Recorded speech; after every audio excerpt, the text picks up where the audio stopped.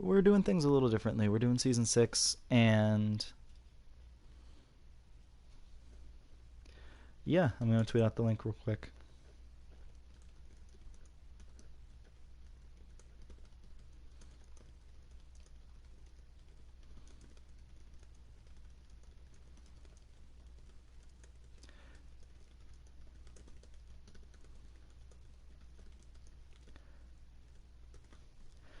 So, people will get to watch me create the players for Kane's Twitter franchise mode right here. Live, live, live, and in person. It's kind of cool, actually.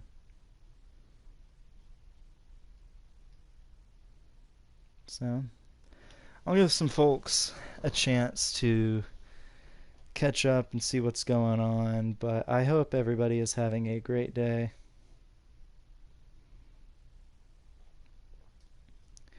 And yeah, so basically what I do with the creation process is I see which goalie or which player. Like we have, let's see, Big Sam was a created player. And he's a center. So basically what I do is I put them all at age 17, obviously, because I want to play through the first season and then have everybody be drafted. And then, let's see, let's go through Kane's Twitter. Let's just see. We'll do a number generator. And typically what happens is if a player goes through, like, let's say they roll a 5, I believe 5 is goalie. Yeah, 5 is goalie. I haven't had a player in a while.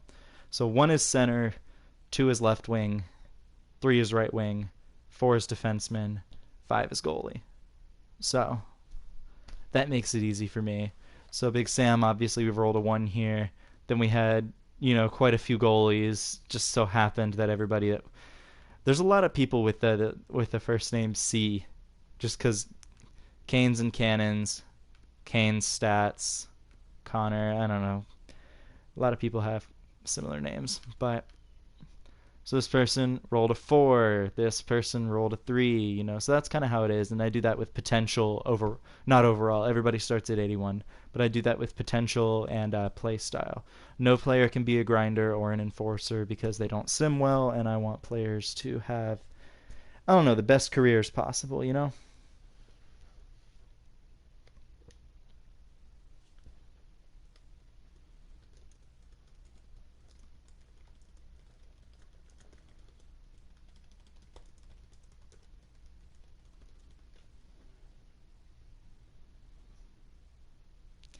So yeah.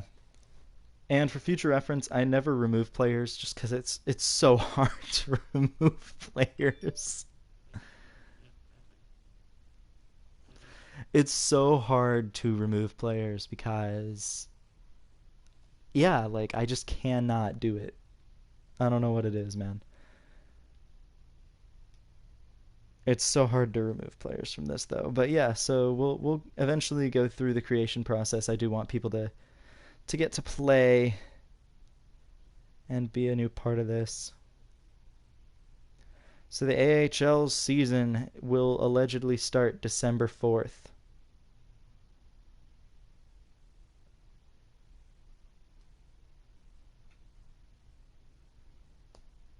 So that is the revived state of the AHL season. Hopefully the Canes will have an affiliate, and hopefully it will be Charlotte. If nobody wants to join in the next few minutes, I may just say screw it and start the Canes Twitter franchise mode. So that's exciting. We'll have a lot of hockey. And yeah. Canes losing their exhibition game, but a lot of bright spots. Dzingel looked really good. I think Vatanen looked pretty good.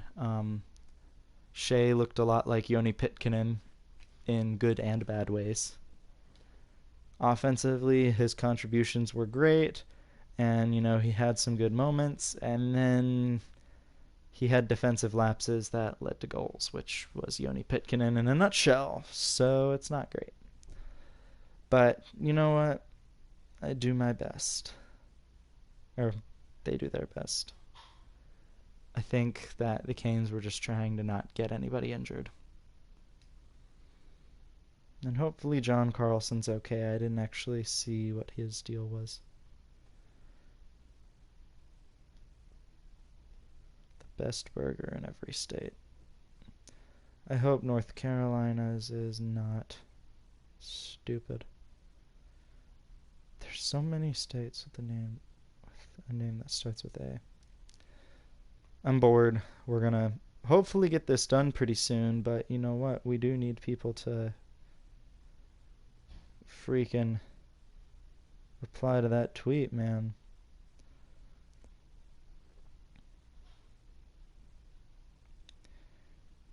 New York, North Carolina, Al's Burger Shack in Chapel Hill. I've never been there, but that does sound pretty good. I'm not gonna lie. Alright. I gotta be cutting that stuff out of my life, though. Alright, well. I might just create... while we're here, let's create David Cotton. He is clearly not a part of this. We'll have him be a part of the Canes system in this mode.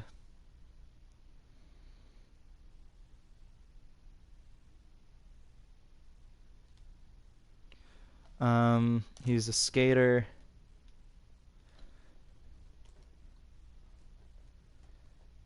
Let's just go to Elite Prospects because I don't actually remember his name.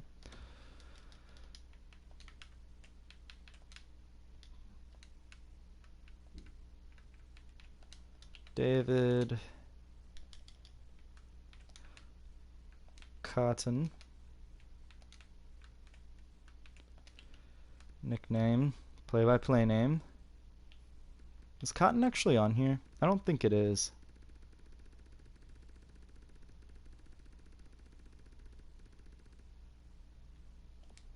Don't believe so. I don't care then. I'll make him a power forward, I think. And is he a center?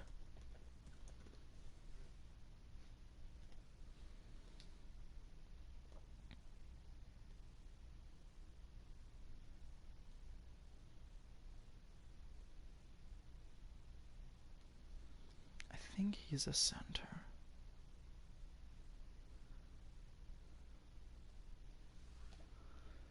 Yeah, he's listed as a center here. He wears 17. He will not be wearing that with the Canes, though. Pro team, Carolina, drafted by Carolina in 2015. His salary is $0 allegedly. I think it's close to 9. We'll just give him that. It's a 2-way contract for 2 years.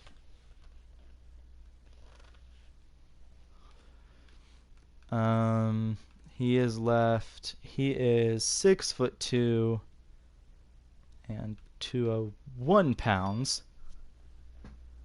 Give him that extra 1 pound.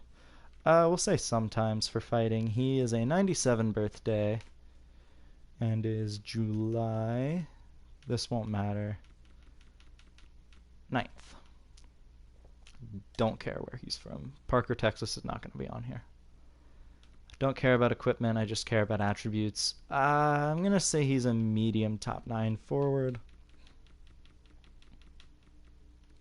Skating is just kind of aight. His physicality is pretty good.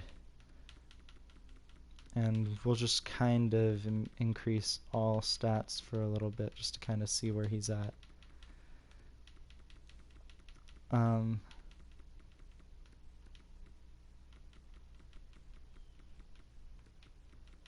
So yeah, he's 23 in this game, so he's probably not going to be more than AHL depth for the Canes, but I want to add him just for um, the sake of the game. I'll get his hand out there.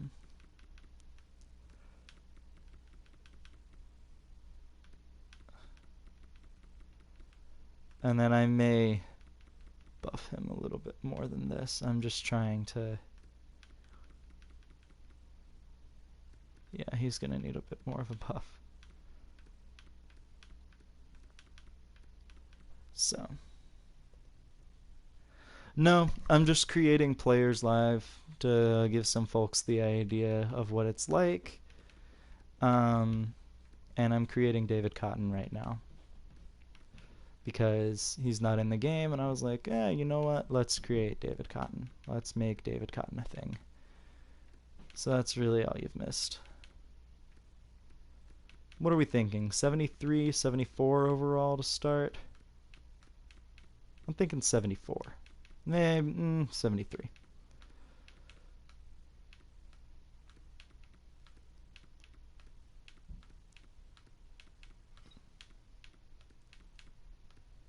$74? Alright. I guess I'll go for it then.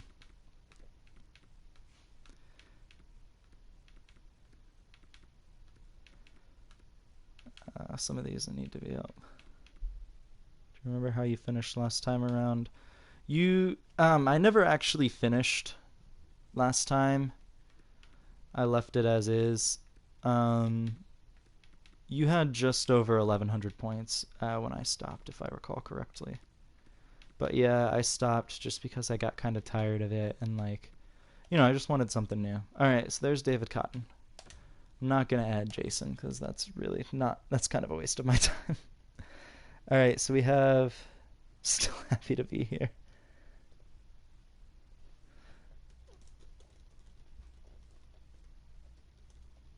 Alright. So, are there any other prospects that we've signed that I did not add, or that I should add to the game? So I don't really want to. He is unassigned, so I'm going to have to assign him to the Carolina Hurricanes. And I'll just send him to Charlotte. But yeah, while everybody is here, does anybody want to have an extra player created or something? That might be a little complicated, but we'll take a look. I don't have a player. Let me create my player. Alright, let's see. Alright. Random number generator. That was not a word. Jader is not a word. Alright, pick 1 through 5. I am a center. Okay. Alright. So here I am. This is nepotism at its finest.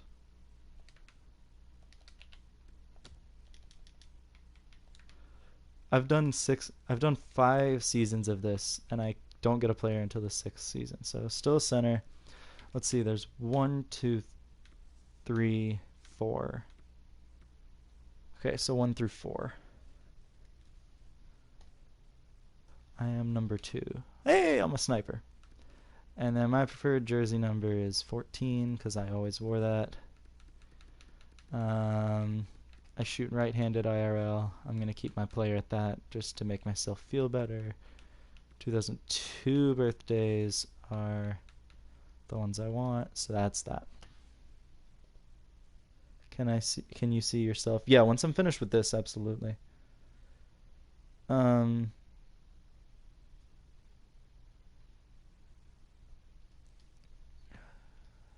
I'm checking to see if anybody has actually posted a reply to the tweet. Attributes. So there's just 1 through 3.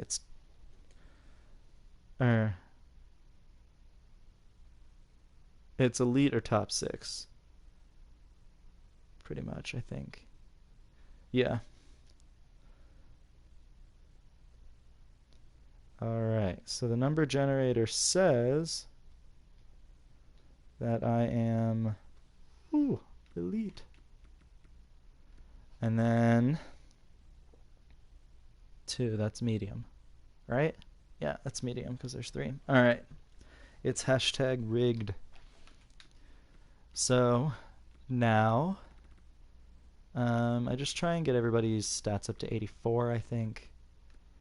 And then I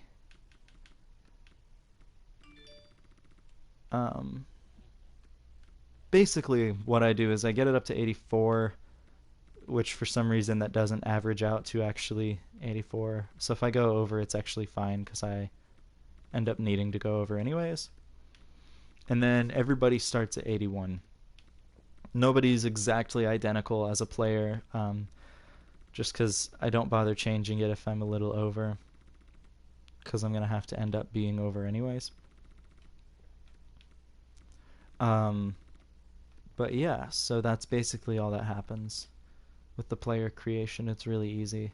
And I don't know, it's kind of tedious. That's why I only create like 1 or 2 players every time. Like I had that big one at the beginning where it was like, yeah, everybody gets a player. And then I sat down and created 20 players and I was like, crap, that's just not fun. So I stopped doing that.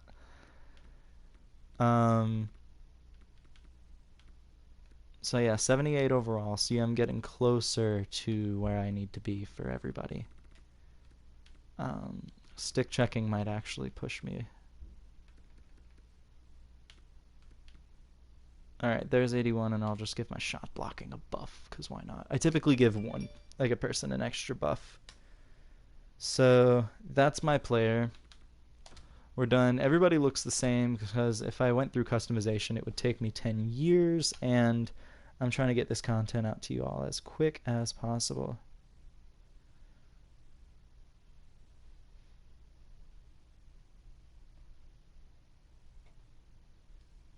Alright. Before I forget, let me just assign my player real quick to a team. See, this is the thing. It's like there are so many created players. There's one that I created for the game. Oh yeah, what league am I going to? I like the OHL. That's like everybody's favorite league. Though, let's do the W. I don't think many people go to the W. And I want to play for the Winnipeg Ice because they suck, and I'm going to be the best player on that team, other than maybe Peyton Krebs. Trevor, you want to see yourself?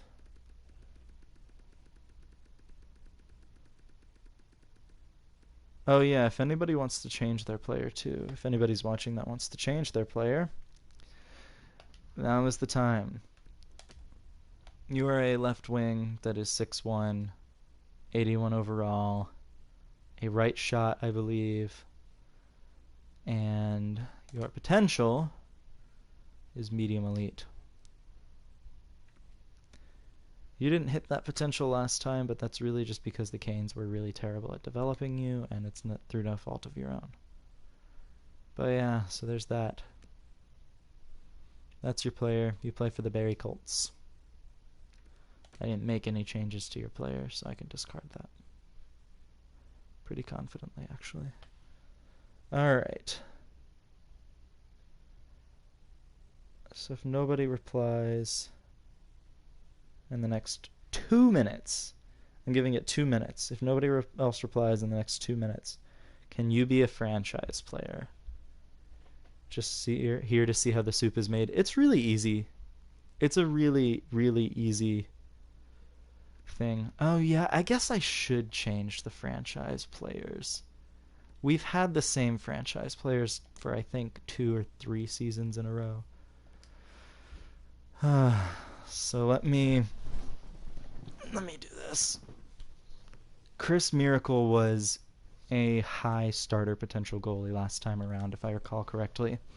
So he'll just revert back to his high starter potential. And I will save.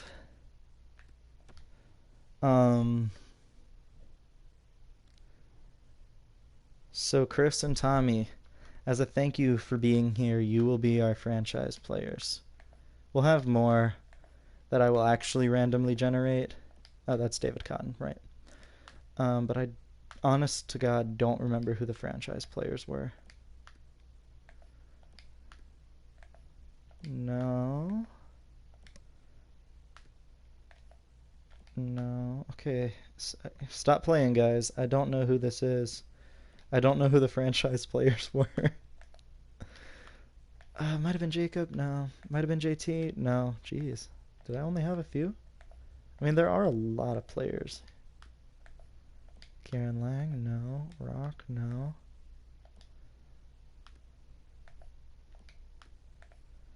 No. Make the menus and the saving move faster in next gen. Yeah, I'd like to see Bia Pro be a big, like, have a buff. There.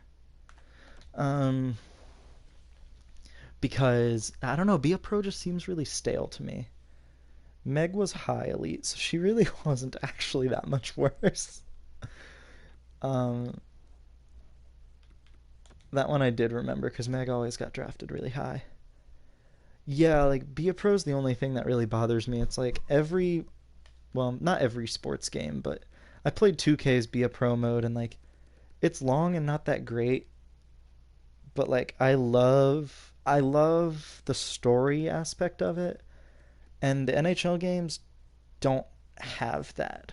So I'd really like to see a change there. But at the same time, like, I only play franchise. So as long as they keep updating franchise mode, it's fine. I don't love the coaching aspect of franchise modes this time around. I think it's really just kind of tedious, and it affects the team a little too much. So if they just tweaked it a little bit, I'd be fine. Patrick was a medium elite.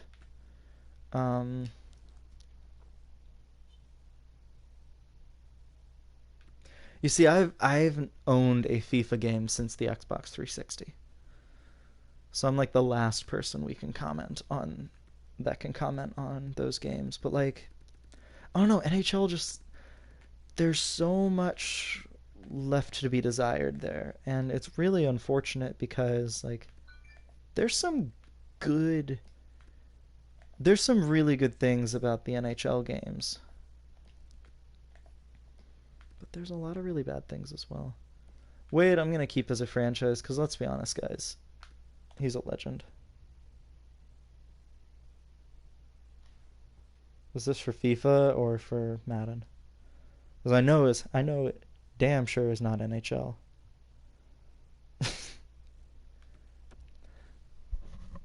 uh,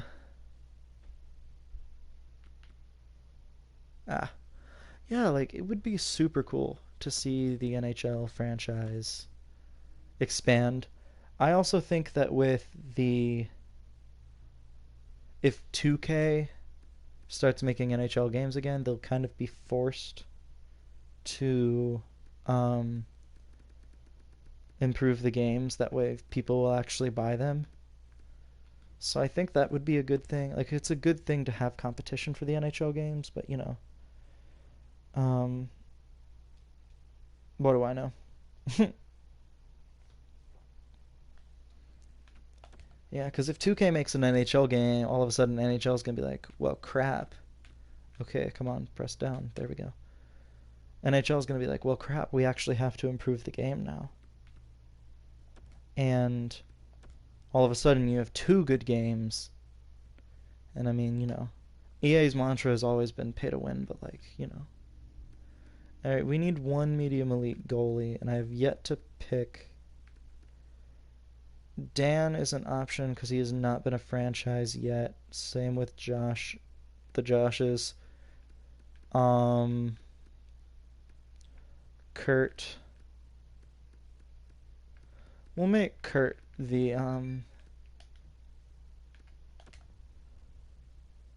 franchise goalie this time around. If you've ever gotten a jersey pressed at PNC, thank Kurt. God, I want to be back. I want to be back at the arena so bad, man.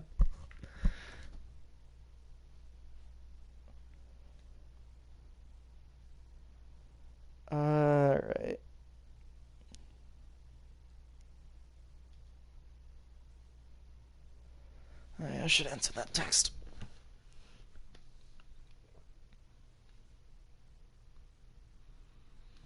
Alright. So yeah. And then... Did you get it stitched or pressed, though? Because if you got it stitched, then it got sent to Buffalo.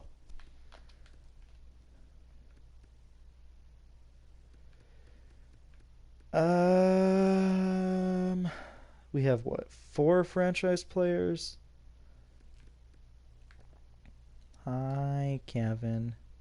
Actually, his first name is Kevin, so I'm actually going to put that. I just knew it only started with a K, but I couldn't remember if it was Kyle, Kevin, or something.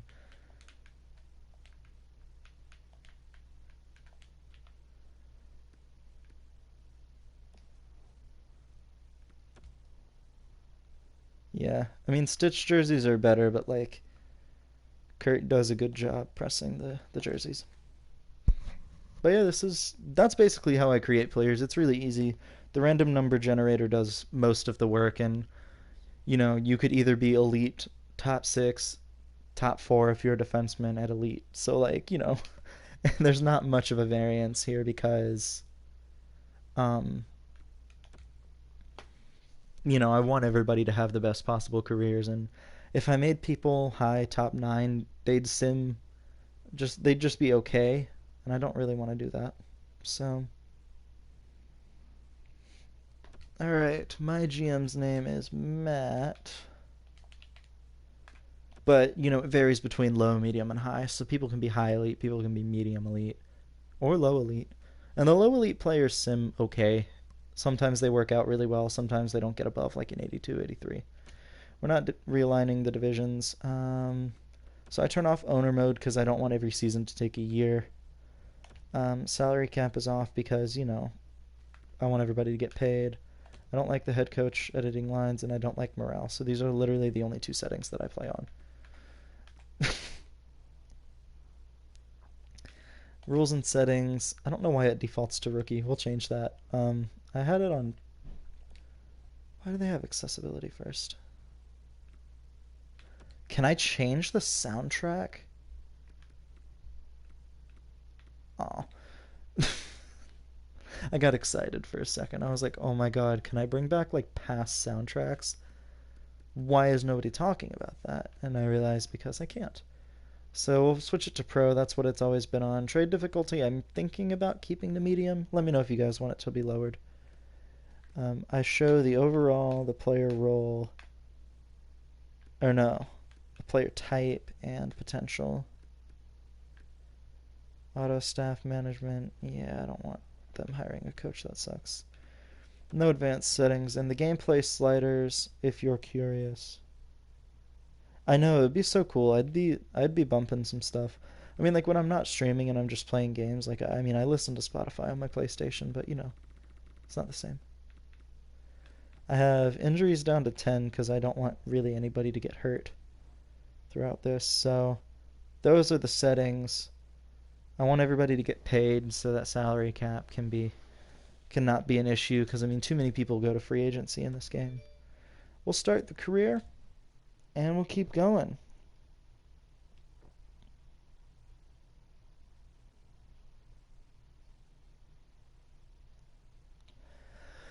All right. So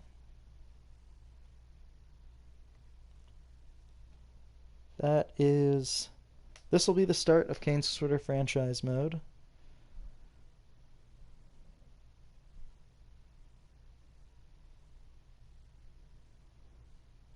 And yeah. Okay. So the lines won't matter too much. I'm going to make sure that cotton is sent down.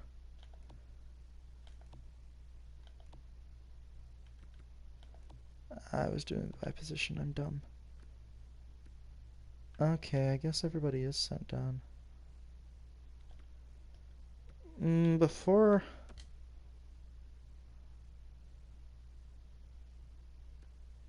This is Justin Williams. See, I can't bring him back.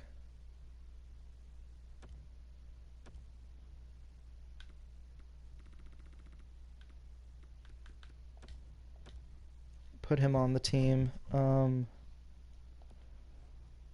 I guess Cotton's in the AHL then, which is good news. Nope. Yeah, there's David Cotton. Actually manning the second line in the AHL, so that's pretty good.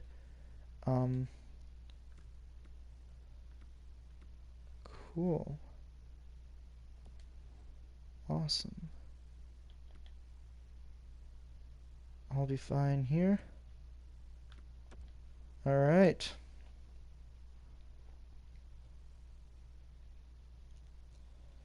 So I added 2 players. One was David Cotton and one was myself. So we will go ahead and sim to February 1st. I am not going to do very much in this season. I am just going to get through. Justin Williams is now a member of the Carolina Hurricanes. Welcome, sir. And if we need to, I might make some trades. If they benefit me this year, I will make some trades. Phil Tomasino never sims well. I don't know what it is, but he never sims well. He ends up getting like less than 100 points in his career every time. I guess he was just coded to be a bust, which in real life, the dude's good, but I don't know what it is. Looks like Cogliano's out for the Stars right now. It's a okay loss. That's a pretty significant loss. All right. I mean, we shut out the Panthers, which is cool. We've gotten shut out in 2 of our games so far. But we've won 5 games, so that's really good. We shut out the Sharks as well. Here's a question before we continue. Do you all want to see the draft class throughout the season, or do you want to be surprised by the draft results? Before I continue, I legitimately want to know. If you want to know where everybody's ranked in the draft throughout the year, then by all means we'll do it. If not, then I'm just gonna continue. So, surprise you? All right, the mob has spoken. And by the mob, I mean one person.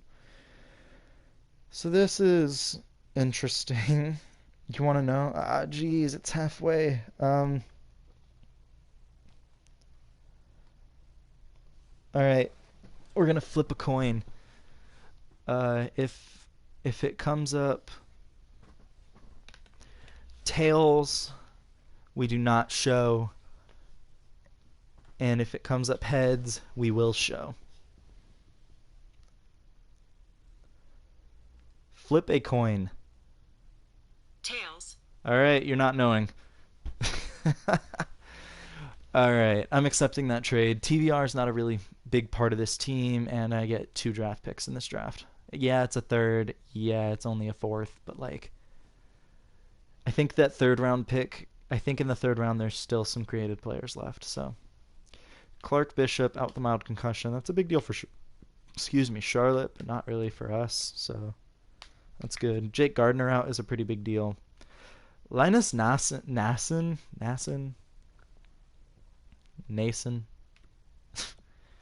is a pretty big. He sims really well in this game. Like he goes up from like a 66 to like an 80 pretty quick. But unfortunately, it's not worth giving up Jordan Staal for a 21-year-old player that's 66 overall. Like, I'm sorry. Get that first for Jordan. Yeah, I'm definitely gonna trade Jordan. Jordan Kyrou. So I'm trading a Jordan to get a Jordan. Wild. That ain't half bad of a trade, man. If he wasn't a center, I'd say yes to this. But like, we have Matheos, we have not Bach, we have Natchez, we have freaking Reese, we have Suzuki. Like, we have a full NHL lineup worth of prospects at center. And there's another shutout. The Canes goaltending's kind of killing it this year. No, I'm not trading a 2nd round pick in this year's draft because there's created players to draft.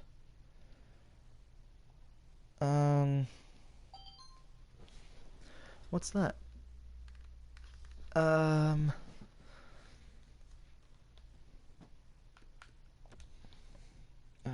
have to submit my availability for work. See, this just makes no sense. I'm trading second round picks.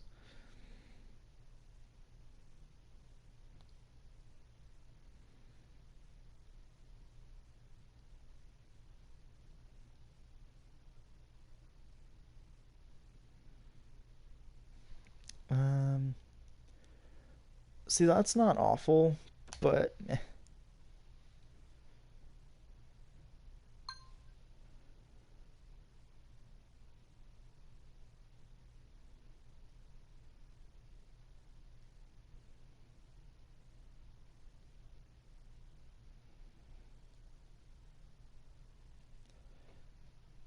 alright. Sorry, had to answer that because work needs my availability, and I don't have my other work schedule yet. Back-to-back shootout losses to the Ottawa Senators is not ideal. But I mean, the team's doing okay. We're third in the division right now. We're losing too many games in overtime, but like, as I say, as we've literally lost 4 straight overtime games.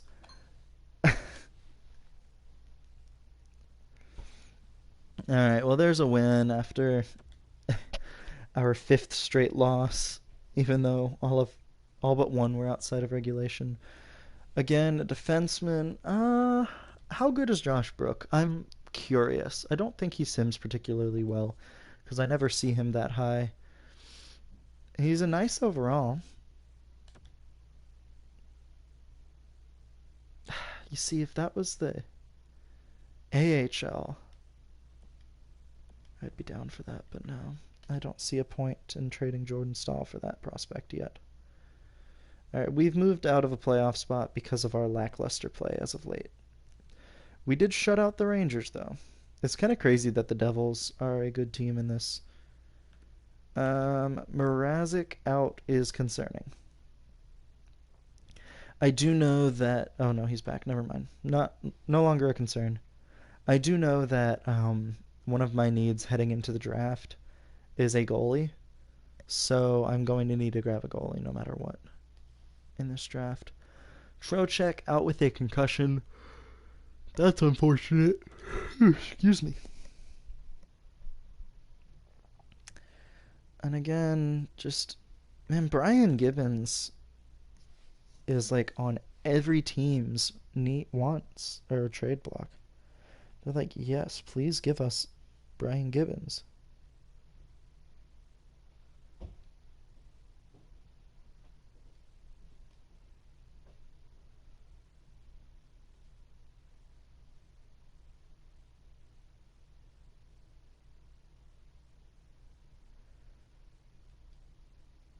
Jesus. Ugh.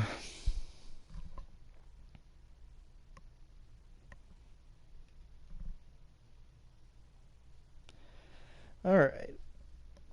And while people are watching this, I might let folks like kind of make the decisions for me on like who to draft and who to sign in free agency and whatnot. Like how quickly you want this team to be a contender, how quickly you want to tank, whatever. It really just depends. So it's up to you guys. Draft you. I mean, if I get a top 10 pick, you're typically. Oh, no, I have to get like a lottery pick to draft you because you're a franchise player. Oh, that's a decent trade. But Niikanen is a center, so I don't need him. There's a big shutout win. Okay. Okay. Basically, in this division, it looks like we have to win because no team is in a wild card spot, and they're like all 2 points behind us. So any wins are appreciated. Edmondson out with a fractured jaw. Trocheck is back. Oh, that's a huge addition. I didn't even know he was out. Slavin out with a pulled groin sucks. What did I think of the game yesterday? Brady Shea reminds me of Joni Pitkanen in both good and bad ways. Casual 4-game winning streak, by the way, in this game. Well, there it goes. His speed is good. His why can't I think of it? his ability to join us offensively is a lot like Joni Pitkanen, and his ability to to turn the puck over and have it lead it to a goal is exactly like Joni Pitkanen's. So that's a bit of a concern. Anders Lee traded to Philadelphia, so the Islanders trading their captain to Philly. I loved how Dzingel played. I thought he and Trocheck were probably the best Canes on the ice. And it wasn't really close. Decent record while we're here. Decent record. I'm not going to trade anybody. I don't think I need to. Other than if I get a good offer for Jordan Staal, I'll trade him. If not, I may just keep him at the draft and trade him at the draft. Yeah, I mean,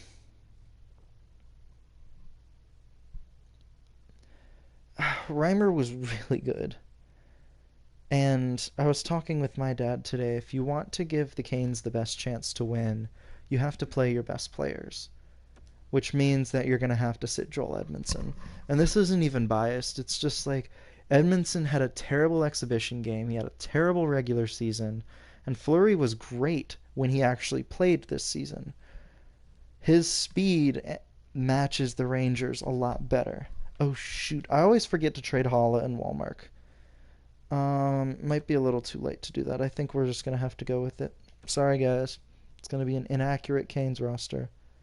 But they're both free agents, so I won't sign them. Also, like, the fact that the contract extension thing is, like, the lamest thing possible in this game is really dumb. Yeah, so Edmondson needs to sit. For what it's worth, I've never been a fan of Joel Edmondson. I saw John Marino, and that's what it is. Like, nice dude IRL, but, like, you got to put forth your best players, and, I don't know, man. Martinook out with the neck strain. Man, everybody's getting hurt. We have a silent fourth viewer. It was Tommy and Trevor that were talking for a little while, and viewer number 4 is just kind of chilling. I'm viewer number 1 because I like to read the comments on my laptop. It's easier than going in on my PlayStation. You see, that's a terrible trade. I mean, like, I could get created players with those picks, but, like, I'd rather get a prospect that isn't a center. Hollow's back.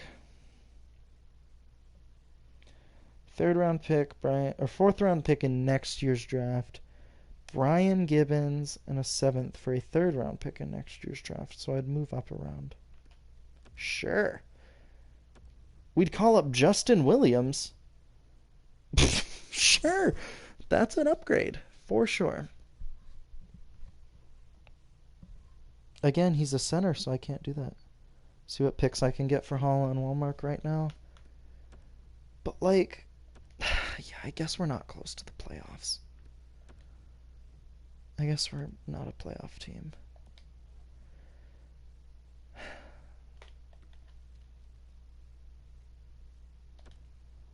I have to trade him to Florida. Just to be fair. Might be able to get a 2nd for Haula. Wallmark, I could get like a 4th.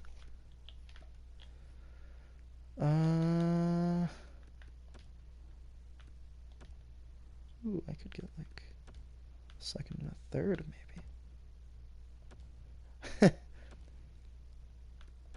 Lucas Wallmark will be called up. No, he won't. He's a center, and so Cotton is up to a 76 now. Lucas Wallmark is right here. Hey, guess what? He fits Florida's block. And we'll get that 3rd round pick too. Okay. Well, we'll just trade him to LA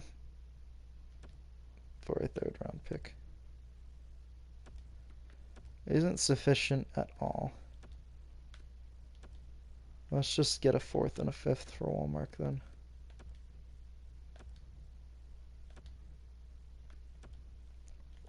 I guess call up David Cotton, huh? We'll edit the lines. David Cotton, NHL forward. Let's do that. So it looks like the bottom six sucks, but the top six is really good. Um, I can work on this. I kind of like that Cotton's getting some nice time, but yeah, he's not gonna do very well. But cool, we got a haul for Hala and Walmart. Aho's having a good year. Um, Again, I don't expect the team to make the playoffs, but we'll send him to the last game of the season just to kind of see what happens. Dzingel is back, so that means Cotton's gone.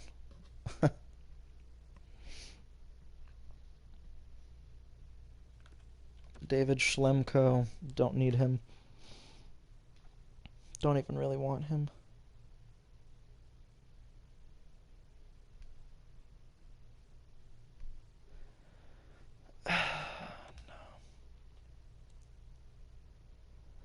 I might try trading Stahl at the draft for an extra first.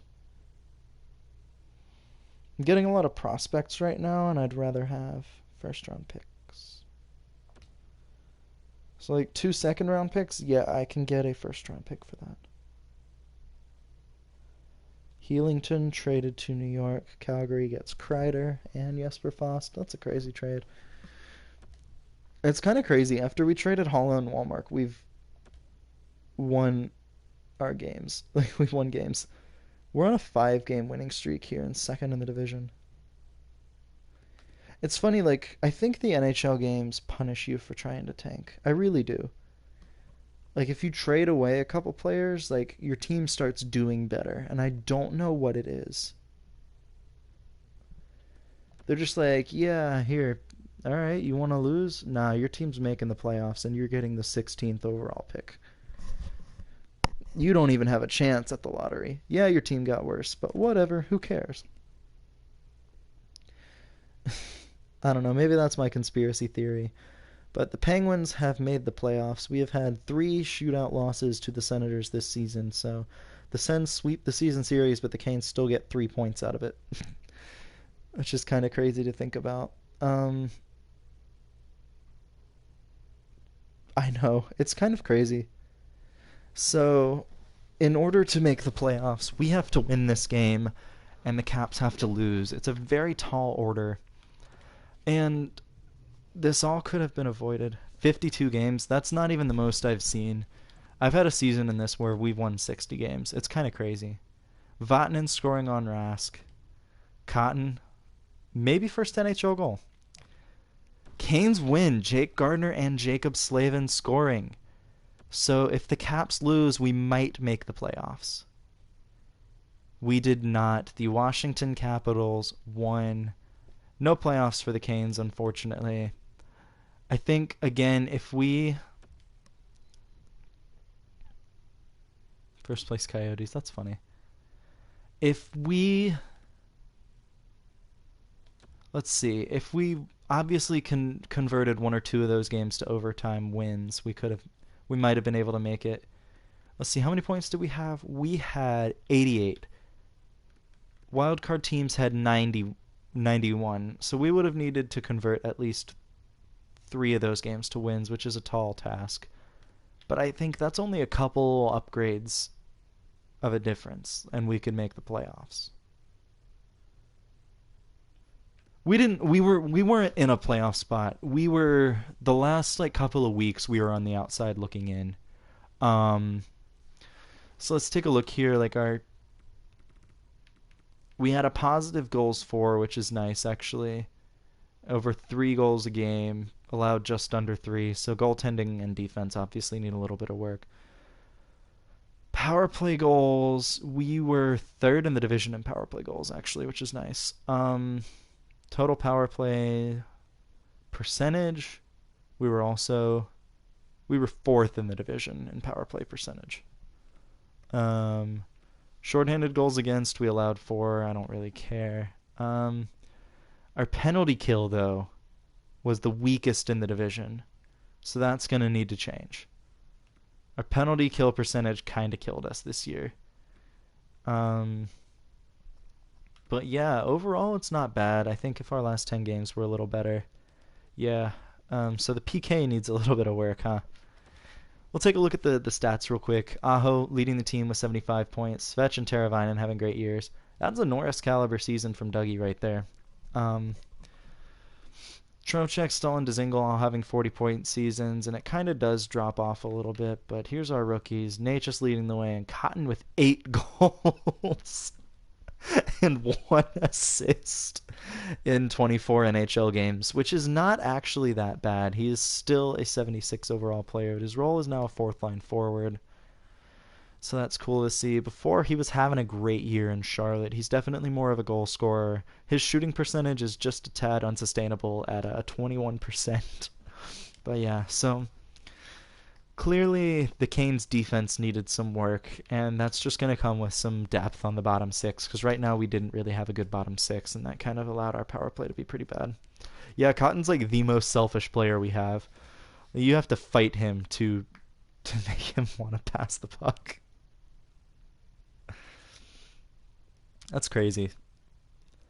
But we'll go ahead and send to the draft. It's going to be a battle of Wade, Tommy, Trevor for first, I think. I think that's it. I think those are the only franchise players. Oh, and Meg. No. Yes? Oh. Well, dang it. We kind of saw. And Rock. That's who it was. Kevin. Hi, Kevin. So Tampa winning the Cup, Lehigh Valley winning the Calder this year. I just checked the draft class out of instinct. So we get the 13th overall pick. That's very on brand for the Canes.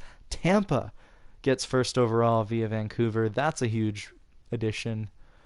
Anaheim, Minnesota, Ottawa filling out the rest of the top four, and Montreal. So that's pretty good. Canes getting 13th overall is not great, though. So we will not view the draft class. We will just go right to it. I don't care about the retired players until a little bit. Cup and first overall. That's insane. We don't need to hire a new coach either. Franzen, MacArthur, and Clarkson are scouts. They all retired like 2 years ago. It's funny that the NHL games are like, yeah, these players haven't retired yet, guys. We'll take a look at the awards real quick. So it was a Tampa versus Arizona series. So Tampa finally getting that cup. Any fun? Who won the Norris? Ekman Larson. Okay. Okay. Cool. Cup and first overall is gonna be kind of crazy. So, the draft. First overall going to the Tampa Bay Lightning. The pick is on the block. Oh, they're just asking for me to take it. Oh, they're just asking for it. May I interest you in one Jordan Stahl? And then I have to get a player. I have to trade for a player. Let's just get some scrub from Charlotte. There we go. I'm gonna try. No promises, though. Who else is matching their block?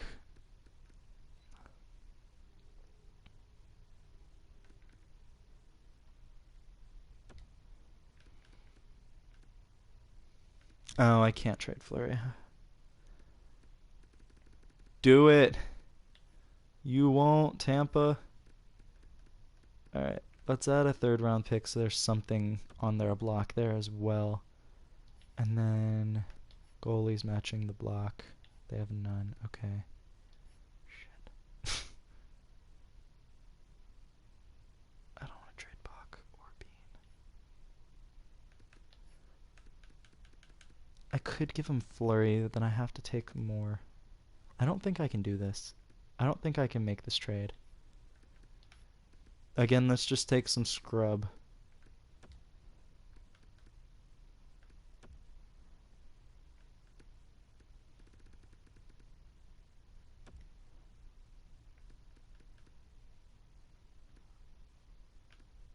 Oh, right. I have to take two of them.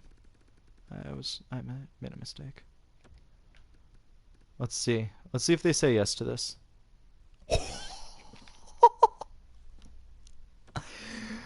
No way. No way.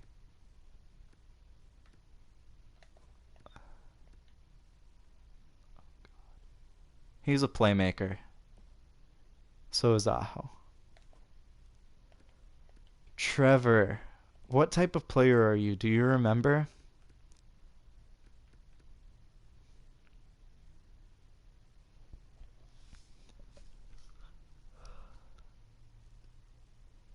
This guy always wins the Selkie. Oh, you might be a power forward. We have so many damn centers.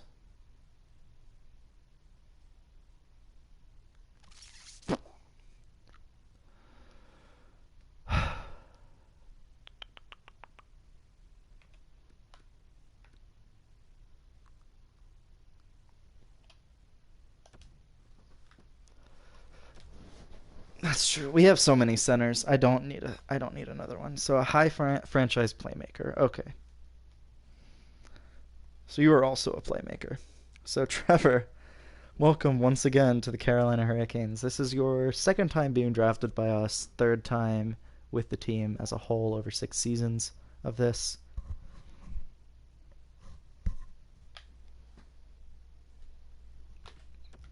Going second overall, Wade Minter, the two-way center, who wins the Selkie, I'm pretty sure, every year once he hits like 26. Going third overall, Tommy, welcome to the Wild. Heading to Minnesota, Tommy Watson. Wade quack quack Minter. Wade flying V. Going to the Sens at fourth is hi Kevin. I'm the only one that gets that joke. And jeez, they get the franchise center and basically a franchise defenseman back to back in this draft. That's a crazy. So yeah, Tommy, third overall. That's not bad. And Minnesota's a good team to get drafted to. Corey, shut down line on Twitter. Don't ask me to pronounce your last name, bud. I'm never gonna get it. Highly going to St. Louis. That's a really good pick for St. Louis. And then Lafreniere gets picked by LA. Will getting picked by the Islanders. New Jersey getting Patrick. Big Sam getting picked by Dallas. I am a Columbus Blue Jacket. I don't hate that, actually. I do not hate that. Who did I play for in the WHL? I played for Winnipeg, and I was over an assist per game. 123 points. What a stud. Columbus. I don't hate that. That's a good team to get drafted by. Columbus is a good team. I don't love that I'm in the Metro, but Tom getting picked up by the Rangers. Connor Tuna, he used to view these streams. I'm not sure what happened. Getting picked up by Tampa, so Tampa gets a good defenseman with our pick. Intern Maddie picked up by the Red Wings. Doesn't he hate the Rangers? He's an Islanders fan, right? Scott, my coworker, getting picked up by the Canadiens. Oh, that's hilarious, actually. Number Sports fan. Owen Anderson. Nashville's a good landing spot for him, I think. It's me picked up by the Blackhawks. The Caps getting Kieran Lang. He does always seem to be there. That's right. Sarai getting picked up by Vegas. All right. Okay. Good landing spots. Huge Caniac, Michael Cera, getting picked up by the Oilers. That's Shlomo getting picked up by Buffalo. Panda, who I don't think is in this stream, so let me DM him, that way he knows that he is.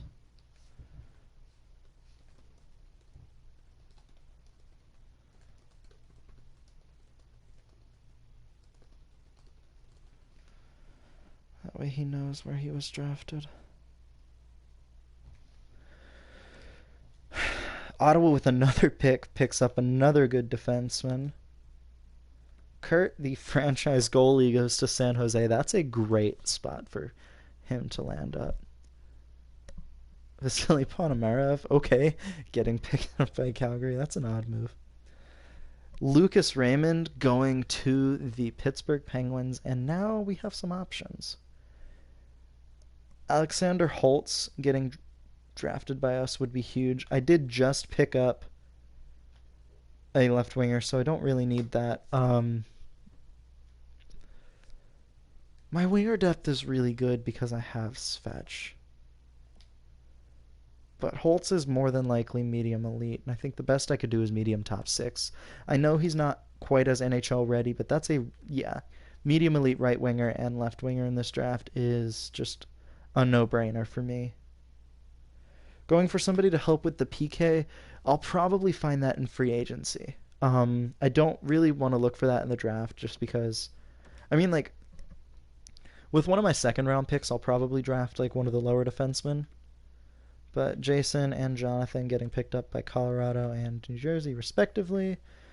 Tampa's going to round out the first round with JT Shepard.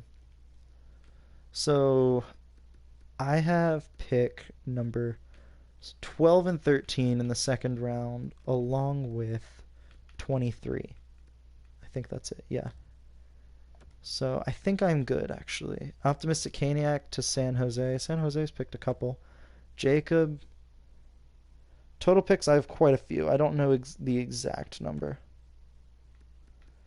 So let's just check. Other than that, Neha, Canes and Cannons, and Dan picked up. So here I can be a little creative. I have back-to-back picks. I do need a goaltender. So I'm going to pick up Josh Bartosik, actually.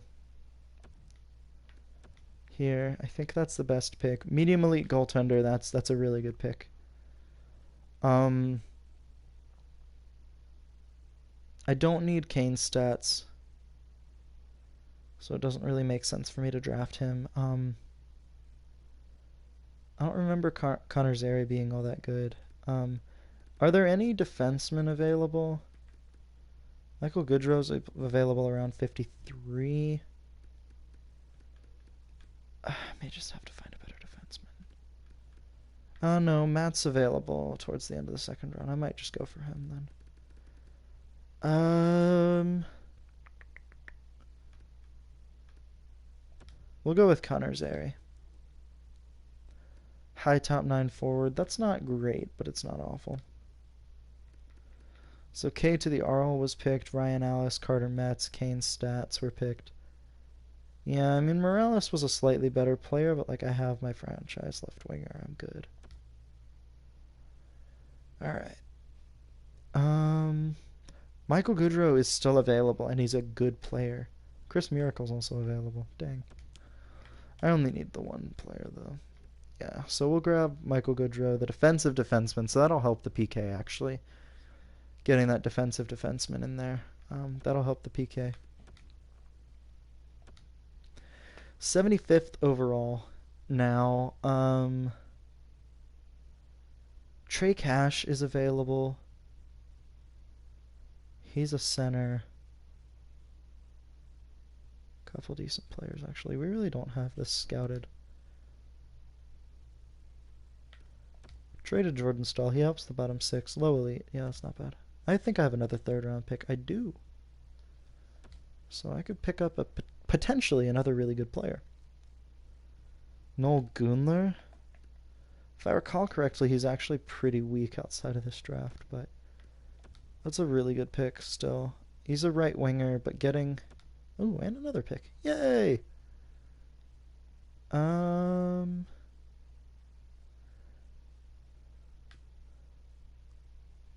Kubicek, I remember not being very good.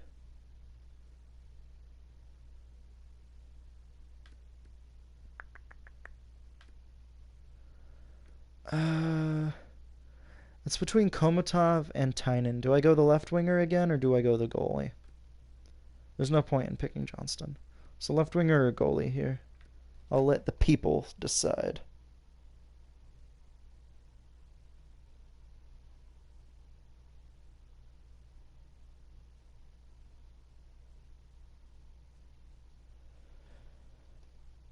Go with the goalie. Yeah. For those of you that don't remember, Tucker Tynan is the player who had like that really scary injury in real life this year, like where his leg got sliced open and they had to like take him to the hospital in the middle of the game. So it's really cool. He's a really cool story. If he gets drafted, that'd be awesome.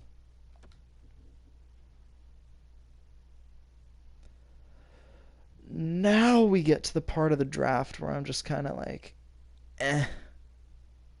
I'm not drafting a player whose name is Tag. I've yet to pick a defenseman, so Rhett Reinhardt, welcome to the Canes. Medium top 60, that's not terrible. My scouting staff has kind of let me down, though, a little bit. We know nothing.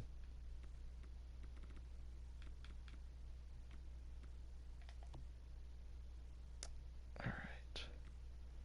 We have one other gem, Dallas Payco.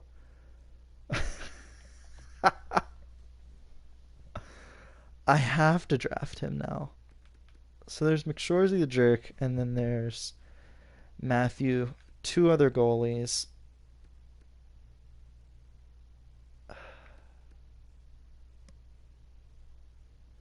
They're so good, man.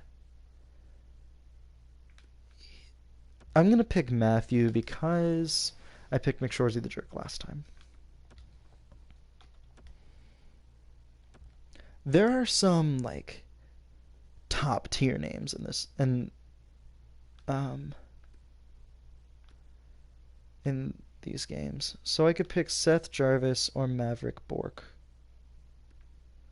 both of which are first round picks, almost guaranteed in this draft. I think we'll pick Jarvis. I'm kind of curious to see what I'm missing out on Bourque.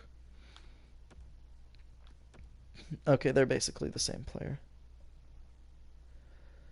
Alright. Oh, I traded... Oh, crap. I have a 5th round pick. Let me make sure I have a 6th round pick. So I don't have another pick in this draft, or in this round.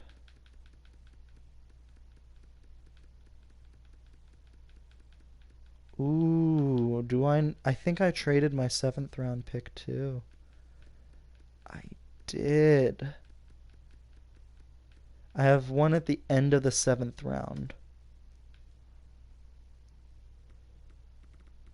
Oh man, let's grab the gem. What is he? He is a right winger, 17. Looks to be a two-way forward. 49 overall is not great, but he is a low elite right winger. That's a great pick. I'll be looking for him to develop though. Man, this draft has been banging. It's been so good.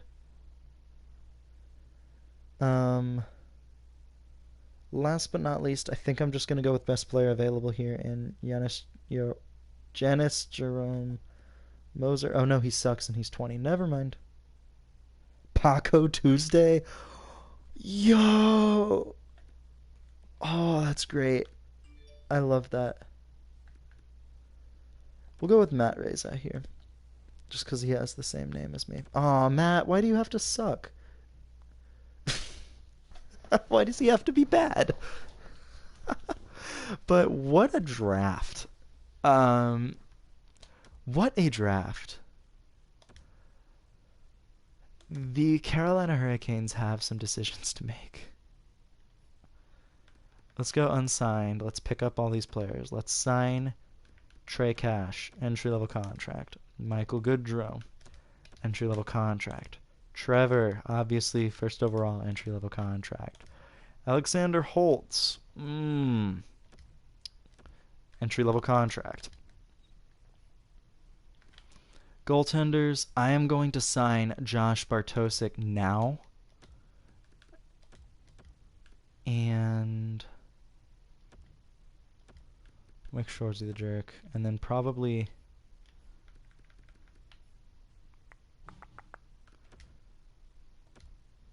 buy out James Reimer. Keep Mrazek because he's an 84. That's good. What were your junior stats? I'm sure they were nutty.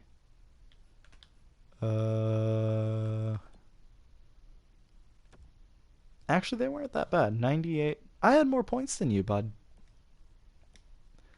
Michael Goodrow for the defensive defenseman. That's not terrible. And then I had Trey Cash as well. His junior stats were kind of butts, actually. Halifax, I don't think, is very good. So let's go to the all-expiring players. Sami Vatanen, honestly, he gives us the best chance to succeed, but let's go to defenseman. We've got 1, 2, 3, 4, 5, 6. I know for a fact I'm saying goodbye. So he's the 6th defenseman. Then we got Pesce, and then we have Bean. So, like, I'm going to...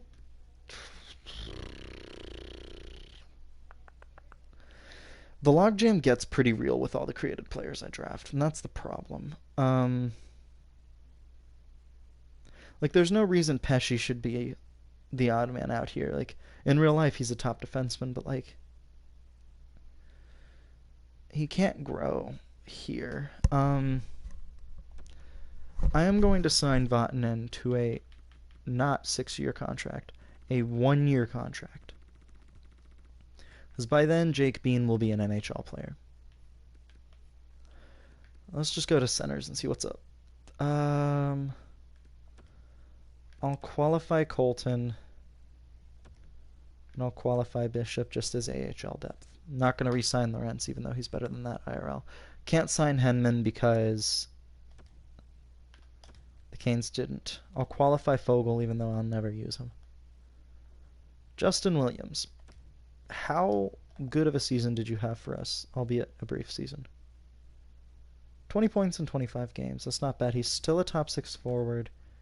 He wants 2 years. I'm going to give him 1 and like a tiny pay raise. Oh, he actually doesn't want an extension, so he might leave. Which is fine, I think, but like... Spencer Smallman's still young and good AHL depth. I'm going to qualify him. Defenseman...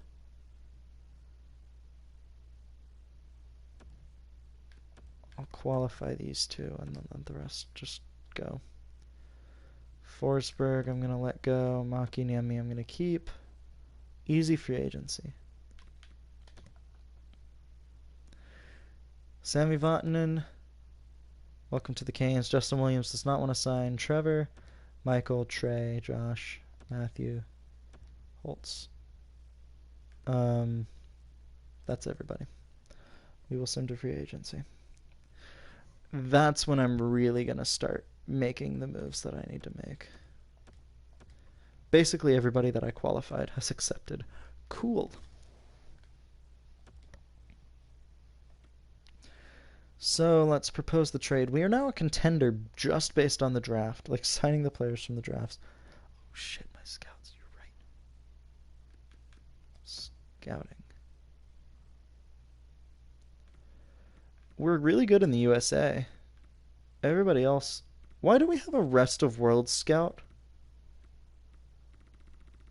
Who does that? Okay, friends.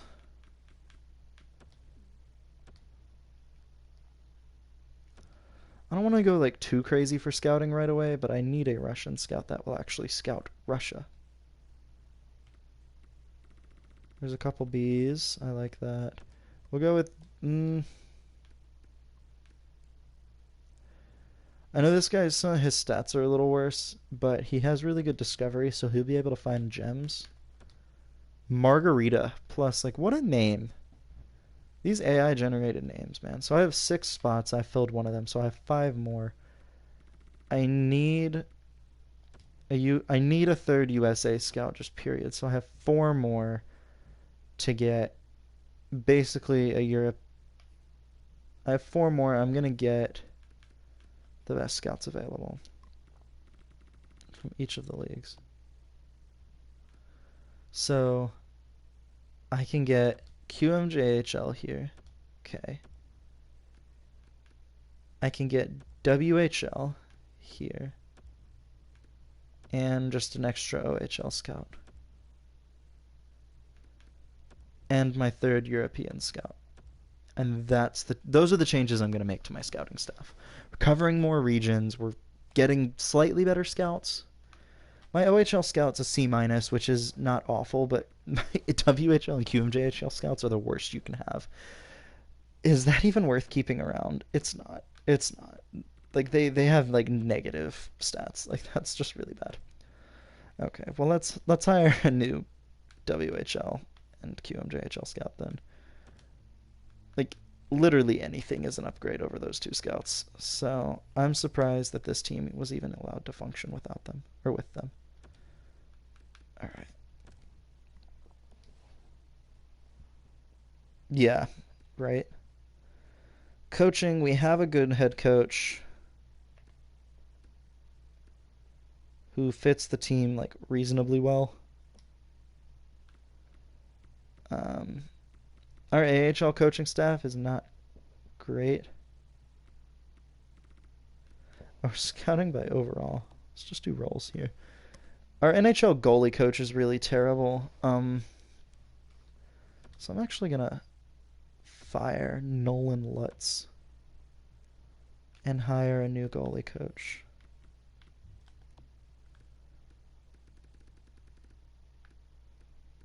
That's fine. I just need to find somebody whose teaching is good.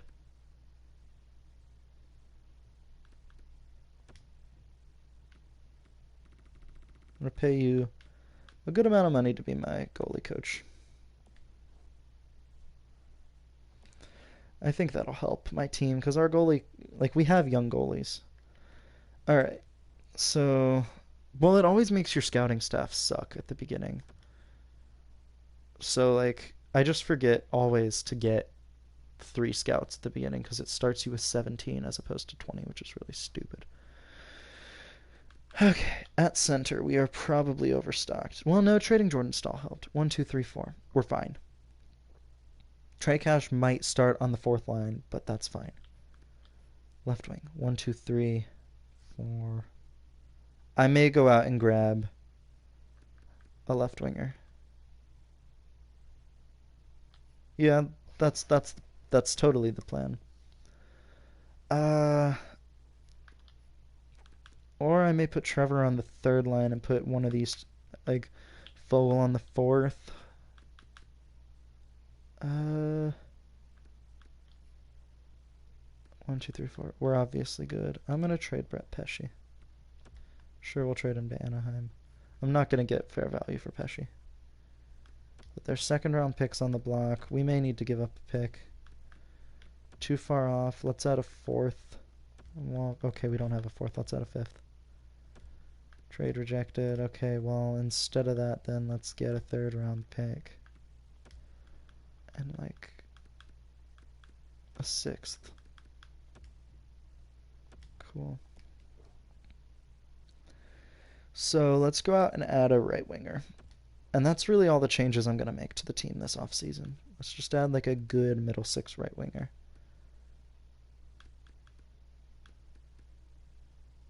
I'm not going to add Corey Perry or Wayne Simmons. Alright, looks like Michael Frolik it is.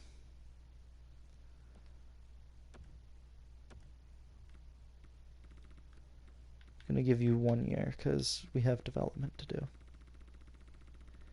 I'll offer him a lot more money, that way Chicago cannot accept. 2-way players. Based on potential, I'll bring Olsen in. I doubt he'll play for us, but Liam Howell might have been the better pick, actually. Oh, they're great. Luke Henman, I guess I'll sign him just so we have some prospect depth because we don't have a ton of AHL depth right now. Let's bring in Nicholas Aube-Kubel, solid AHL talent. And then let's bring in a defenseman. Let's bring in Walford here. Scott Walford. And we'll advance. See what's going on. So we got 1 scout. We need 8. So that's 2, 3, 4. Alright, we got half of them. We have a trade offer I'm going to say no to. So we have half of our scouts right now. 5. I can't count. 6. Okay. We got our coach. Alright, Walford accepted. Olsen accepted. Okay, so we got our prospects. 7 and 8. Scouting, all the front office people accepted. We got our right winger that we needed, and there's our AHL depth. Cool. So overall, the team, we got a better goalie coach. We got a better... So yeah, we have a better goalie coach now. We have a better right winger. Obviously, we got better with the draft and all. The bottom 6 got a lot better, so therefore the PK will get a lot better.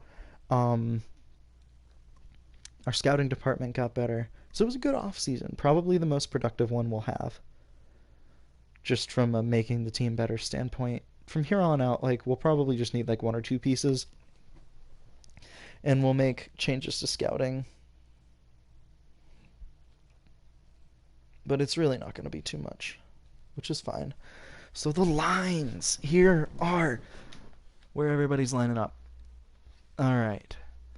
So first off, no, that actually kind of makes it worse. Trevor, you never fit on any of my damn teams. So we're going to move you to your correct side. Jeez, who's good at face-offs on that line? 65, okay. 67, slightly better. Warren Fogle, 65. I know I have 4 centers. Where's Trey Cash? Dominic Bach is also scratched, so let's put Bach in the lineup. Oh, he does not fit that line. That's why he's scratched. Okay. Wow. Oh, I mean, if I did this. Okay. What's Dzingle's face-off? 73, that's not terrible. 73. Bach at center. Let's get crazy.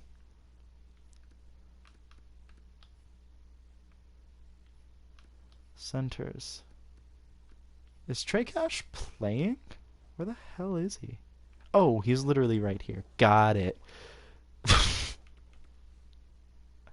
Niederreiter just doesn't really fit this team's scheme all that well. Bach doesn't really fit this team's scheme either right now. But we'll leave it like that. So, obviously, I mean, that bottom 6 is better than it was. A lot less 70s. Plus, we have a lot of players who can, grow. Mainly these 3 right here. Trocheck on the wing. Yeah, I don't have... As much as I would love to put, like, somebody else... Well... I could do this and have Trocheck be the center on this line. But, like... I kind of want to have Trocheck on the top line. Or on the second line, just because it's a better line overall wise. So, I don't know. We'll see how it works. But I think Niederreiter is going to be gone next year. He has, I think, 2 more years on his contract. Yeah, but I think I'm going to try and trade him. But yeah, that's good for now. Defense, Slavin and Hamilton's a good pairing. Shea and Vatanen's great. Gardner and Michael's fine. Defense didn't improve, really. It was just kind of a lateral improvement, or like a lateral move with Goodrow. Goodrow here, but he can grow into a decent player, so that's what I'll be looking for. Goaltending, it's Josh and Peter Mrazek, which is what I wanted. Scratch players, Jake Bean and Warren Fogle. So we have some good depth. Special teams on the penalty kill. We have Trey and Dzingel, Shea and Slavin. That's not the best. Dzingel's defense is sus, to say the least. Well, no, it's hella good in this game. What the hell? Alright. Trey Cash, that's fine, actually. His defense is pretty good, too, just naturally. So, I mean, it's better. The defense is... I don't know. We'll see how it works. The power play. Our first unit's phenomenal. No reason to change that. We have no created players on the power play just yet. I may take Dzingel off.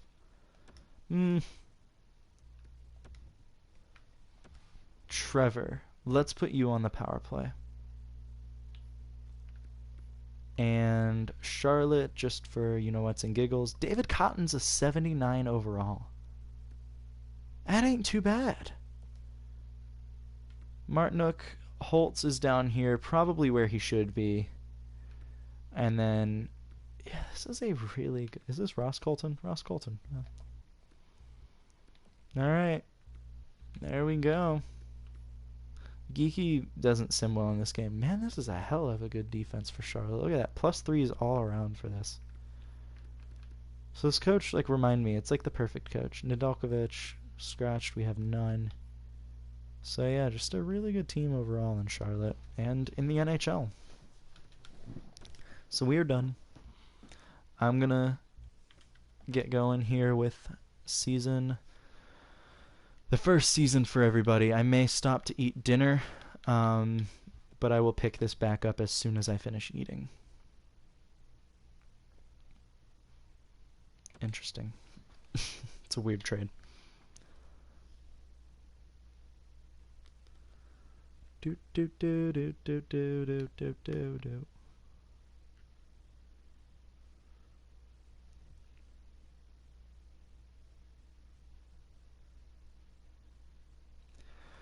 Alright, I'm gonna say no to that.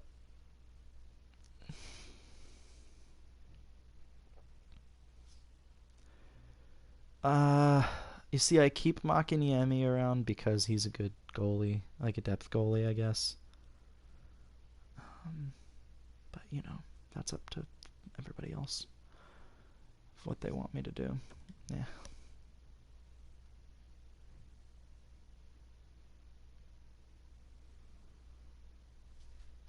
Yeah.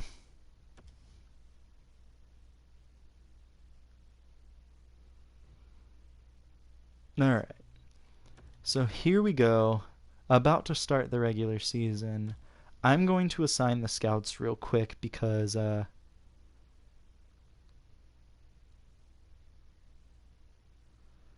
yeah, I just think I need to make sure. So we have USA West and Central and USA Central. So I need one in the East, the USA East.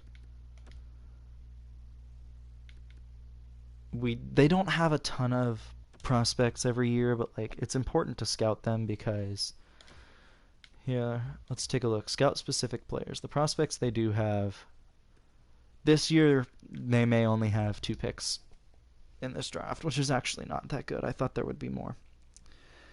But guess not. But like, I just want to make sure that we're scouting where we should be. So the NLA,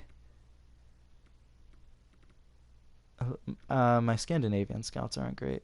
NLA and DEL. I definitely thought I had 2 European scouts. Or 3 European scouts.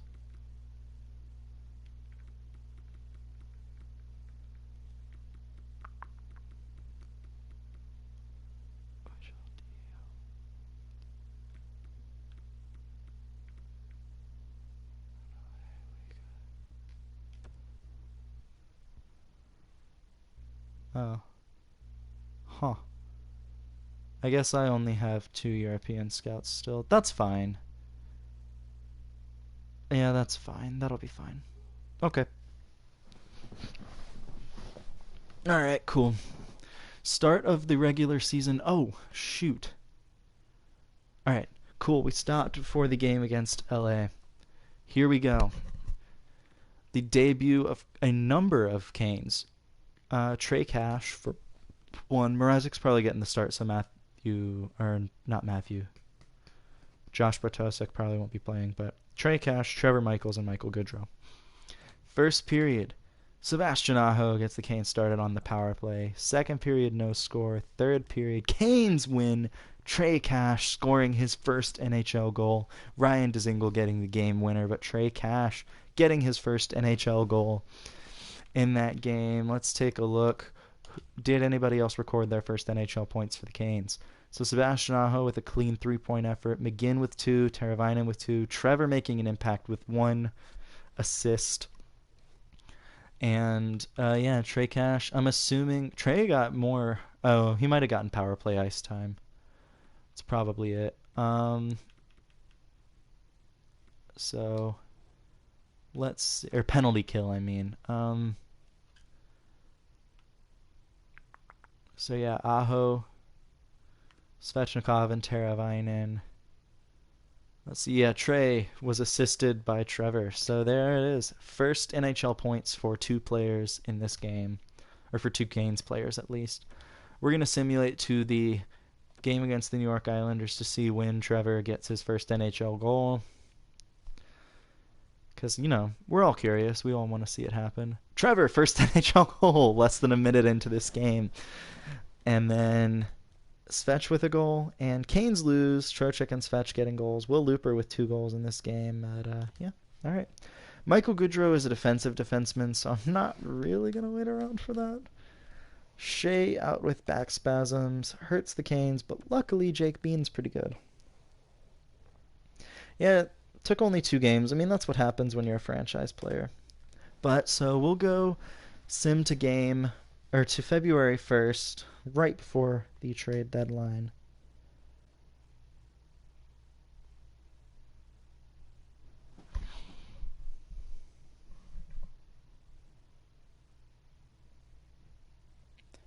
So, they want to trade me Dion Phaneuf. That's funny.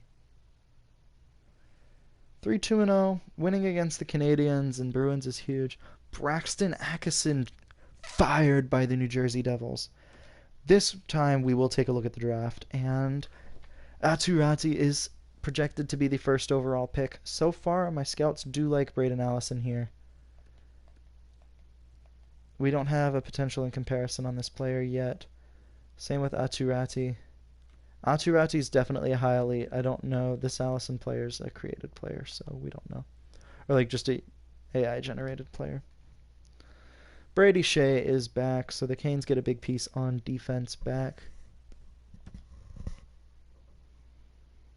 And here we go. Big win against Anaheim as well. Both of our losses have been to Metropolitan Division teams. Okay, well, that's a damn lie now.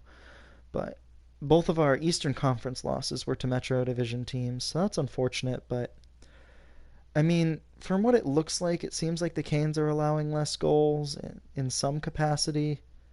Not really, actually. I'd kind of take that back, actually. But we beat the Sens in regulation, which is huge.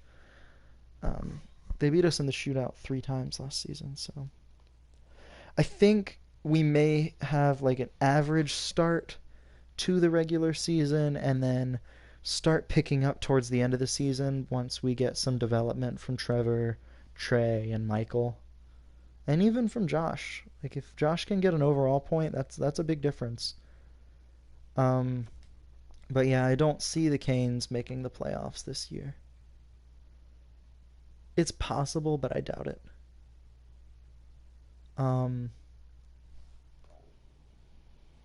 Yeah, we just need some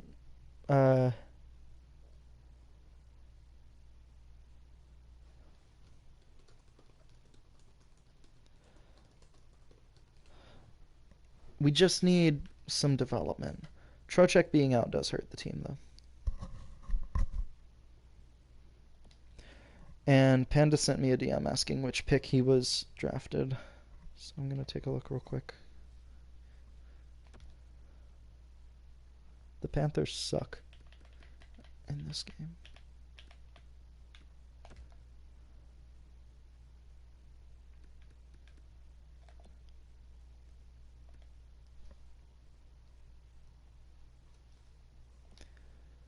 All right.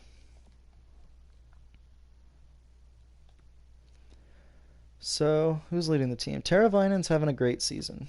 The Canes, kind of average.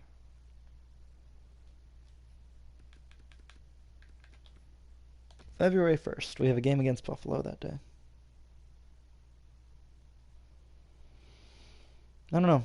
I did like the way the Canes played in the exhibition game. I do think they were being cautious, but like, that's fine. Trocheck is available to play. Question for you all: if I leave for about like 15 minutes to go, like 10, 15 minutes to go eat, would that be cool? Like if I just left the stream on, would you guys still watch after? Like I'd send out a tweet saying I'm back or something. Or do you want me to just stop the stream and then um, tweet out when I stream again later? Alright, I'll just keep the stream on then. Alright. Also, Tommy, when you said the third period was solid, that was the 69th comment. So, congratulations.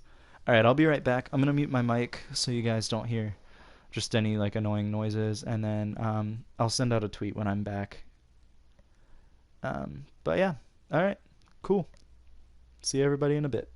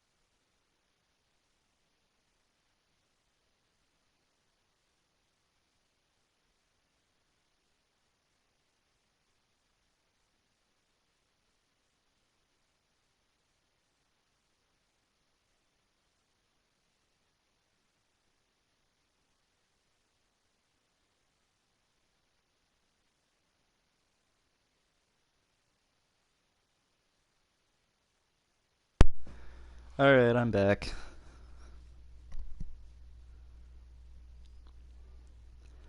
Let me DM both of yous.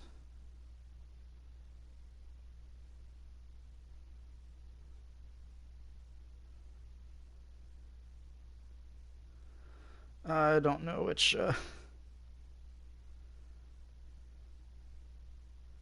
Shoot. Okay. Can everybody hear me? Are we all good?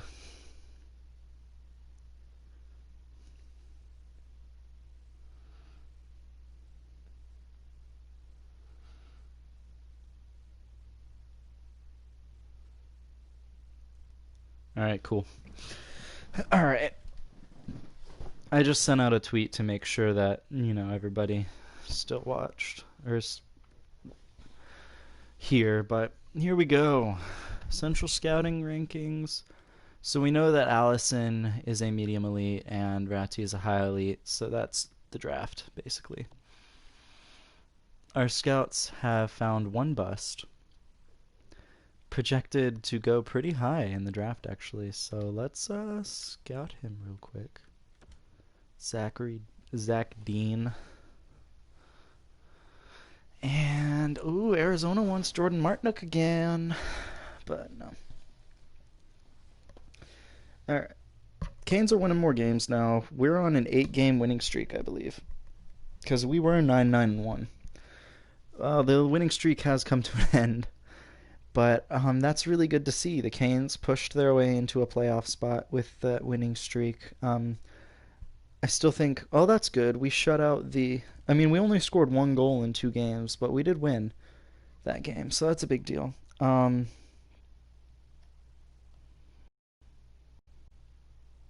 Yeah, that's a really good deal. Um, I'm just happy to see the team doing well in such a short amount of time. I think, it does count a lot having that franchise player in there, but, that's still cool. All right.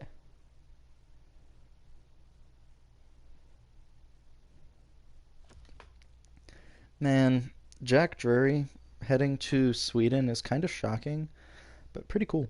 I'm happy for that. That's a really good opportunity for him. Casual 4-game winning streak. Make it 5. Playing against Tommy's team. Man, we win, making it 6. And we lose. Okay, so 6-game winning streak ended. And we've lost 2 in a row now. Shootout win against Buffalo is a big deal.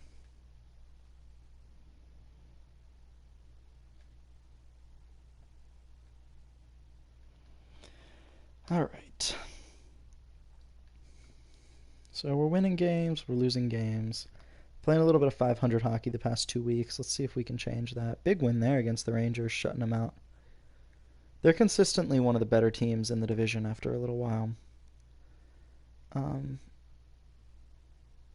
They're not quite good. They're not quite there yet, but it'll happen. Travis Hamonic traded to Washington. That's a decent trade.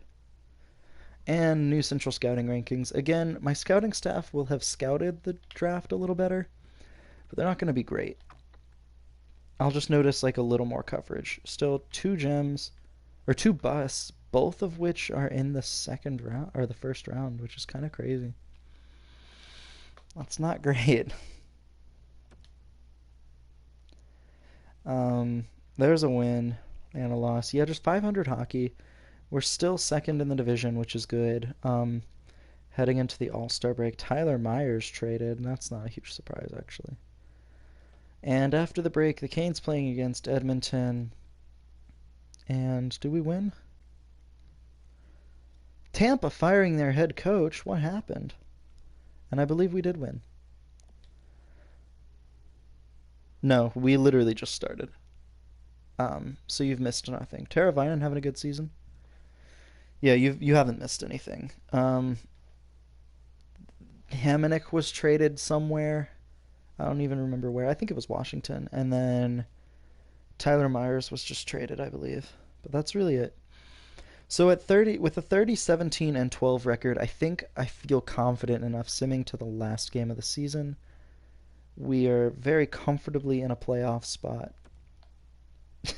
Oh, he didn't. Shut up. Don't listen to him. Don't listen to him. Um, that's funny. Trevor, I know you're bitter about being stuck with the Savers that one time, but you don't have to wish that upon somebody else. And then I love it. The season, the next like sim we did, the Sabres won like two cups. You weren't on the team. So Vlasic traded to Chicago. That's a decent trade, actually. They want to give me Adam Pelech. I don't think he's very good. All right, we're on a three-game losing streak. I don't love that. Bach out with a concussion until the 21st, so about 2 weeks here. We shut out the Sharks, which is really good, but they did just make a couple trades. Riley Smith traded to Philly, so the Metropolitan Division, of course, gets better. OT win, so we've won two of our last three and gotten points in all of those games, which is a really big deal for this team because, especially in the Metro, like you need all the points you can get. um, let's see if we can keep it up though. Calgary trades Backlund and Spezza to Toronto. They get a first round pick in this draft for it. Doesn't look to be that great of a draft.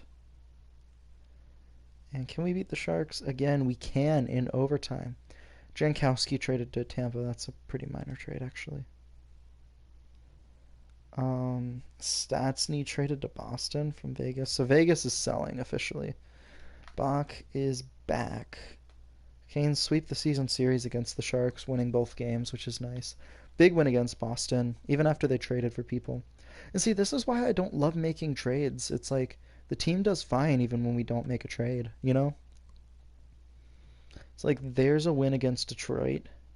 Can we beat Philly as well? To make it a 4-game win streak here.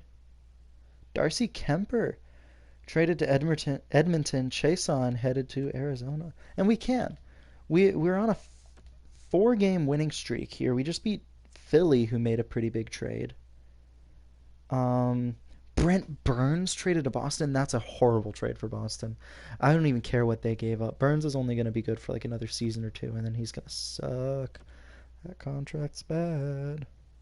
Another win. 5-game winning streak here. The deadline has passed. 6-game win streak. 7.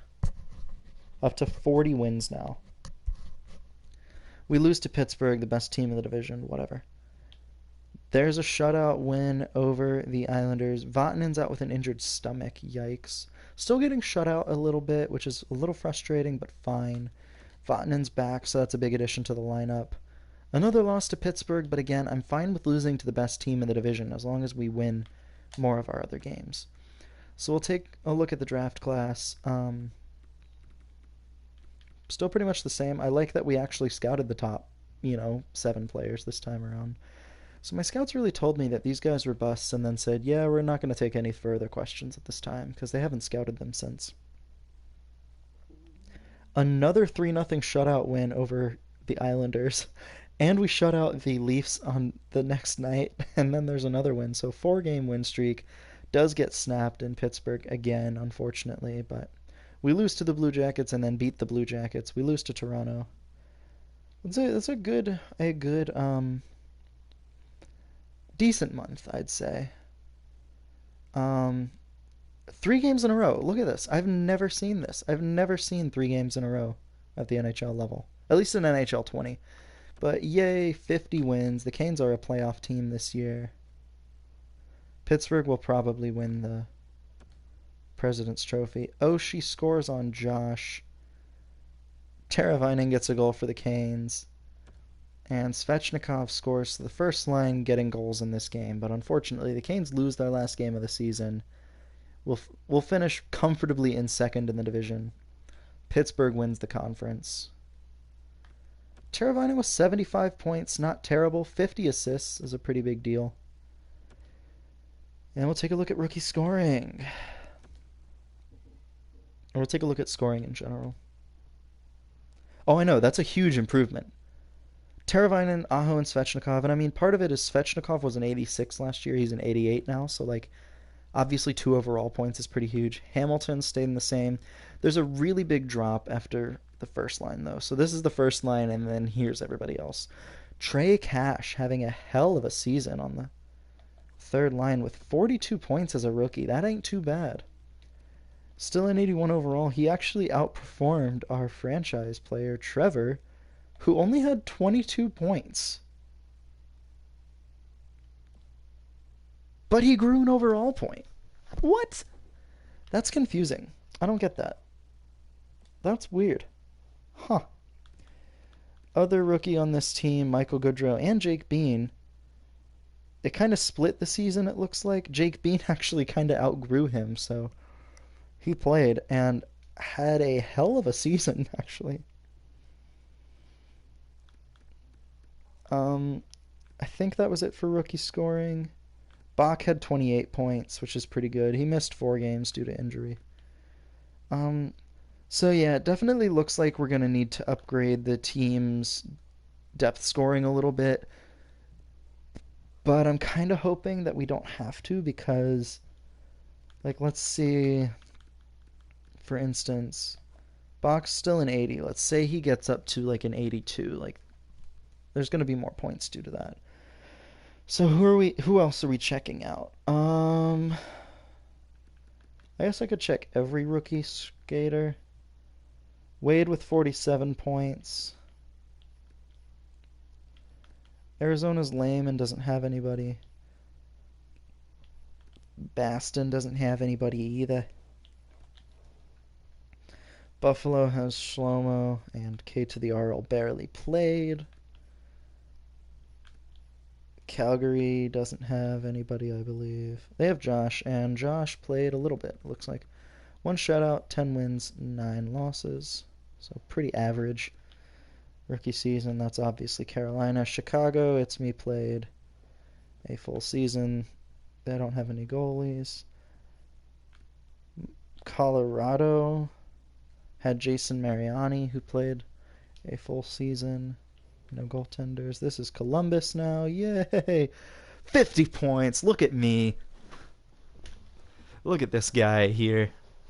This guy. 50-point rookie season's really good. 25 goals and 25 assists is nice. Fairly sustainable shooting percentage, too. I was actually slightly better than my WHL shooting percentage. Less shots. 5 game-winning goals. Only 1 power play point. So I scored 50 points while getting low third line minutes. And I had more takeaways than giveaways. Look at me. Alright, I don't care about anybody else. Panda's probably going to be curious. He had 16 points in his rookie year. There's Minnesota. Tommy, I'm so sorry. They played their franchise player on the 4th line for 6 games. And you had 2 points. And yet you still grew an overall point, by the way. So you'll be a rookie next year, which means they're in the Central. So they made the playoffs thanks to your 2 points. Even though let's just ignore that there's a 12-point difference between 3rd and 4th in the division. Like the top 3 teams in the division were the top 3 teams, and then everybody else was there.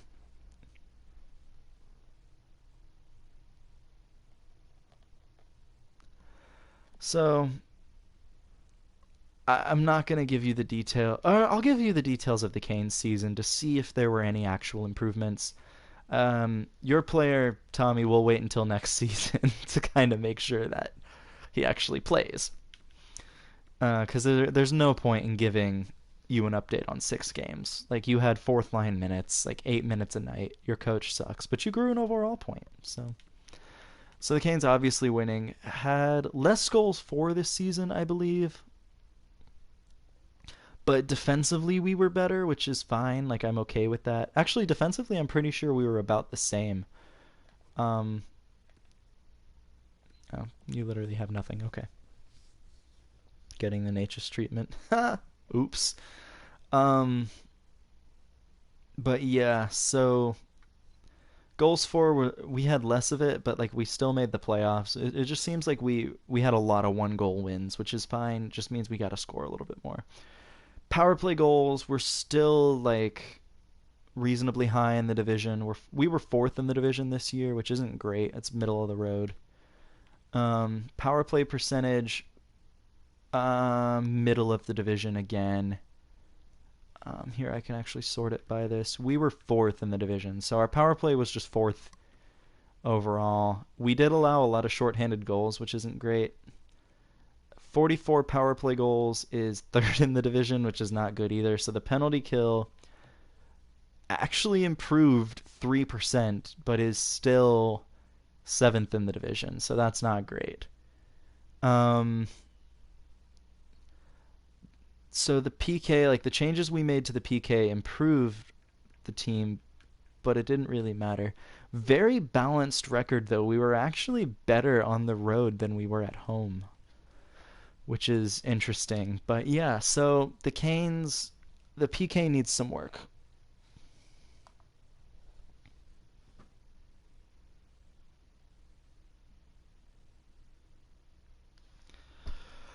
All right. So we're going to the playoffs. This is the first time in the playoffs. If you are new to our playoff streams, if the game goes to overtime, I commentate the games. I do my best. I guess now it's Mike Maniscalco impression. Svetch with a power play goal, though, with the Canes' first goal of the playoffs and first playoff goal of the stream. Unfortunately, the Canes are down 2-1. And Provorov gets a goal to make it 3-1. Third period, Canes get a goal from Dzingel, but it's too little too late. 5-2 is your final in game one. We're really going to try and wait for, games 3, 4, and 6 here, hopefully. Because the Canes are a better road team, apparently. So, yeah, let's check it out. Game 2, first period, Necas with another power play goal. So the power play is working fine this series. Second period, there's all the goals. Bean with his first career playoff goal. Necas, Aho, Dzingel, and Trocheck with a shorty with a second left in the period. That's embarrassing. And third period, Shea and Necas on the power play again. That is a great way to... Oh, Necas with a hat trick. Yeah, that was a big game right there, huh?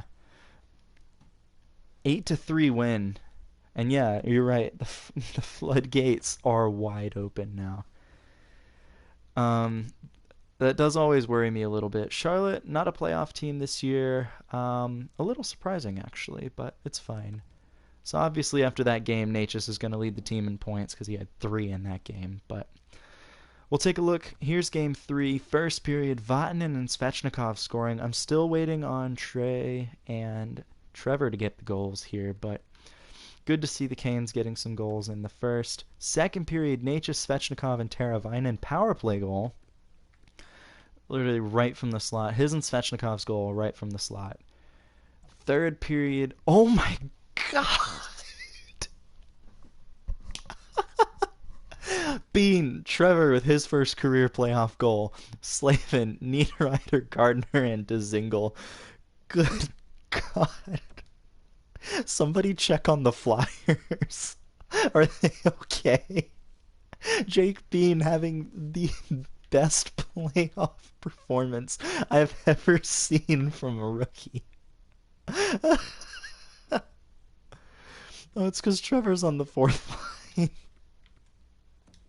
Let me put him up to the second. No, wait. We've had 2 great games. I'm not fucking with the lines.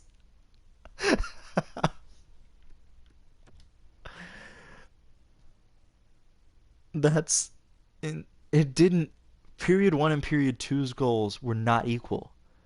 Like we scored 5 goals in the first 2 periods and then 6 in the third.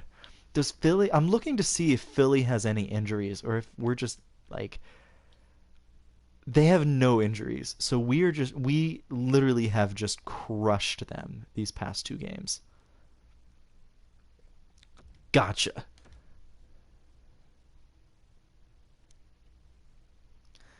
All right, Jake Bean with 7 points in these first 3 games. My God. First period, Gardner and Hamilton scoring. Second period, no score. Third period, that's a much more reasonable Canes win, but Svechnikov and Niederreiter scoring. Did Bean get another point in that game? I guess we'll never know. Teravainen has 2 assists per game in this series. My goodness. Game 5 in Raleigh.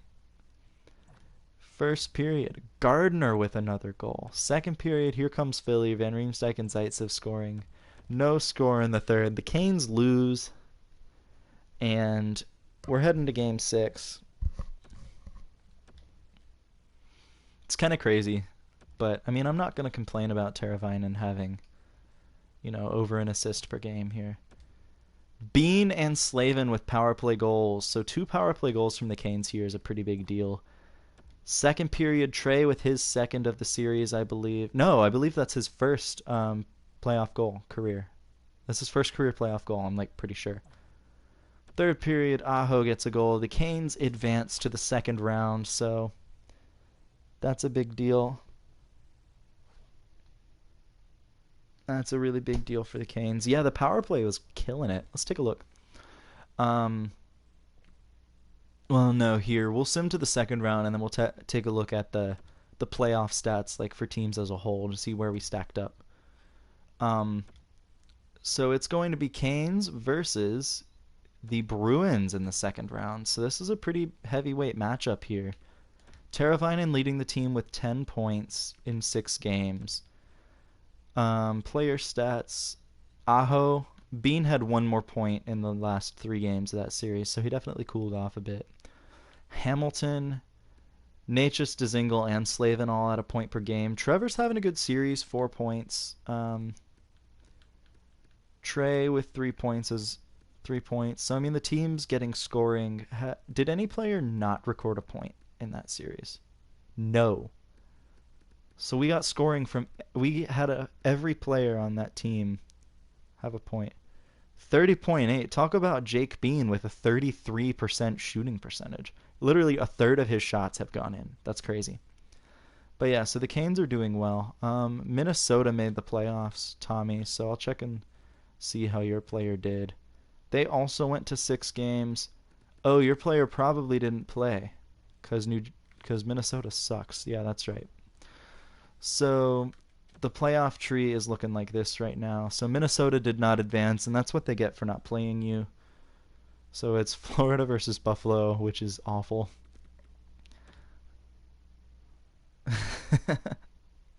So for the entire league, goals for per game, the Columbus Blue Jackets, who I think lost their series, were the lowest team. Yeah, we had 5. We averaged 5 goals per game in the last series, and very clearly were the victors in that series. Goals against per game. Let's take a look where we ended up. Philly allowed 5 goals. Oh well, duh. Out of the teams that advanced, we were pretty much middle of the pack. Our power play percentage led the way, not surprising. We did allow 1 shorthanded goal. Actually, a few teams did. Philly actually didn't allow the most power play goals against, which is kind of crazy. We allowed 3 power play goals, and there were only a handful of teams that did not allow power play goals. So that's really good. Our PK was 83%, which is actually a better clip than the regular season and good for 6th out of the playoff teams. Yeah, 5 goals per game is kind of crazy. I'm not expecting to replicate that against the Bruins, though. But it would sure be cool. First period, well, we might do it. Hamilton, Frolik, and Trocheck scoring. Second period, Aho gets a goal, and the third period, Canes win and keep the 5 goals per game with Svech's power play goal coming in clutch there. So the Canes with a big win, and Aho is now leading the team in points. So there we go. Moving on to game 2 at home once again at PNC Arena. Pittsburgh was eliminated. So that's huge. They were the President's Trophy winners, eliminated in the first round. No goals in the first period. Second period, we get a goal from Dzingel. That's the difference maker so far. Third period, Aho scores to tie it with 2 minutes and 16 seconds left. We're heading to overtime, folks, and I gotta be somebody that I'm not. I gotta be a commentator. Canes with a slight edge in offense and defense, but definitely worse goaltending, so that'll be something to keep an eye on for sure.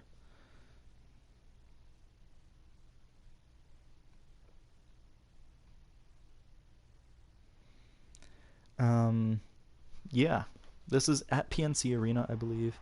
I turned commentary off for this because I want to speak and not hear the annoying announcer for NHL 20.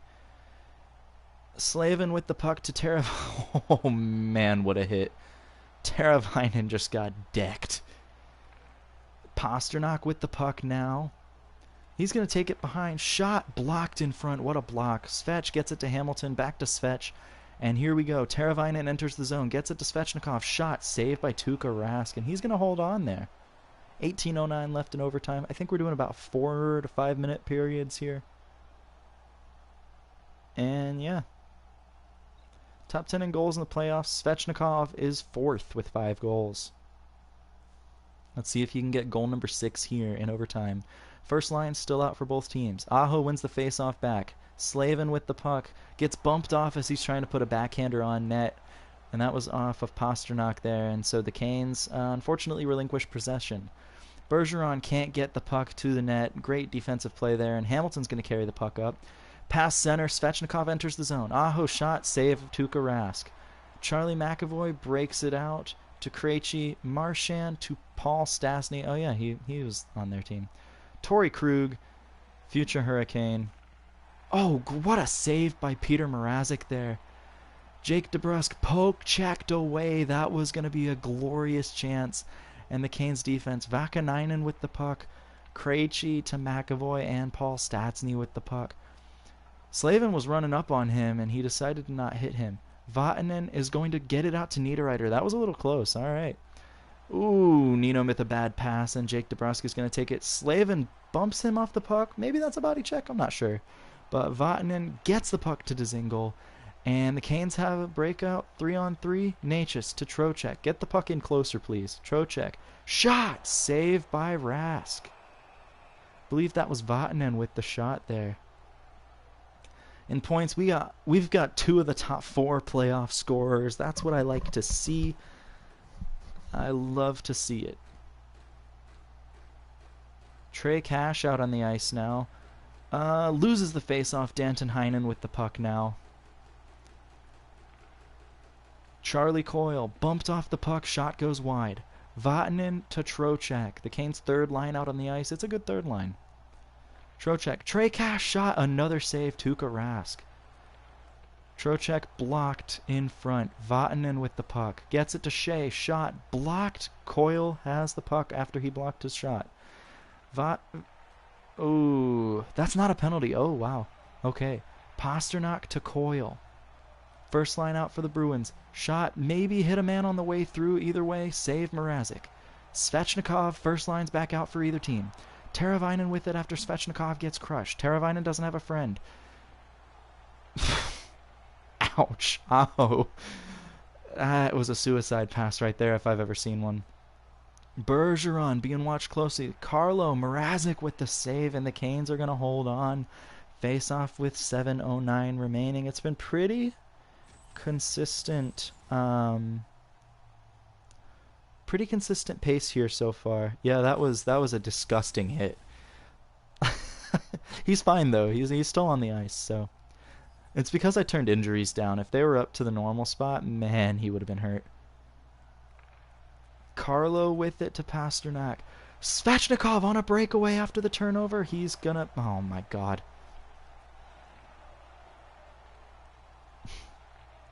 Okay. Oh, yes, Brad Marchand got hit hard. Jake Bean, Josh Bean gets it to Aho. 2-on-2 come the Canes. 3-on-2. Oh, then what a save by Rask. Gardner was creeping in there. And Krug with a nice hit. Marchand gets picked off with the puck. Score! Dominic Bach is the hero in overtime. What a play on the turnover. Nino Niederreiter gets the puck to Dominic Bach and the Canes win. What a shift. Oh, take a look at this. Aho strips him of the puck. Niederreiter gets it and Bach puts the puck in. What a play. Here it is. Slow-mo. Bach is just going to deflect it 5-hole and in. I know, that was such a bad turnover. And there's a surge in the playoffs. So, instant replay here, just because I feel like we need to watch this whole shift again, because it was kind of crazy. So here's Aho on the breakout. 2-on-2. He circles back and then thinks about it. Nice saucer pass to Jake Gardner, who is all alone in the slot. He takes a shot. He goes through Bach and the Bruins defender's 5-hole. Rask makes a phenomenal pad save there. Puck's going to go to the corner. Huge hit by Niederreiter to bump Pastrnak off the puck. Bach gets it. Gets hit hard by Krug. Aho is going to make a nice little poke check and not hit the puck there to get the puck to Niederreiter. Net front presence? All right. And then, Niederreiter with a gorgeous pass to Bach, who barely puts that puck in on the 5-hole. That is just a phenomenal shift from Aho, Niederreiter, and Bach, which isn't a line for the Canes. It's kind of a mix of like 3 different lines. Or no, 2 lines there. So the Canes with a huge Game 2 win in overtime, taking a 2-0 series lead. So I believe it's going to just be Bach from Niederreiter. I don't think Aho got an assist on that goal. But yeah, that turnover by Nino was bad, so I'm so glad that he made up for it. Trocheck with a power play goal in the first period. Canes looking for another. There's Trevor with a goal at the point. That's a bomb from the point from Trevor. Third period, Canes barely win, holding on here, and Necas with the eventual game winner here. So the Canes taking a 3-0 series lead against the Boston Bruins here at TD Garden for Game 4. Let's see what can happen. First period, Boston gets a goal from Jake DeBrusk. Second period, Marchand scores. Vatanen cuts the lead in half, so the Canes only need 1 goal to tie it here in the third. And that's a Boston win. Dzingel does tie it, but 3 straight goals from the Bruins is going to be the death knell for the Canes. And unfortunately, we cannot get the sweep. We cannot get the full revenge for this past season in real life, not in the simulation. We did not make the playoffs last time around. So, cool. We'll play the next... Well, we won't play it, but Game 5 coming up here. First period, Boston with a goal from Torrey Krug. Second period, Brad Marchand with a power play goal. Canes tie it. Necas and Svechnikov scoring from almost identical spots here to send this game to overtime. Here we go in OT. And I hope you all like the calls of the game that I try and provide. I like doing it. I think it's kind of fun. It's also kind of fun, like, hearing myself over again, or like if I see a mistake, I just kind of react to it because nobody's actually, gonna be grading me on this. Nobody's gonna be like, oh, well, biased announcing. I mean, yes, I'm the GM of the Carolina Hurricanes, announcing my team's game in a playoff game in overtime. Like, come on. So Dougie Hamilton, nice move to get around the attacking forward, and Svechnikov 1-on-2 here, maybe a 2-on-2. Aho with it, gets crunched. Teravainen gets crunched too. It's the falling Finns here. Bergeron with the puck for the Bruins. Gets it shot. Ooh, I think Pastrnak blocked his own goal. Marchand scores though, and the Canes lose. No, if I was Jack Edwards, I would have made some comment about, like how the Canes defy a tradition and just kind of do like a giant circle jerk on live TV. Yeah, I mean, the Canes breakout to start that offensive opportunity wasn't great. I mean, like we caught a break when Pasternak blocked that shot, because that was definitely going in. I mean, we if it went in, we may have had a goalie interference call, but I'm kind of worried here because the Canes have surrendered 2 straight losses here. Aho with the first goal, that's a big one. Boston's gotten the first goal in the past 2 games, so that's a big one here. Burns tied it, but Bach takes the lead, so the hero of game 2 gives the Canes a lead heading into the third. And we lose. Okay. Heinen and Krug score, so that was an ugly, ugly game. So all of a sudden, Boston has fought back and taken this thing to game 7. You got to win here on home ice, man. Svetch ties it after DeBrusk takes the lead. Second period, Ryan Dzingel gets a goal for the Canes. Pasternak ties it, and we're going to sim minute by minute here in the third and hopefully not watch my dreams die slowly. No score? Okay. Still a little worried. Oh, God. McAvoy with a power play goal. Here come the Canes, hopefully. Come on, Canes. Do something. Do stuff. Power play late in the game. Canes. Oh, no way! Teuvo Teravainen with 24 seconds left. No way. He ties the game with 24 seconds left to give the Canes a chance. I mean, it shouldn't have gotten to this. We should have won. We should have swept them. But we didn't sweep them. We should have won Game 5. We lost in overtime. We should have won this last game. The Canes didn't even try. They surrendered a lead. And this is why we're here. So, yeah, we need this here. It looks like the Bruins had an injury as well because they had a 91 offense and now they're at 90. So, I don't know. But either way, wow. Teravainen saving the Canes season for a brief moment. Marchand, great save, Mrazek. Marchand with the puck on his stick. Aho with it to Teravainen. Game 7 overtime. What more could you ask for? Gets it back to Dougie Hamilton. Shot! Save! Kick! Save! And Torrey Krug cleans up the rebound. Otherwise, Svechnikov had an easy tap-in. Marchand crunched and Mrazek with a huge save. Bergeron runs Mrazek. Okay, that's allowed. So Necas and Svetch. Svetch has not shown up as much as I thought he would in this series. I really need him to step up in this game because we need him. There we go. Big face-off win. Hamilton gets it to Niederreiter, and the second line's already out for the Canes here. What a move. Missed the net. Okay. DeBrusk with the puck. Stastny with it now. Slavin's behind him. What a hit. Dougie Hamilton crushing Anders Bjork. Dominic Bach, the hero of Game 2. Niederreiter turned the puck over. Torrey Krug's a good defenseman. I can't blame Nino too much, but I would have liked to see a little bit better of an effort there. What a hit! Shot blocked. Niederreiter. He's got a guy backdoor. Necas, Niederreiter. Shot. Save. Rask. What a shift. Nino Niederreiter. Maybe I won't trade him. He's having a hell of a series. Shot. Hit off the puck, and the puck rolls to Mrazek. I know. Oh, man, that would have been so nice. If I don't read a comment right away, it's because I'm, so focused.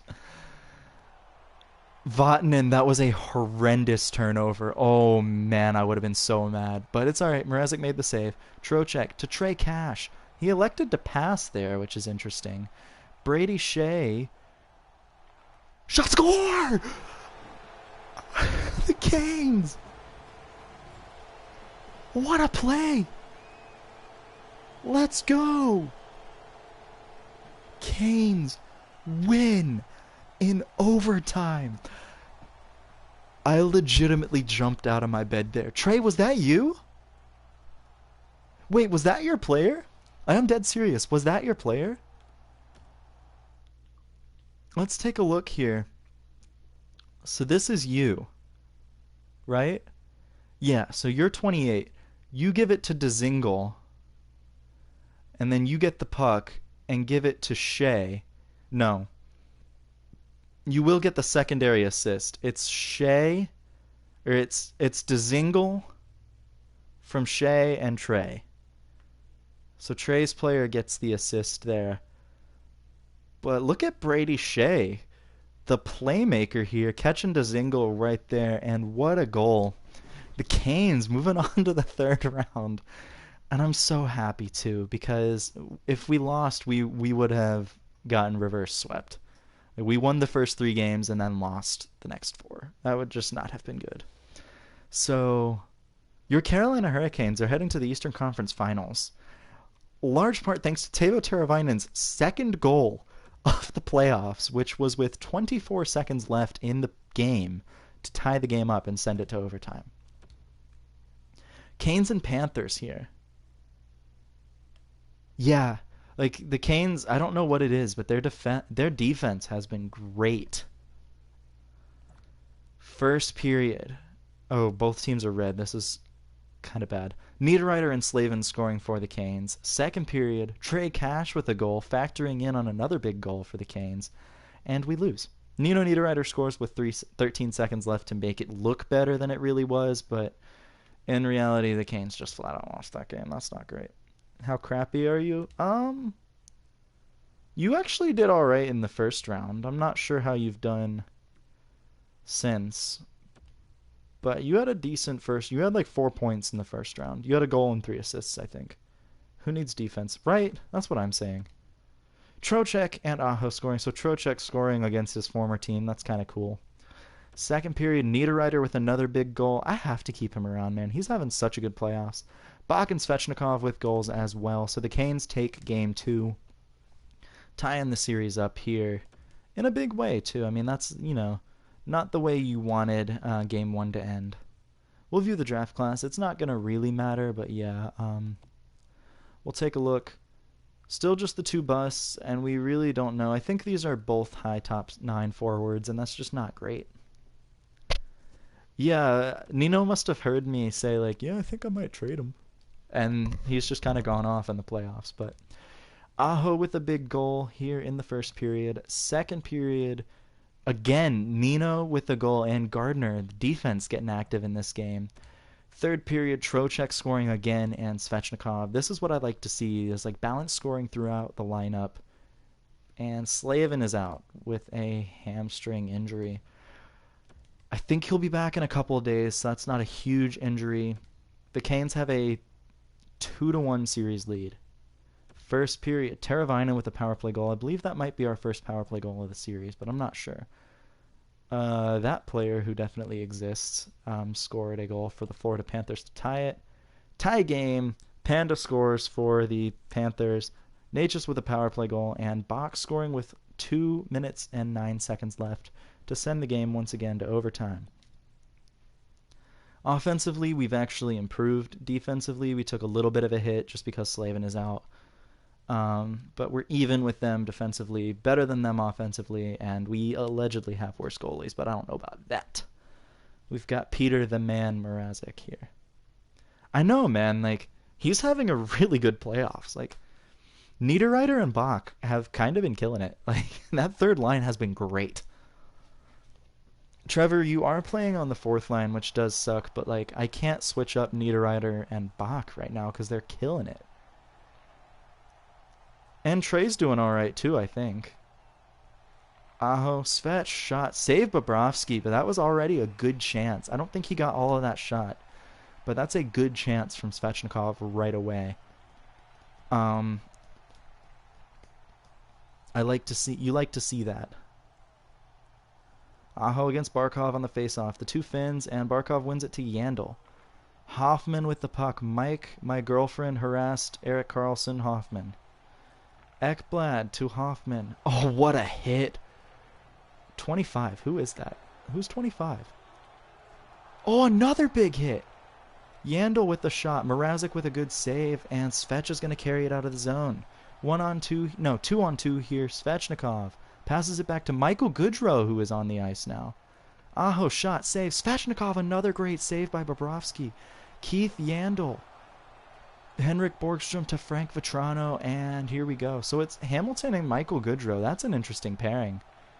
Borgstrom passes it back. Borgstrom also doesn't want to be a part of the Panthers organization anymore, which is kind of interesting. Hoffman, shot blocked by Hamilton.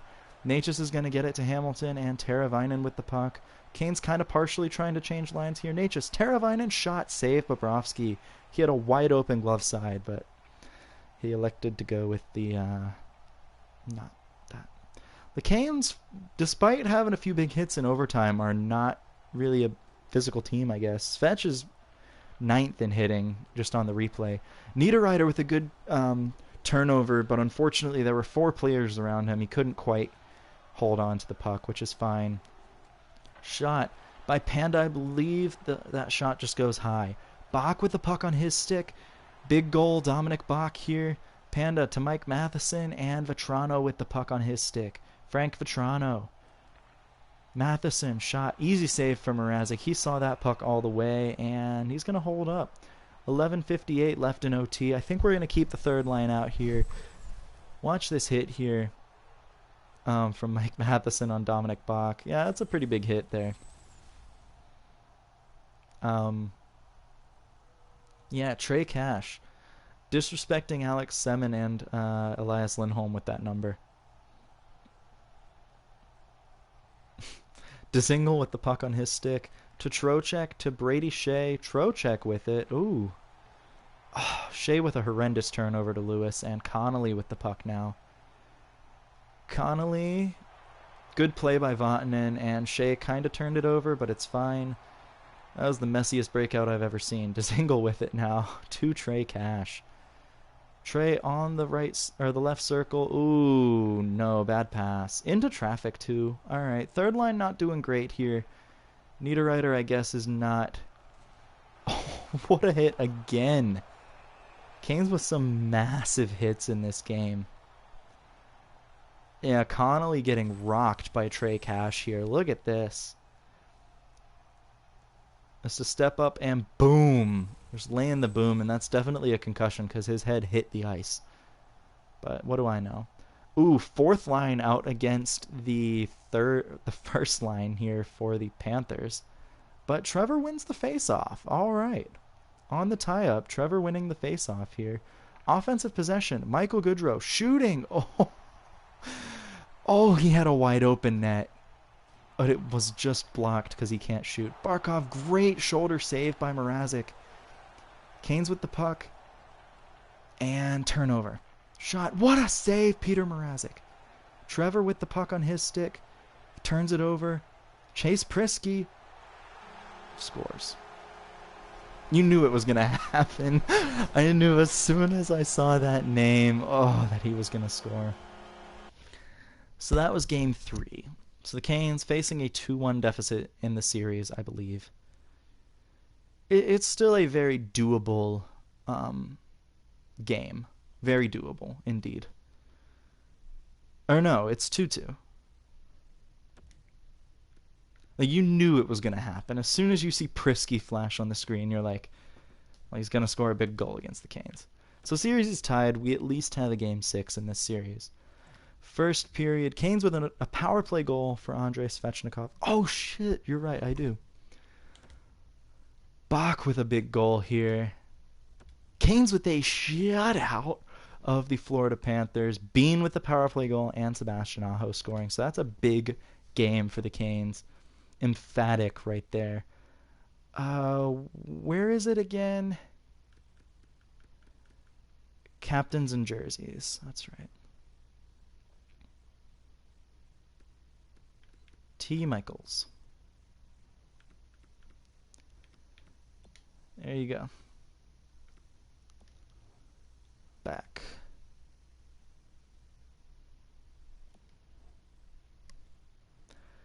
Alright, so the Canes with a shutout of the Florida Panthers in Game 5. That's a big, big deal. Slavin is back as well, so that gives the Canes a little bit of help. We probably would have won game 4 without or with Slavin in the lineup. Teravainen with a big goal to kick things off for the Canes. Second period, Frolik with a power play goal.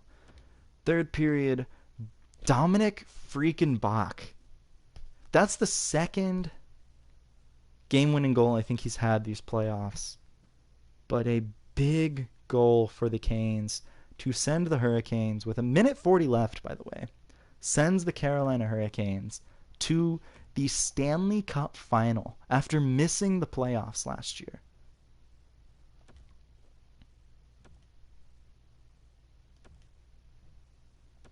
It's going to be Carolina Hurricanes versus Dallas. So Dallas, the winners of the Western Conference, up against the Carolina Hurricanes.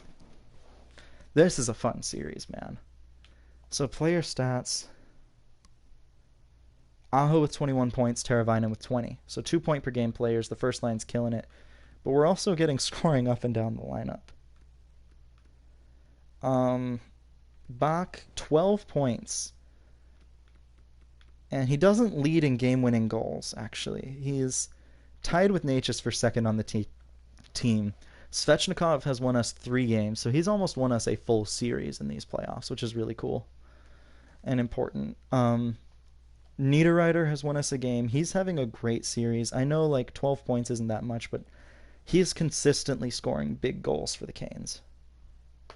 Whether it's like to tie the game up, whether it's factoring in on like overtime winners, like he's having an impact. Game 1, Stanley Cup final, first period. Tie game, Trocheck with a power play goal, Gurianov with one for the Stars, or just a regular goal. Vatanen and Aho score, Aho on the power play, and then the Canes give up a shorty and 2 other goals to go down 4-3 heading into the third period. That's a Canes win. Fogle, Bach, and Hamilton score 3 unanswered. And the Canes with a 6-4 win in Game 1. That's not a good look if you're the Dallas Stars. So wait, I'm going back in the stream. By the way, guys, that's a Dominic Bach game-winning goal. So that's that's now his 3rd game-winning goal, tied with Svechnikov for the team lead. What a playoffs. No score after the first period. Second period, that's a power play goal from Dzingel. The Canes power play is outstanding. Third period, that's another Canes win. Niederreiter with a game-winning goal. Again, big goals from Niederreiter. And Svechnikov with a goal as well. The Canes win 3-1, taking both games on the road in the Stanley Cup final. Wow. Here we go. Game 3. At home. Frolik with a shorty. Second period, Radulov and Pavelski scoring for Dallas. Third period, Svech scores with 6 seconds left to make it a little closer, but an empty net goal will win it for Dallas. Asa Lindell gets the empty net winner here. So it looks a little closer than it was, but unfortunately, can't do anything about it. All right, let's get a win here. Put Dallas on ice. Big Sam with a big goal for Dallas. Oh, I missed that. Vatanen with a goal from center ice, though. Crazy. Second period, Necas with 2 goals and Svech with another big goal. Yikes, Svech gets his 4th game-winning goal, but the Canes almost surrender that lead.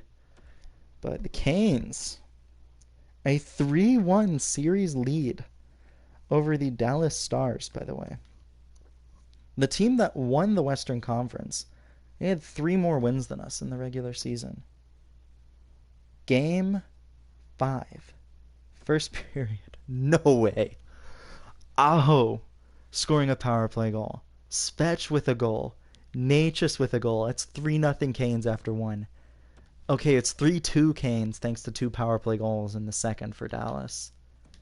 Minute by minute sim here. Power play for Dallas.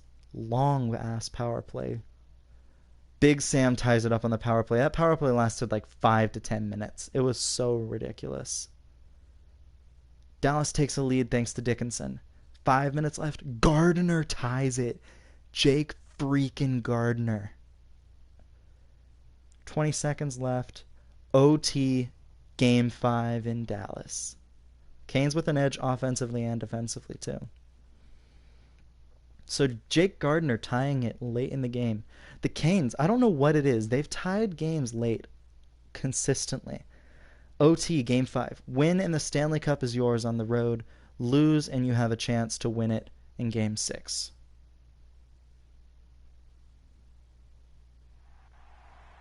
Wow. My heart's actually kind of pumping here. Like, last time, like, we just were never a good team. We were, like, always a playoff team, but we never were really good enough to be, like, more than that. I'm really hopeful about this time around, but I don't know. Heiskanen shooting wide. Jamie Benn with it, gets hit hard. Sagan to Klingberg. Back to Sagan, one of the playoffs' leading goal scorers. Tyler Sagan to Klingberg. Oh, what a hit. Svechnikov save Mrazek. Teravainen with it. The Canes have a breakout. Teravainen with the puck. Slavin. Oh, Radulov on the breakaway. Shot. Easy save from Mrazek. Wow, but he saw Slavin coming back and he wanted nothing to do with that. He didn't want to be embarrassed. He didn't want to be on a highlight reel. Svechnikov takes the puck into the corner. Questionable decision there. Bishop has to cover up after a turnover. Yikes. But Klingberg gets it up to Joe Pavelski. Pavelski shot. Easy save from Mrazek again. And... Oh, what a save. A couple of them. Wow. First it was broken up. Niederreiter's on the ice. Bach to Necas. Necas with the puck on his stick. Speeding up the ice here. Lindell, Asa Lindell. Bach, what a save on the backhand. Dominic Bach was about to make me lose my mind. Again, though, that line for the Canes, I think this might be the second line for the Hurricanes. Niederreiter just got absolutely demolished. Necas, shot, save. Another one. Oh, he missed. He went right through the goal crease. Shea, Bach again on the backhand misses the net. Or with a save. That was his second highlight reel chance. My goodness. They score. He bumped into Mrazek, but I think the puck was going past him already. Dang. Oh, man. Bach about made me throw my headset. 2 grade A chances in close on the backhand, and he can't bury them. That's fine. Winning the Stanley Cup on home ice would be cooler. That was crazy, man. Svech with a goal in the first period. Second period, Necas, his goal is the difference maker right now. Trey Cash with a shorty. Third period, Foxa. So Trey Cash, oh well, no, it doesn't matter. Dickinson ties it. Okay, never mind. Ignore what I said. Power play for the Canes. Ben scores right after the power play expires. That's disappointing. Radulov, this is a 4-goal third period. Come on, Canes. At least get one. Just put me out of my misery here. Okay, Aho with a big goal. Cuts the lead in half. Can we get another late goal here? No. So Dallas forces a game 7. That was a third period collapse if I've ever seen one. Yeah, just not a good third period from the Canes. We will simulate. First period, no score. Oh, Jesus. Okay, Sagan twice and then Pajot once, I believe. Oh, let me get it faster. All right, so it's 3-0 heading into the third. Power play for the Canes. At least get a damn power play goal. Sagan with the power play goal. Are we really going to get shut out in Game 7? Rod Brindamore's about to have these guys doing sprints on Dallas's own ice while they're celebrating with the damn Stanley Cup. That's disappointing. Well, congrats to Dallas on winning the Stanley Cup. Unfortunately, the Canes lose 3 straight to lose the Stanley Cup. That's unfortunate, to say the least. New Jersey gets the lottery. St. Louis moves from 10th to 2nd. Pittsburgh gets a lottery, or gets the 5th overall pick with Montreal's pick. We should have closed it out that overtime game. We didn't. We shouldn't have given up 4 goals in game 6 in the 3rd period, but we did. So, in all honesty, we kind of deserved to lose that series, but that's just me. No gems in this draft, which is, if I remember correctly, the 2021 draft is pretty bad. I am a little disappointed with that performance from the Canes. One of my coaches retired for both the AHL and NHL. Listen, man, Dzingel, Bach, and Niederreiter, or Cash, Niederreiter, and Bach was a hell of a line. I couldn't do anything about that. So, we'll check the awards. Kidney to play with Bean. That'd be funny. Too bad he's a bust. So, Dallas and Carolina series, obviously. Dallas wins the cup. Big Sam gets the Calder for Dallas and a Stanley Cup to go along with it. That's a pretty good rookie year, if I do say so. But no other created players winning awards. Entry draft. Who are we looking for here? 30th overall. I'm kind of just looking for a good player.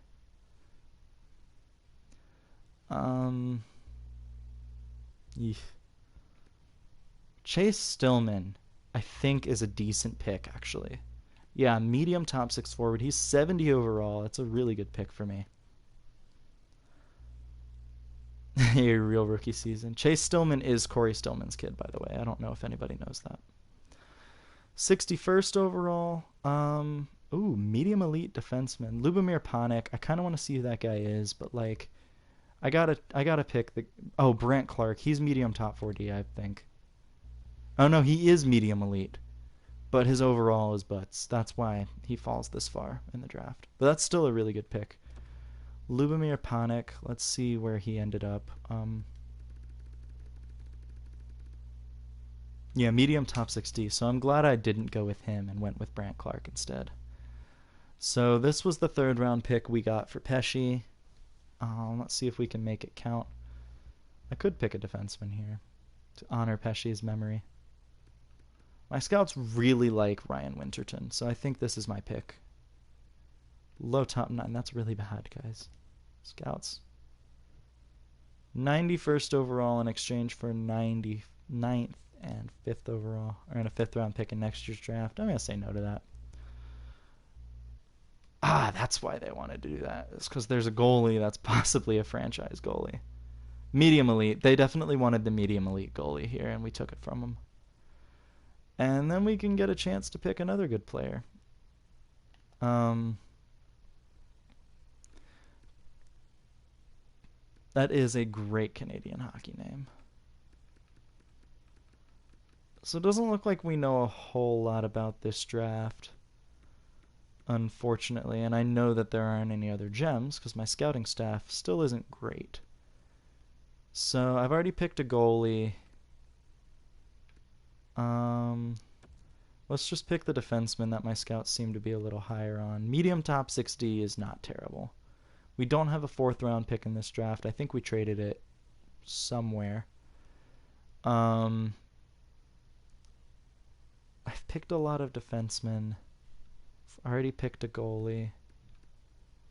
But that's really all that's available. Gerard Keane I don't think is very good, so we'll pick Vyacheslav Ponikarovsky, who ends up sucking. Okay, cool. 2 6th round picks, which is I think the pick we got for Pesce as well.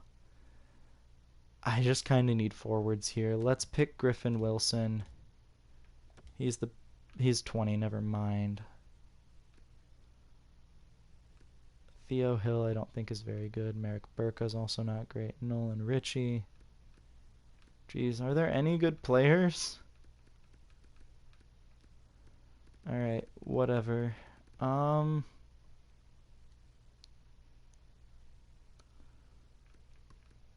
Let's just pick Theo Hill. I know he's an overage player, but medium top 6 center, and then let's pick Burka here. just to say we got it. Low bottom 6. So this draft isn't great. I don't remember it being very good, though.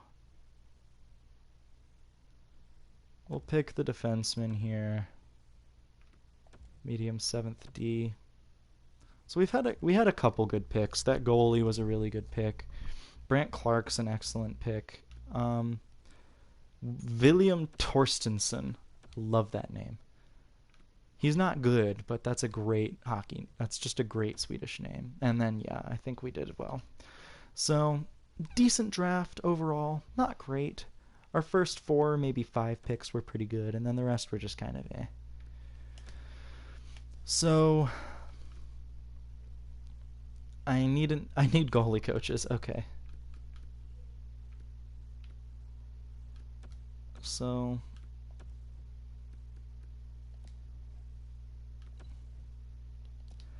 honestly, I think I can do better for both of these guys. So my AHL coaching staff might actually get a bit of an upgrade.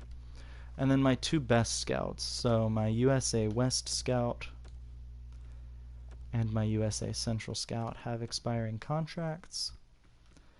I'm getting rid of my last AHL scout here, and then I'm going to improve in the Nordic countries for next year. So here we go. Contracts. Svetch is getting... Oh, you want 9.75 million? Honestly, if that's all Svetch wants, that's a steal. Dougie Hamilton also wants to re-sign for 6 years. I'm down to give him that. Other expiring players, Bean. Yes, and that's really it. Dzingel doesn't want to sign, but I'm honestly okay with that. Centers, David Cotton. Gonna sign him. I might actually have him play in the NHL next year. Reese, obviously got to sign him. That's a really good prospect. I'll qualify Geeky, and then I'll sign Blake Murray. I'm going to get rid of Clark Bishop. And Colton. I'll qualify him. He's still a year younger, so, like, you know, that's good depth to have. Dzingel doesn't want to sign. McGinn does.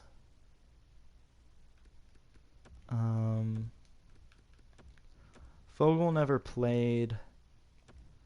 I'll keep McGinn as depth, but just for 1 year. Yeah, Dzingel leaving will give Fogle or Trevor a chance to play. Frolik does not want to sign. Neither does Ave Kubel. Tuukka Tuiaksala is a player that I'm going to sign. I've signed Svechnikov. Defense, Vatanen. I want Michael Goodrow to play.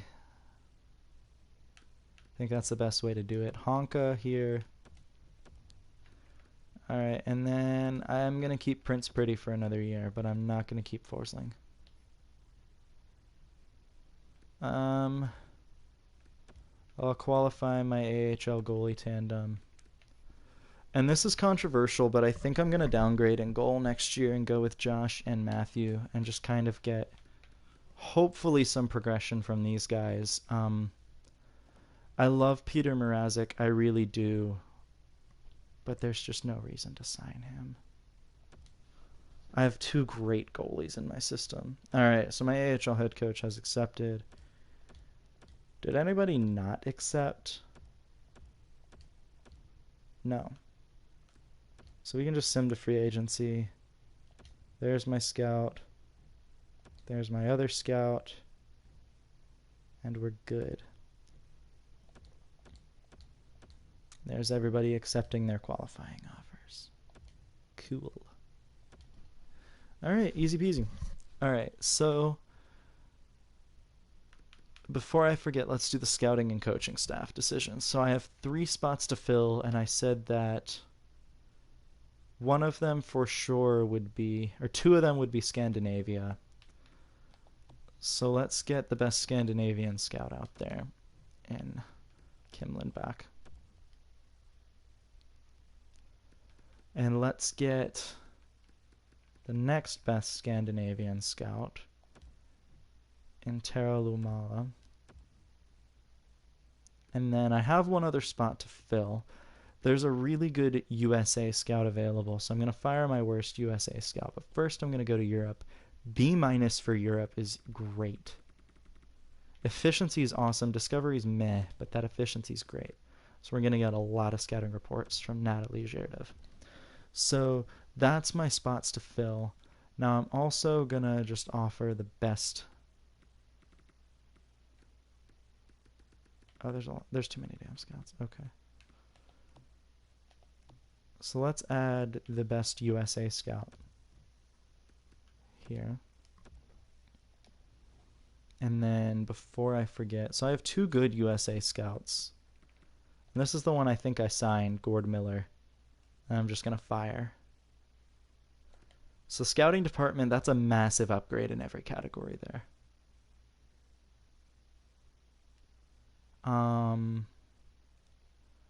So I need an NHL assistant coach. That's good with goalies. Hopefully there is one. There's one. Literally one. And the last name's Hue. Okay, that makes sense. Teaching's 8.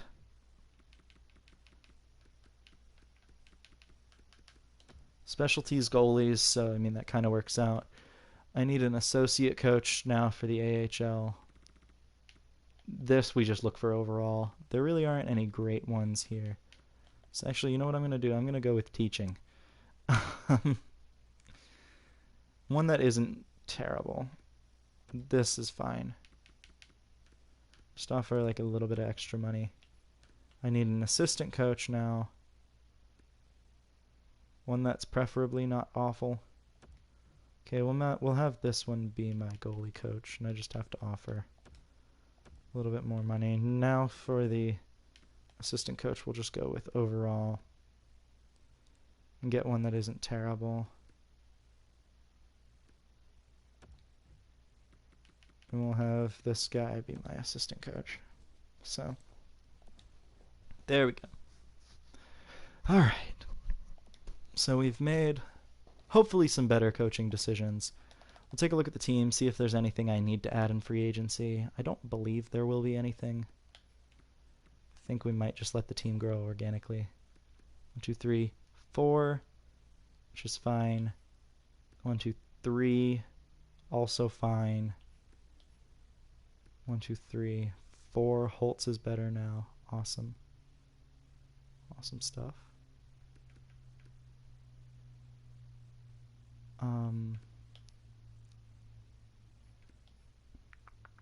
Yeah, I'll probably just move somebody to the wing so that Cotton can play. And then 1, 2, 3, 4, 5, 6.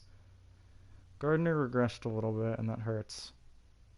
Let's trade Jake Gardner. No, it's too early for that because yeah, we'll be fine.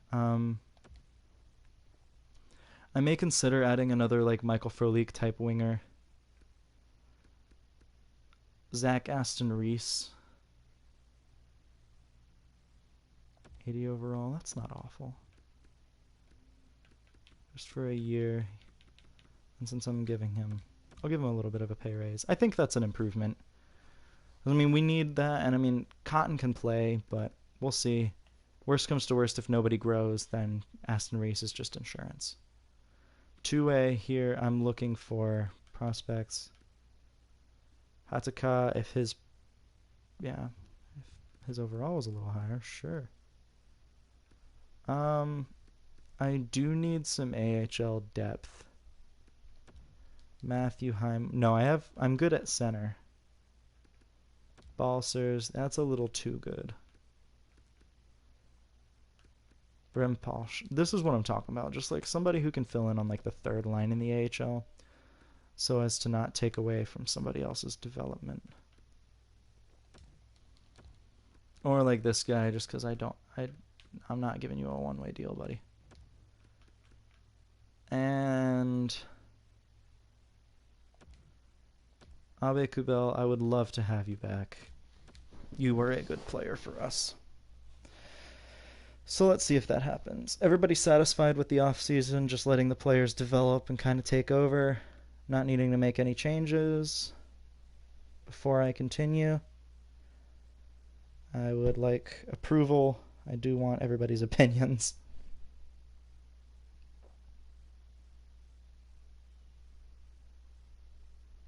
So, as long as everybody's cool, I will continue. I think everybody seems to be fine. Tomas Tatar on the first day of free agency traded to Columbus. Wasn't he on Columbus at one point? I feel like he was. I could also just be making something up. I think I might be making something up. I know he was on Detroit, but I could have sworn he was on Columbus. Maybe I'm just imagining things. Detroit. He was traded to Vegas. Nope. Okay, so he wasn't. All right.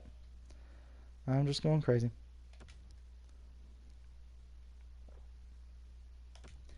All right.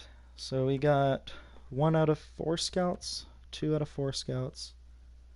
Got the NHL goalie coach, which is awesome, and the associate coach for the AHL. So we have half of our scouting and half of our coaching staff filled on that day.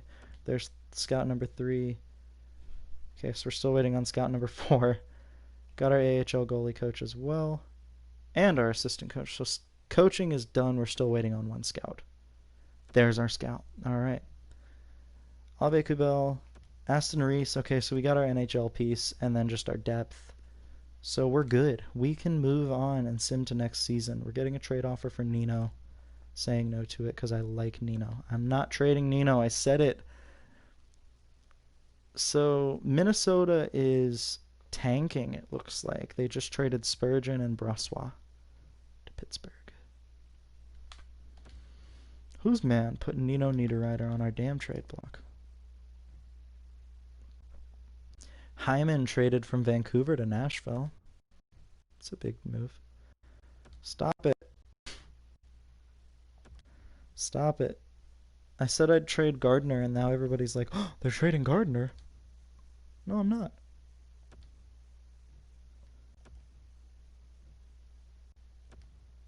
Oh, folks want Burka, huh?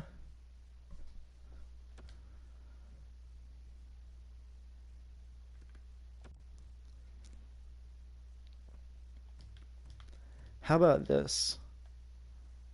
I'm never going to use this prospect. Ever. Detroit has 0 picks in this draft. When was Burka picked? 6th round.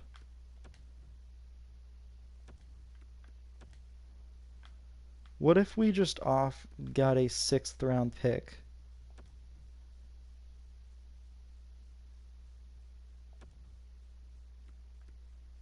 Okay, never mind. Dang. No. Alright. Instead, let's just put our crappy prospects on the block. Years left. 0. Theo Hill.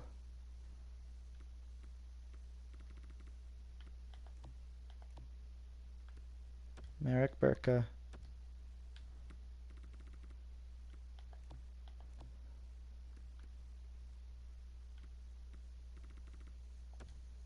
And Norena. There are 3 bad prospects. Ryan Suter traded to Boston. So Tommy, it's like they're making their defense way worse, but they haven't traded a forward. If we get any offers for those prospects, just getting like minor picks even, I'd be happy. Even if I got I may just trade them for a 7th, you know? Just get something for them. But I mean, it's not great that they're tanking. I just got an offer for Victor Rask. Wait, that was Niederreiter for Rask. It was Niederreiter for Rask and some picks. That's hilarious. That would be funny. It'd be too funny. Alright, guys, come on now. Let's get the season over with. Oh, there's a pause in trades. It was not 1-for-1. No. It was Niederreiter and a pick for Rask and 2 picks. All right, the lines. All right. Teravainen, Aho, Svechnikov, Necas, Bach, Niederreiter.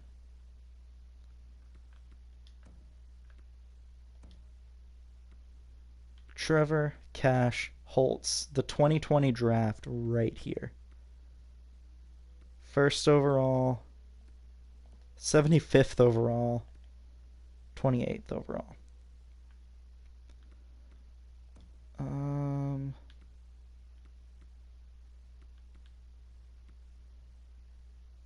actually gonna do this. Flip-flop. Because I want Trocheck playing and getting playing time. But that third line, see, like, they're a +3 overall. Oof. Your role's a second line forward. Damn it, Trevor.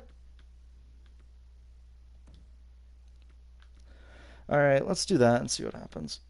Let's also move and switch you guys to make sure you're playing on your right sides. That's just whack, man. Alright, whatever. Fine.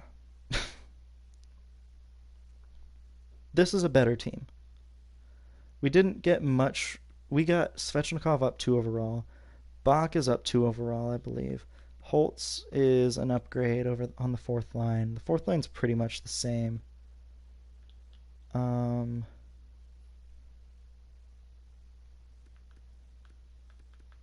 Defense. That's what I wanted to see. Michael Goodrow isn't quite as good, but Bean is better.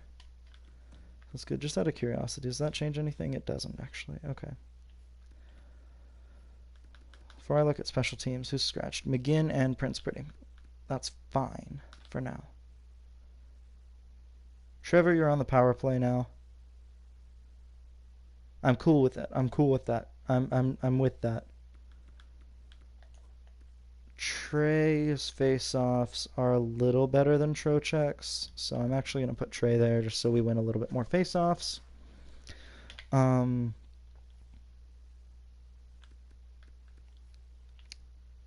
fine. Penalty kill.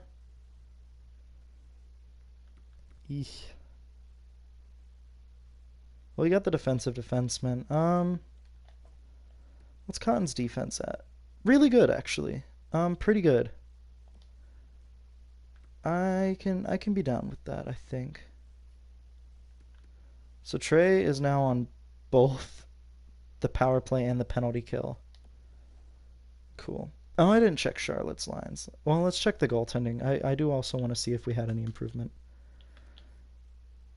Yes! Okay, so literally not a net loss from goaltending. Josh is up to an 84, which is what Mrazek was when he left us. Matthews an 81, which is what Josh was last season. How did Josh do? 16-4-1. That's damn good. No shutouts. And the Canes had a lot of them last year, so that's kind of crazy. Okay, now that I'm done checking goaltenders, that's good. That doesn't change anything. Okay.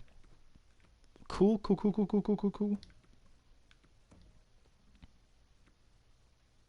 Yeah, I like that.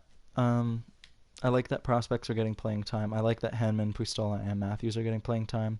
I don't love TXL and Geeky being on the bottom 6, but like they just don't fit anywhere. Defensively, Joey Keane is still doing well, up to a 78 overall. Honka's doing well. That third pair is really good, so I'm liking it. Charlotte might not be as good, but they have decent goaltending now.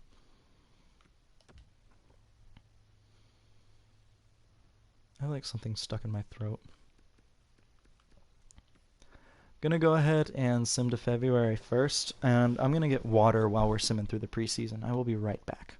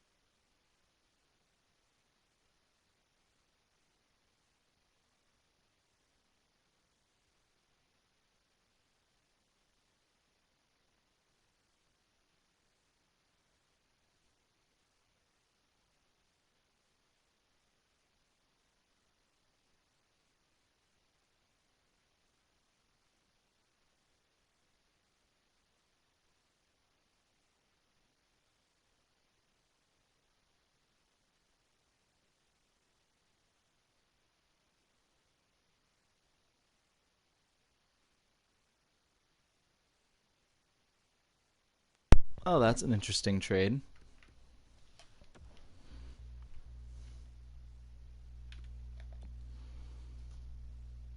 Mm.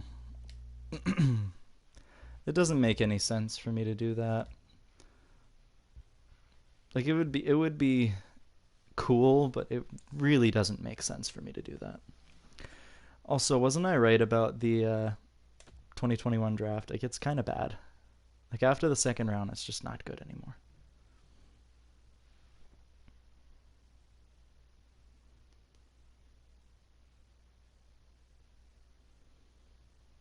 Nope. Getting a lot of trade offers in the first little bit.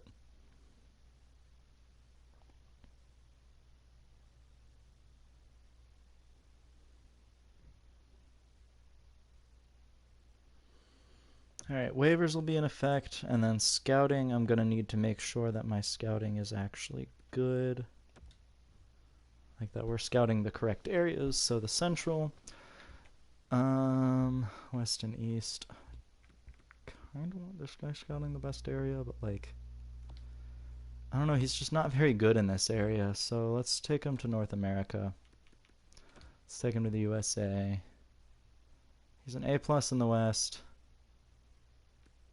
A plus in the East. So he's just not very good in the Central right now. But we already have a scout in these areas. I guess I'll put him in the East. A little unfortunate that my best scout is going to an area where there's not really a lot of talent, but there is a first round pick, three third round picks, and a fourth round pick this year. So like, yeah, I mean that's fine. We have the Liga, we have the SHL. Great. We're now scouting the Extra Liga along with the DEL and NLA. Perfect. Those are the three European leagues I scout. I don't scout the EBEL.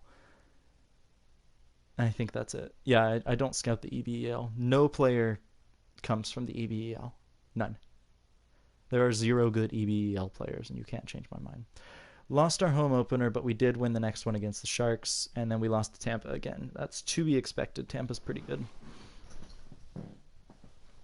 3-1 win against the Coyotes, so back to 500. Overall, I don't think the team really improved that much over the offseason. I'm just kind of relying on the team to grow as the season goes forward. We'll view the draft class. So this is our first look at the draft class. Helms, Bennett Helms, a defenseman, is projected to go first overall. He's currently being scouted. We're also currently scouting Jackson Emmerich with a stupid name. I hate when they spell it Jackson, Jaxon. And no gems so far, but it's just October. It's the first Central Scouting rankings. Man, they really want to get rid of Shesterkin, huh? They must have a good goalie. Arizona has fired their head coach already, like 5-6 games into the season. All right, not the they're 1-8-1. That is why. Okay. There we go. So the Canes beat the Coyotes twice, which is honestly like you should expect that if they're that bad. And we shut out Philly twice. All right. Ending the month on a win as well to make it 7-4-0 to end the month of October after a kind of start. The Canes are really kicking it into gear with 5 straight wins. And we do lose in the shootout to the Blue Jackets, but that's all right.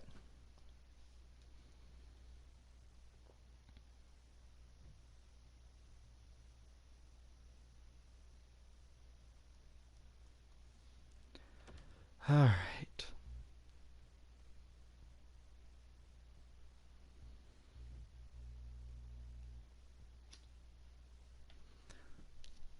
Nope.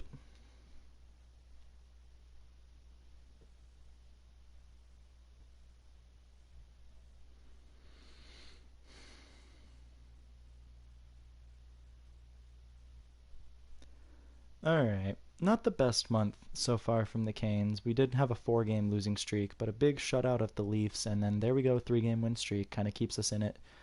Seems like the Metro's pretty good this year, and we're actually 7th in the division, despite like a pretty decent record. We beat the Caps or the Islanders in overtime. Yeah. Nate just out with a mild concussion. We'll go with best lines and just kind of see what happens.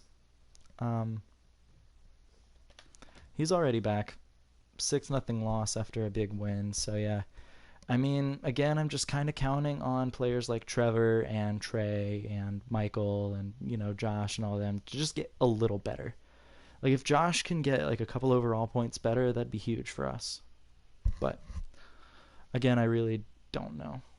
We're losing games.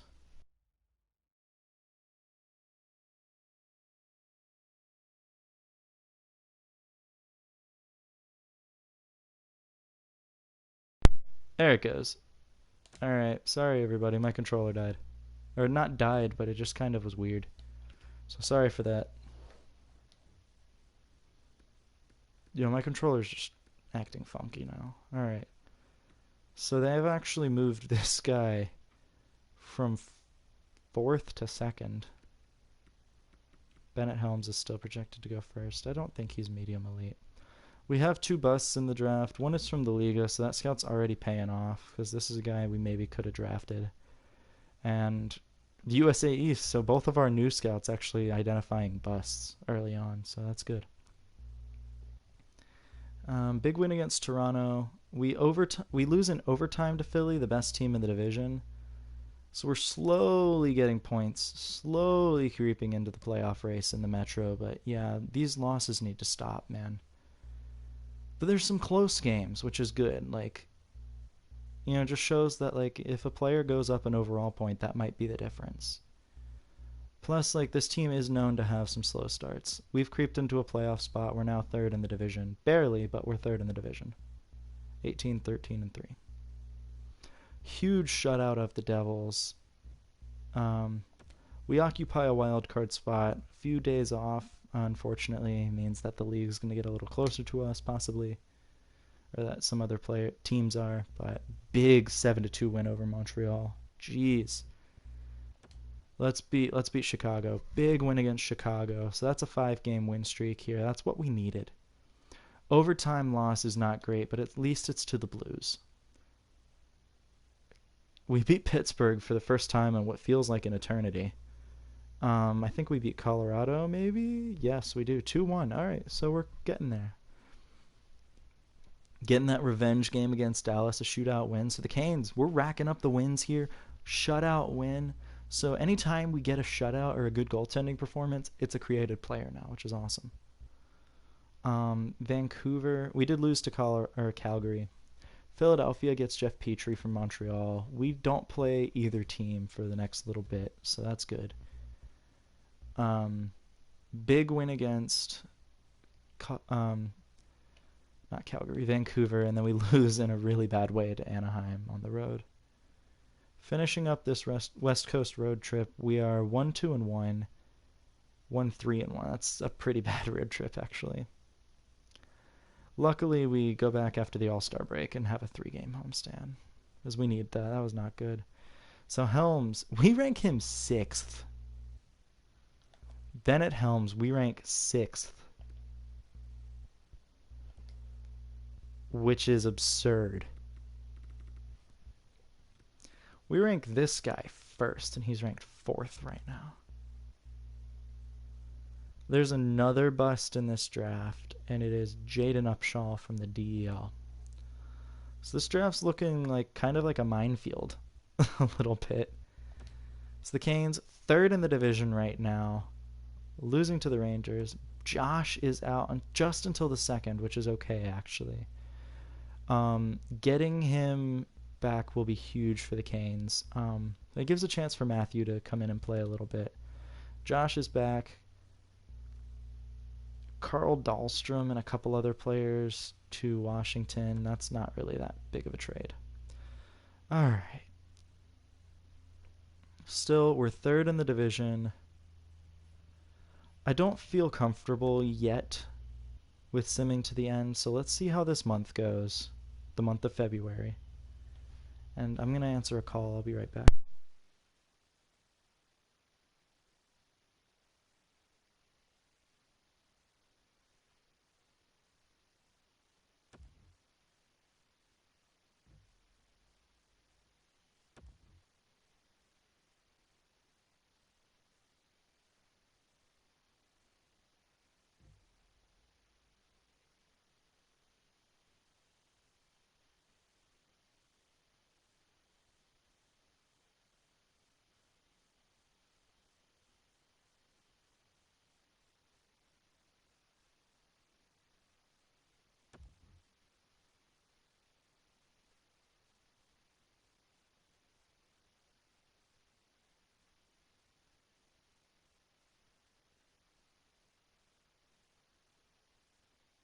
All right, that's weird. I may have to answer this call again, but it just wasn't working.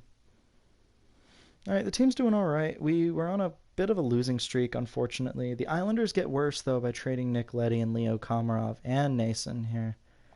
So that's pretty big because we play the Islanders 3 times coming up.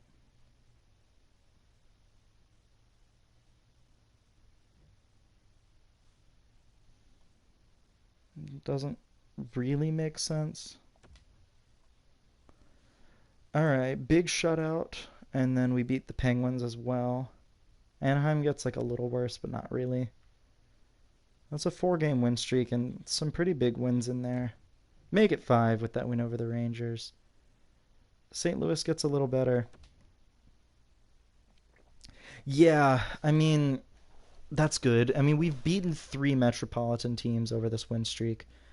It's up to 6 games with that shutout of the Ducks. Can we beat the Caps twice?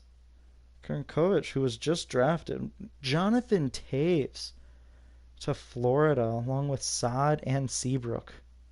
So that's pretty much the like remainder of the good um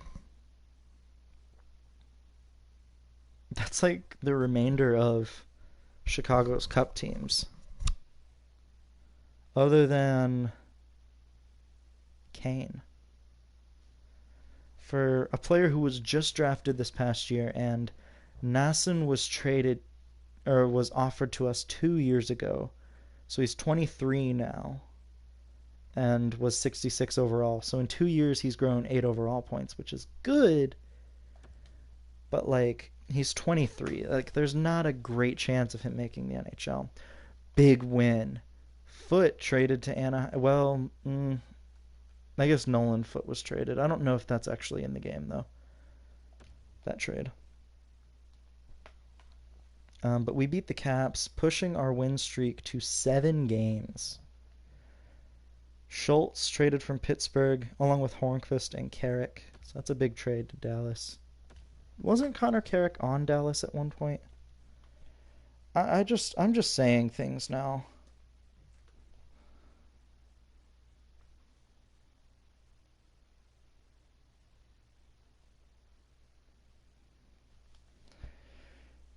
Um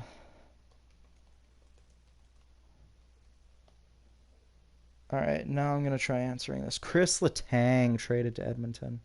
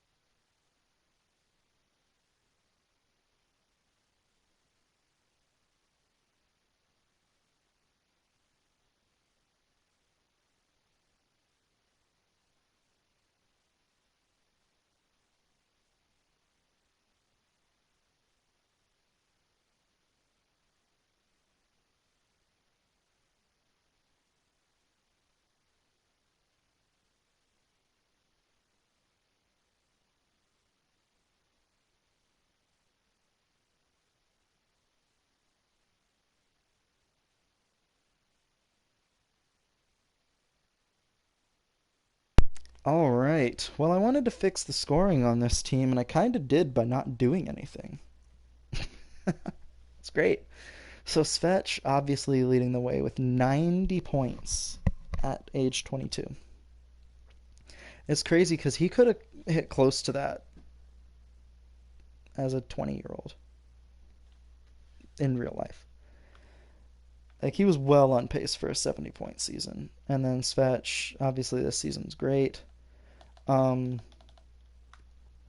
Teuvo Teravainen, 83 points. Um, Unselfish, 19 goals, 64 assists. Really good. So he had 2 point per game players this year, which is awesome. Yeah, like it's a lot more balanced. I mean, obviously, you want your first line to be scoring, and like we did that. Aho had 79 points. Trevor then 70, and it does kind of drop off. I mean, our two best offensive defensemen had 58 points, which for a guy in his second NHL season getting holy crap. I didn't realize this. He had 17 points in 31 games last year. 58 this year. So like kind of crazy. Hamilton 51, Trey with 50. So three 50-point scorers, two 70-point scorers, one 80-point scorer, and then a 90-point scorer. It does drop off a little bit. I mean, it goes like Nate just had a good season, and then it drops off from Tabak, Trocheck, Niederreiter, Slavin. I mean, that's to be expected. Cotton had a decent season. Again, pretty selfish. 17 goals, 9 assists. I mean, we've gotten 106 NHL games out of this guy. 35 points isn't great, but, that's not bad. 250 plus defensemen, and then another one who had 32 points is not bad. I mean, Shea with 24 points isn't great. Holtz with 18 points as a rookie is not great. Michael Goodrow, despite being hurt, had a decent season. Jake Gardiner was a little disappointing, so is this his last year? No. He has 2 more years after this. Or another year after this. So I'll probably end up trading him. Minnesota. Tommy, you had 47 points as a rookie. So you were finally given a chance to shine.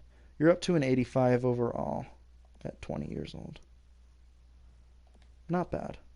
Not great. We would like to see you a little better, but like I'd like to see you succeed is what I'm trying to say, but anyways. Round 1. Game 1, Trevor with the first goal of the playoffs for the Carolina Hurricanes. Casey Cizikas with a goal for Pittsburgh. Pittsburgh gets 2 from Gensel in the second. Third period, Canes lose. Nino Niederreiter makes it close, but a Gensel hat trick kind of leads the way here. Oh, let's check the Canes goaltending as well. See how they did, because we actually ended up doing a little worse this season than we did last year, so goaltending may have been a part of that. Defense may have been a part of that as well, but let's check. Josh had 6 shutouts, and actually our goaltending was fine.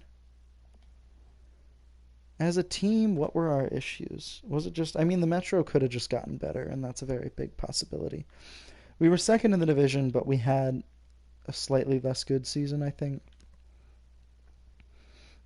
Our scoring was not an issue. Goals against is still a little bit of an issue. It actually went down by a tenth of, or 100th.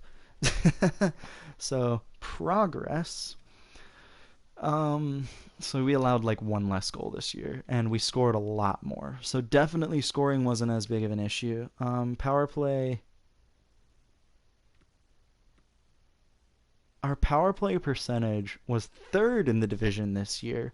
I think it's a percentage point up, but I'm not sure. But yes, the Hurricanes getting slightly better on the power play. I think that's really just due to the Canes doing well. Man, the Blue Jackets were last in the division and allowed 10 power play goals. Jesus. The team that... Alright, let's check the penalty kill. Penalty kill was the worst in the league, and that may have actually been what lost us a few games. It was around 18%. So yeah, I mean the power play improved, the penalty kill regressed. So kind of traded one for the other, but I don't know. That's a good way to start. Holtz with his first career playoff goal. Teravainen and Svechnikov scoring as well for the Canes. Malkin cuts the lead in half, and the third period, the Canes barely win. Michael Goodrow scores, and David Cotton, the unlikely Game 2 hero, scores and wins the game for the Canes. Series tied. 1-1 here. Did Charlotte make the playoffs? They did not. So Charlotte, they have a few good prospects, but they don't have anybody great yet. So we'll need to keep an eye on that. Teravainen scoring after the Penguins get a power play and shorthanded goal. Second period, Aho gets a goal to cut the lead in half again. Third period, Canes lose and fall to the Penguins. It's a 2-1 series lead for Pittsburgh. Aho having a good series with a goal and 3 assists. Game 4, the Canes need a win here. They really do. Well, that's not a way to do it. Raymond, Armia, and Malkin score in the first. Cizikas in the second. Svech makes it not a shutout. Well, we made it to Stanley Cup Final Game 7 last year, but unfortunately it's not really looking like that'll be the case this year. It's a 3-1 series lead for the Penguins. The Canes need 3 straight wins to make it happen. Let's see if we can. Well, Trey Cash, Necas, and Teravainen scoring. That's a good way to do it. Crosby with a power play goal. Canes win. Necas with another goal. And that does it. So Teravainen gets the game winner in that game. Aho with yet another point. So that's a big way to do it. Scoring up and down the lineup there. Mostly the first line, though. Michael Goodrow scoring his second of the series, which is crazy. He's not an offensive player. Schmaltz scoring. Canes need a big third period, and they don't get it. So our season is over, falling to the Pittsburgh Penguins in 6 games in round 1. Minnesota did make the playoffs, but they also lost in 6 games, Tommy, so I'm sorry. Draft rankings, we should have like a pick in the 20s, I think.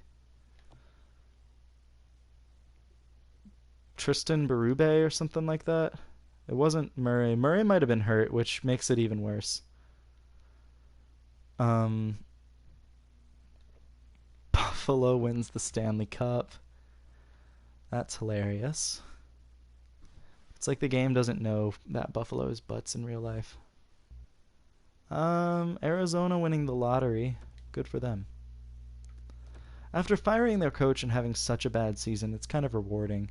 I mean, they're not getting a good player. They'll either get a medium elite defenseman, possibly, with a Hedman comparison. I mean, that's not bad. Or they'll get Emmerich with a Goulet comparison, left winger. Gems or busts? 1 gem! Low top 6 forward. He's a right wing. He's a sniper. He might be available by the time we pick, actually. Oh, it was Mrazek? Berube was in net for one of the games, which was crazy. Thornton was a coach. Derek Ryan, Brad Richardson, Boychuk, and Pominville are now scouts. No retired coaches for my team, which is cool. We'll check the awards, see what's going on. It was a Chicago versus Buffalo series. I wanted neither team to win that series.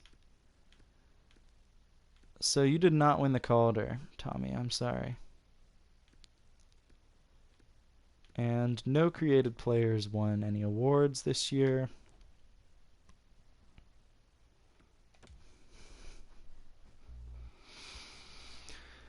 Entry draft.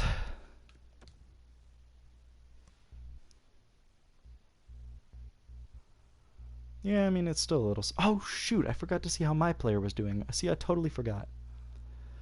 My scouts really like this guy. If he's good, then it's a steal. Magnus Lilia. Let's pick him. Medium top, 6 forward, 65 overall. I mean, that's not great, but he is a sniper. Adds some goal scoring to the team. His senses and shooting are obviously really good. Skating's a little weak.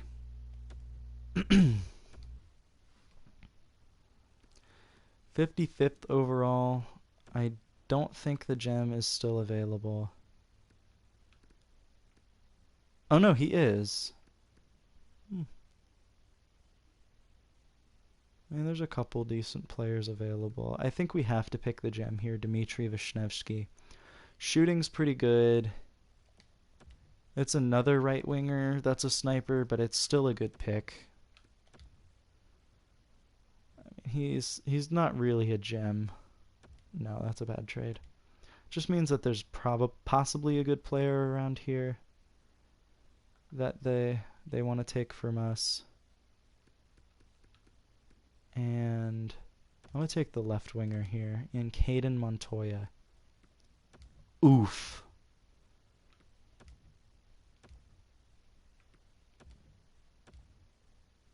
I guess this was just a really bad third round. I guess just the quality of the draft just drops off. I'm like terrified to make a pick now, unless it's like a sure thing. Do we have any other sure things in this draft? Not really. Yikes. Okay. Silas Cullen. I haven't picked a center yet in this draft. Yeah, it doesn't look like this draft's going to be very good.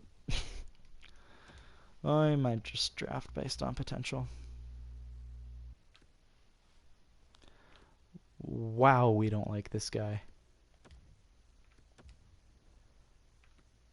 Yeah, this isn't a great draft. I'm definitely glad that we picked the gem then, my goodness. Alright. High AHL top 6. Okay, well, you know. Cool, I guess. I haven't picked a goalie. Let's just pick a goalie. Medium backup. Yep. So Lilia and Vishnevsky are the only good picks from this draft. Hopefully the 2023 draft is better. Yeah, that wasn't great.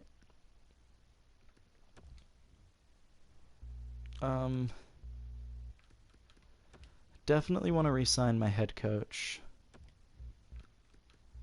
My associate coach. I'm okay with that. Yeah, I'm okay with keeping the coaching staff, actually. Lots of expiring contracts on this team, and this is where it's going to get a little interesting. Slychuk, that's funny. I might just start firing everybody. Okay. Oh, it's a lot of my bad scouts, huh?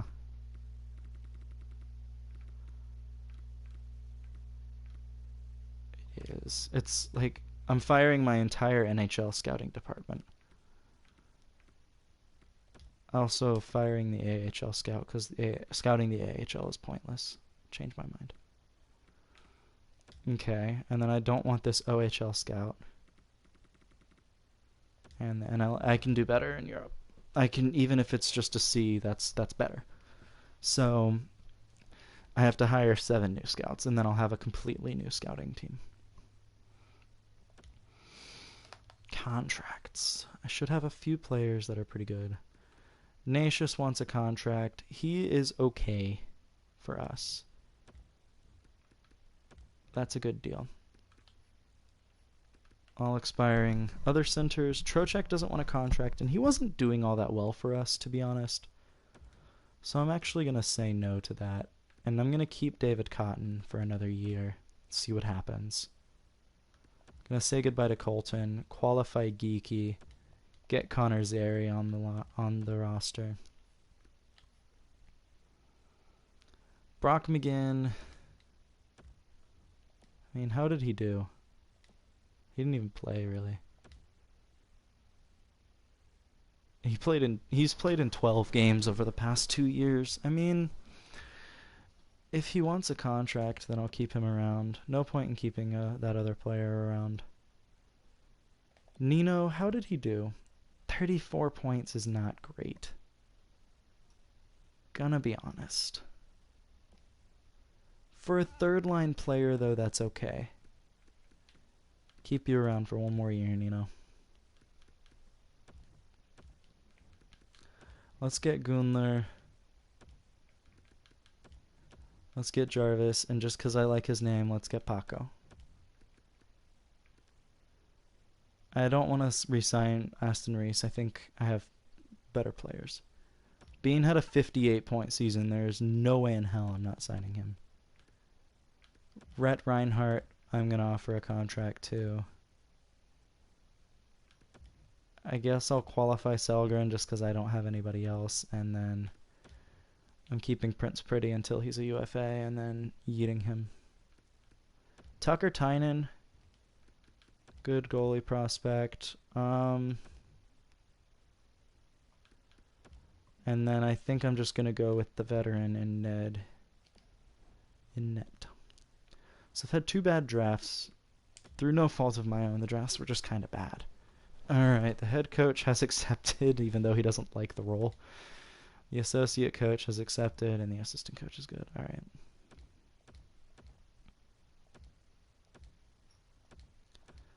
So, looks like McGinn didn't want to sign, and I'm okay with that.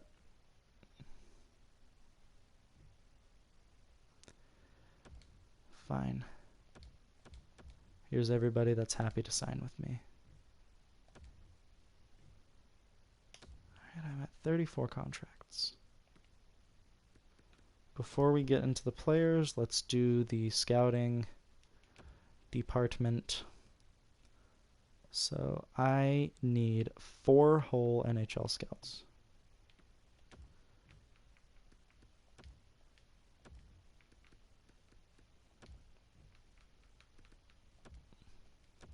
And then I have 3 extra spots. And I know exactly what I'm going to do with them.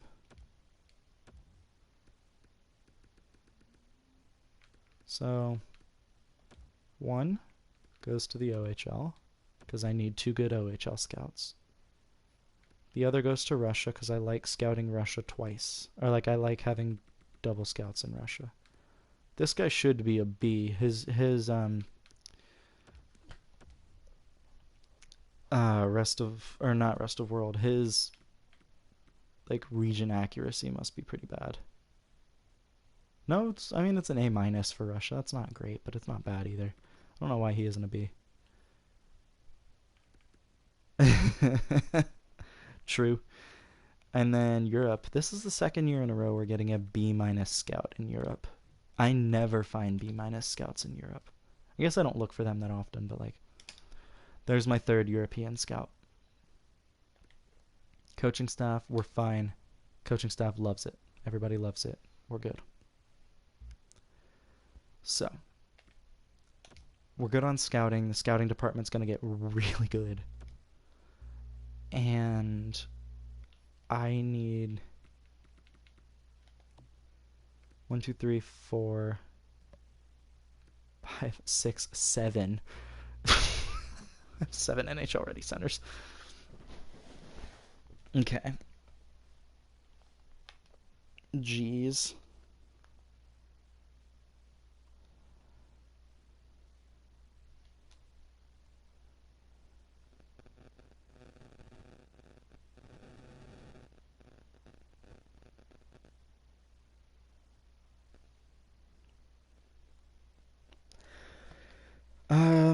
So maybe keeping Cotton isn't the best. Well, let's see what we got. Left wingers, 1, 2. I may just put some of these centers on the wing. Right wingers, 1, 2, 3. Yeah, that's what I'll do. I'll just have Cotton as like a backup or Suzuki, either way. That'll be fine. I didn't lose any defensemen, did I? Oh, I was going to trade Gardner.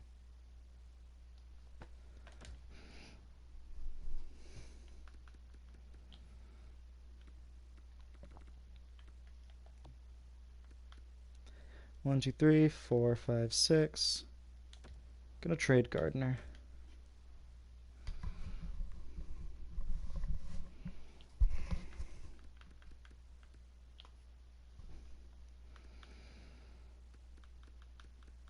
He's got to be worth at least a third, right? Yeah, it's a no-brainer, and it's in next year's draft, but, like, I just don't like Jake Gardner. He had 8 points last season as an offensive defenseman. I don't know if that's actually his role, but, like, you know. Oh.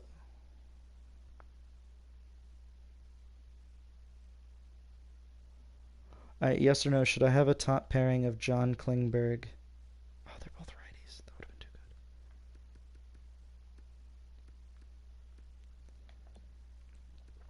good. Should I have a top pairing of Dougie Hamilton and Hampus Lindholm?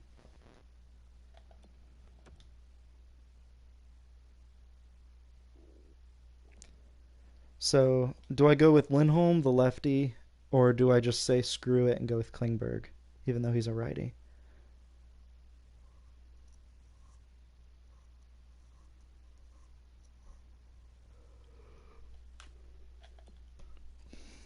Or I could go with the experience defensively. Oh, we're building the super team already, huh? This team's about to be terrible defensively. They're about to be so bad defensively. The power play is going to slap, though. Okay, I don't want to give him more than 4 years. Because then he'll be 33, so that's like right before he regresses, too. We were lacking a top defenseman, like a true number one.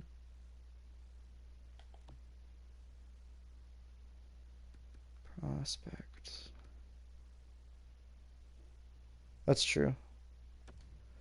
We'll grab Vili Saarijarvi for Charlotte because I don't have a lot of defensemen. And we'll just grab some, like, just a couple, you know, not great players as far as depth goes for Charlotte, but just some players. Can I create my own teams and players? What I've done is I've put players in franchise mode. Like, I've created them and assigned them to junior teams. So I've made them 17 years old. So like, if you want to do it in NHL 20, you have to make their birthday. Like, I always just keep it at January 1st, and then I just make it 2002. So you play through the first season, and then they're all in the first draft. And then to create a team, I think you just have, like, if you have a team created, you go and, like, you have to swap them out with a team in the league, or you can create an expansion team. So either way, like, if you wanted to create, like I created Team Great Britain and used all players from Great Britain and then, like, 2 Japanese players because I didn't have enough to fulfill, like, an NHL roster. So expansion is kind of a pain, though. That is true. All right, so we hired 7 new scouts, so we'll do a little countdown here. All right, we got 1, 2. All right, 3, 4. We got a player. 5, 6, 7. All right, cool. We're done with scouting. And so we got Saarijarvi, and so we've got all of, like, the AHL depth we signed, and we got John Klingberg. So the team is better. Defense was a little bit of a weak spot for us. Sami Vatanen traded to Toronto. Colorado getting a first-round pick and a prospect for that. Interesting. I mean, I guess there was a third-round pick going the other way, but it's not for 2 summers. So, like, it's kind of weird.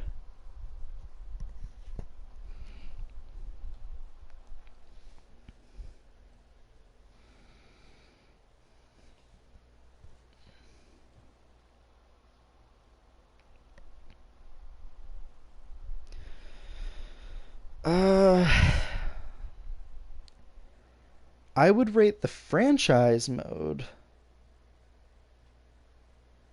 like a solid 14. I would have rated the franchise mode like a 16 out of 10, but then I played NBA's franchise mode and was like, oh, NHL's really like just like a 10 out of 20. Like a 16 out of 20, I meant. Oh, Weber traded to Buffalo. So like I've played NHL's franchise mode after playing ML or like NBA's, and it's probably like a 12 out of 20 right now. So it's like decent, but there's a lot of room for improvement. Like you could do a lot with this, but every year they've made it better. The game as a whole, probably like a 10 out of 20, maybe. Like, don't get me wrong, I don't mind the gameplay. I just choose not to play. I really love the franchise mode, and that's really all I play. I don't love the Bia Pro. The fact that Bia Pro is so bad might push this game below 10, honestly.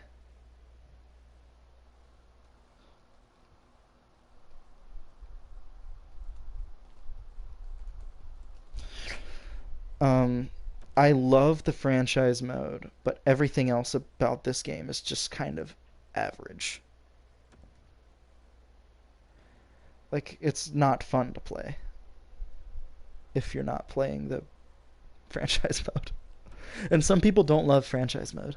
And I don't love owner mode, so I play with that off. So, like, some of the features I just don't really care about.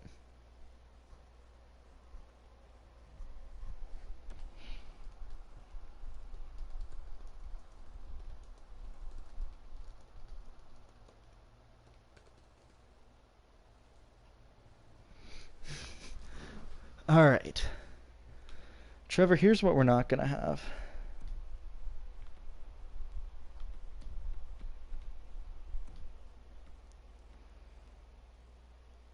This is a damn good team, bro.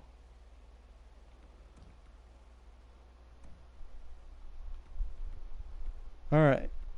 Trevor, Aho, Svechnikov. That line could easily all be over 90. Like, all we need is for Trevor to be 90. And that's, like, the best first line in the league. Bach, Natchez, Teravainen, that's the best second line in the league, for sure. Trey, Niederreiter, and Holtz might be the best third line in the league. And this fourth line's pretty good with Reese, Cotton, and Matheos. It's all younger players, and Cotton could get a little better. Defense. Hamilton, Klingberg, Slavin, Shea, Bean, and Michael. Great. You want to be switched to a power forward next time? Okay, that might fit your play style a little better. Goaltending, have we had improvement? Josh is up to an 86, which is 2 points higher. That's great. Matthews up to an 82. That's better. Scratched are Keane and McEwen, so Suzuki's actually in the AHL, which is great. Yeah, that defense is phenomenal. And they all have synergy too, which kind of makes up for the offense having two lines that don't really have synergy. Special teams. Teravainen, Aho, Trevor, Klingberg, Svechnikov. Oh, man. Holtz, Natchez, Cash, or Trey, Bean, and Hamilton. Oh. Oh, Neptune. This team's going to destroy worlds. I hope. I really hope. Trey, Matheos, Klingberg, Shea, Cotton, Holtz, Hamilton, Slavin. I don't think that really changed anything on the PK. I'm hoping that the PK doesn't like kill us like it did these past couple of years. The AHL, yeah, Suzuki's an 80 overall. Actually, I could bring him up to play instead of Cotton. What do we think, folks? Suzuki instead of Cotton?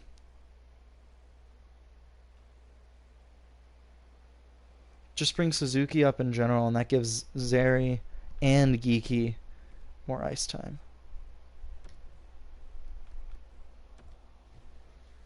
We'll see what happens.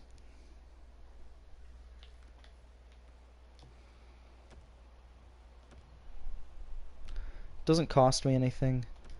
Makes Charlotte's lines better.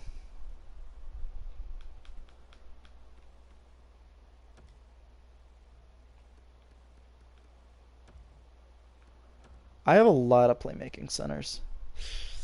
He doesn't have synergy on the fourth line. But, like, if I were to move him up to the third, he'd fit. a little better.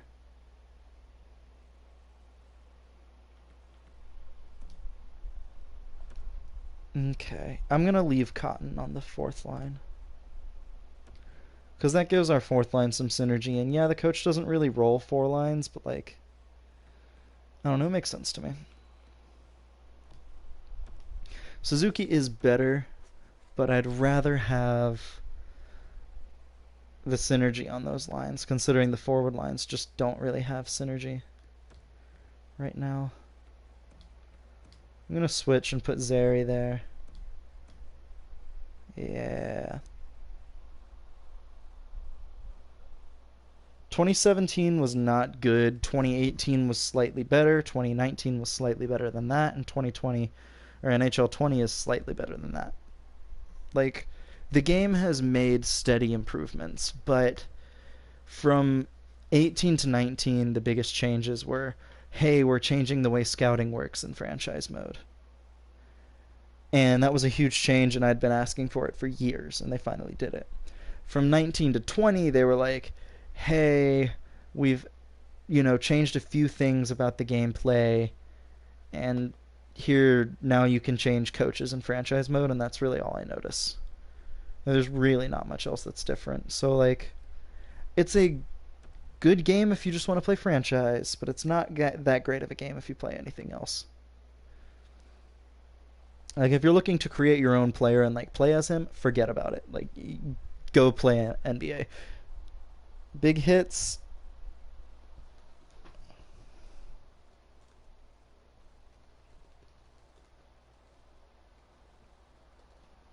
Like, I'm assuming you mean body checking.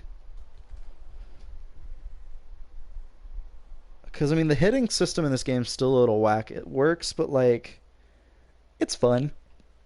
I don't know. That's a good way to describe it. It's fun. It's not, like, great.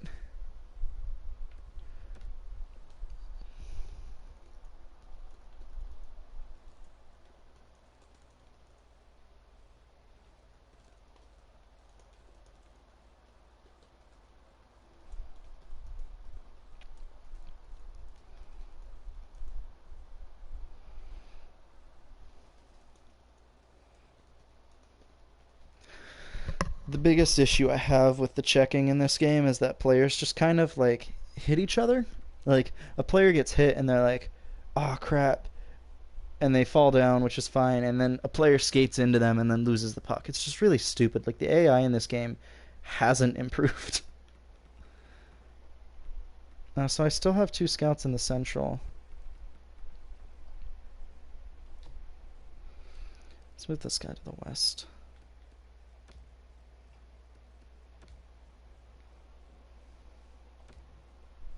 Oh, his region accuracy is a B- for there. Never mind, we'll keep you there.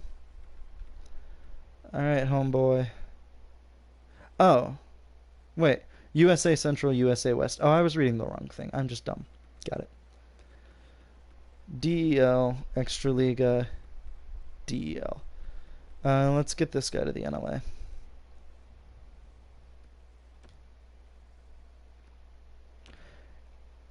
A+ for the NLA, by the way. Yeah, that's way better. Russia. Yeah, we're good. Scouting's good. Alright, starting the season in Vancouver. Actually starting the season on the road. Huge win to start things off. 6-1. Nice. Probably the longest stream I've done in a long time. Goodrow. Michael already out with a sore foot. I'm just going to have the head coach replace him. Well, we won 2, and then we lost 2. At least one was in overtime. I guess the Coyotes turned it around, huh? Alright, well, we beat Vancouver.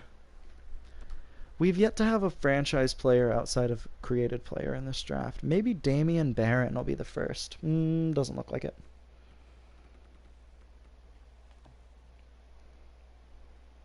No gems yet, but it is early.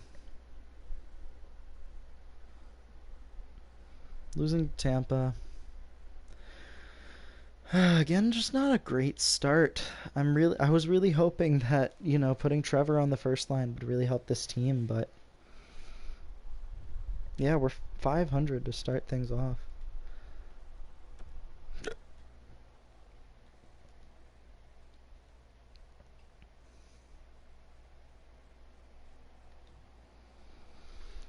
All right, Michael is back.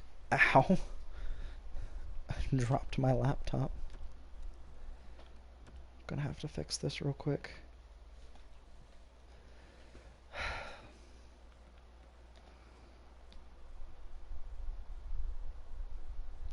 Yeah, the line. Well, no, I hit head coach replaces player, so that wouldn't change it. But here's the thing, like, you just fit so well on that third line. You don't fit anywhere else. Like, if I take you off there, Niederreiter really doesn't fit that third line.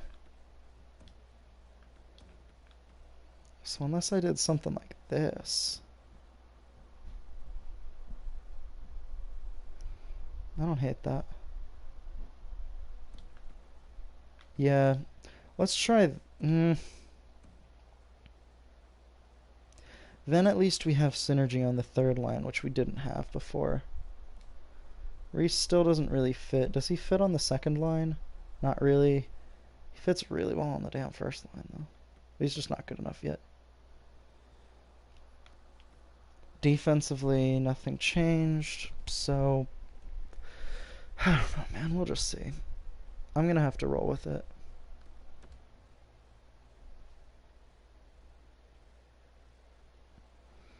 Just kind of roll with the punches here.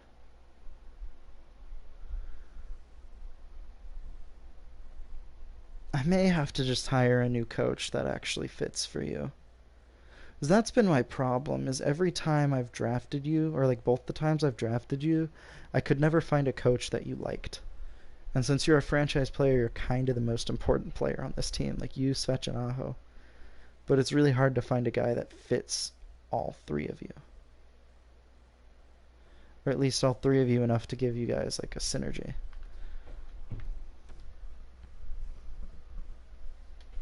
So I'm going to keep that. And then defensively.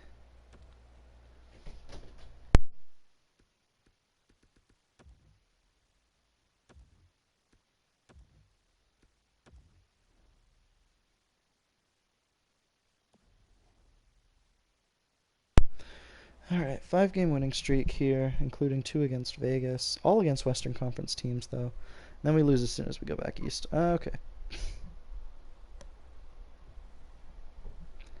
Okay, guys, come on. Guys, stop erasing all the hard work you did on that 5-game winning streak.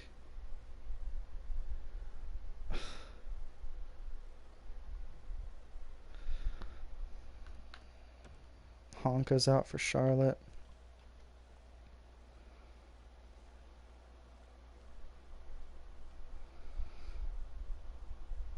OT loss.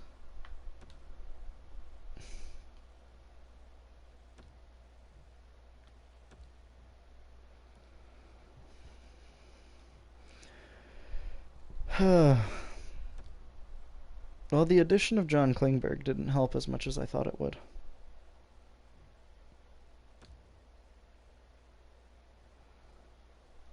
Shootout win against the Bruins.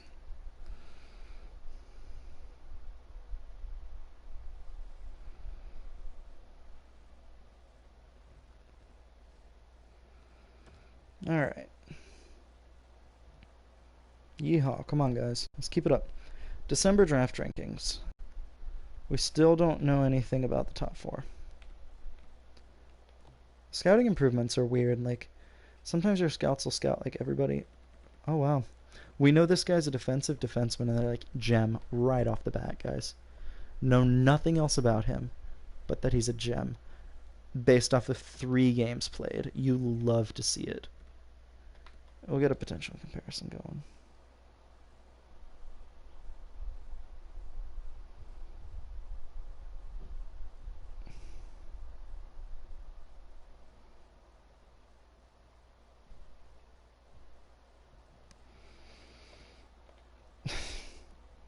Playing for Kladno, though. That's a good team.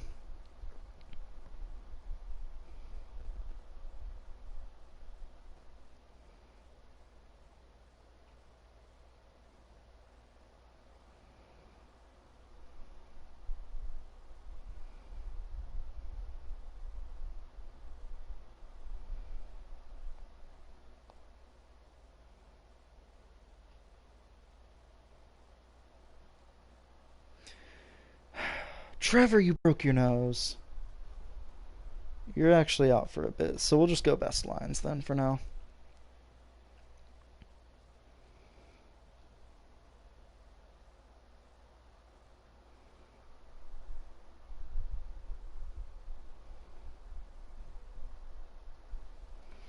Klingberg out with an abdominal strain. Jeez, this team's getting hurt a lot.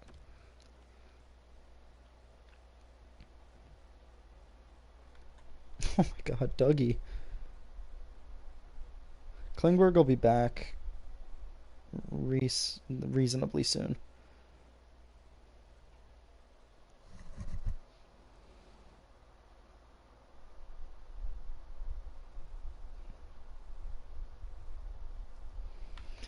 Klingberg is now back.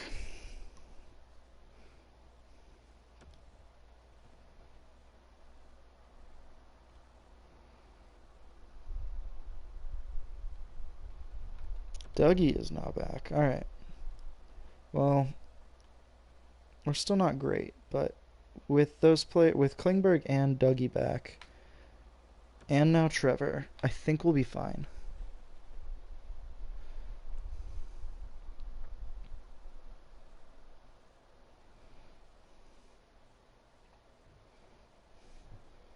Trevor, you broke your nose again. Stop doing that.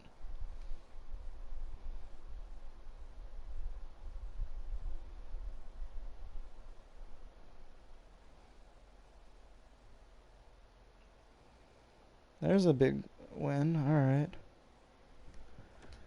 We're getting there. Are we close to a playoff spot? I haven't really been looking. Well, a 3-game win streak pushes us into a playoff spot. Hell yeah. Pittsburgh has taken over a wild card spot, which is actually good for us.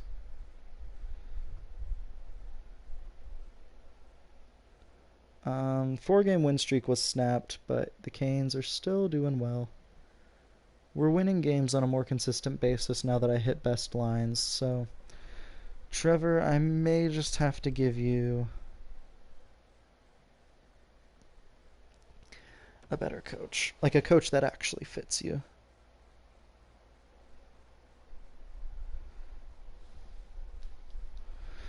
So Barron, the projected top pick in this draft, is a medium elite playmaking center. And once again, no franchise. Low top 4D, so he's basically just as good as you can get in those middle rounds. So that's actually not that great. Hey, Victor Rask, a 4th and a 5th for a 2nd round pick, and I'm still going to say no. And we shut out the Leafs to stay in a playoff spot for a brief moment. Trevor is back. Oh, that's right. He's been hurt all year. Well, let's see how we do with Trevor out of the lineup. We'll put Holtz on the 3rd line.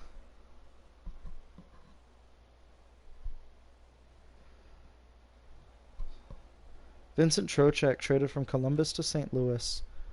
That's not great for us. Columbus isn't much better. Oh no, I mean, we play Columbus at least. They're last in the division. We play them twice. So we're currently, I think, out of a playoff spot. Dougie out with a sprained ankle. Trevor, please don't break your nose. Oh, we lost 4-0 to the Caps. That's not good. Well, we beat the Panthers. And the Sharks? Overtime loss. Oh, okay.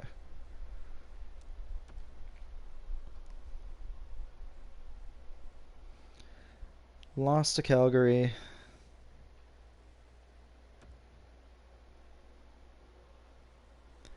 see, I thought this team was going to be much better than they really are.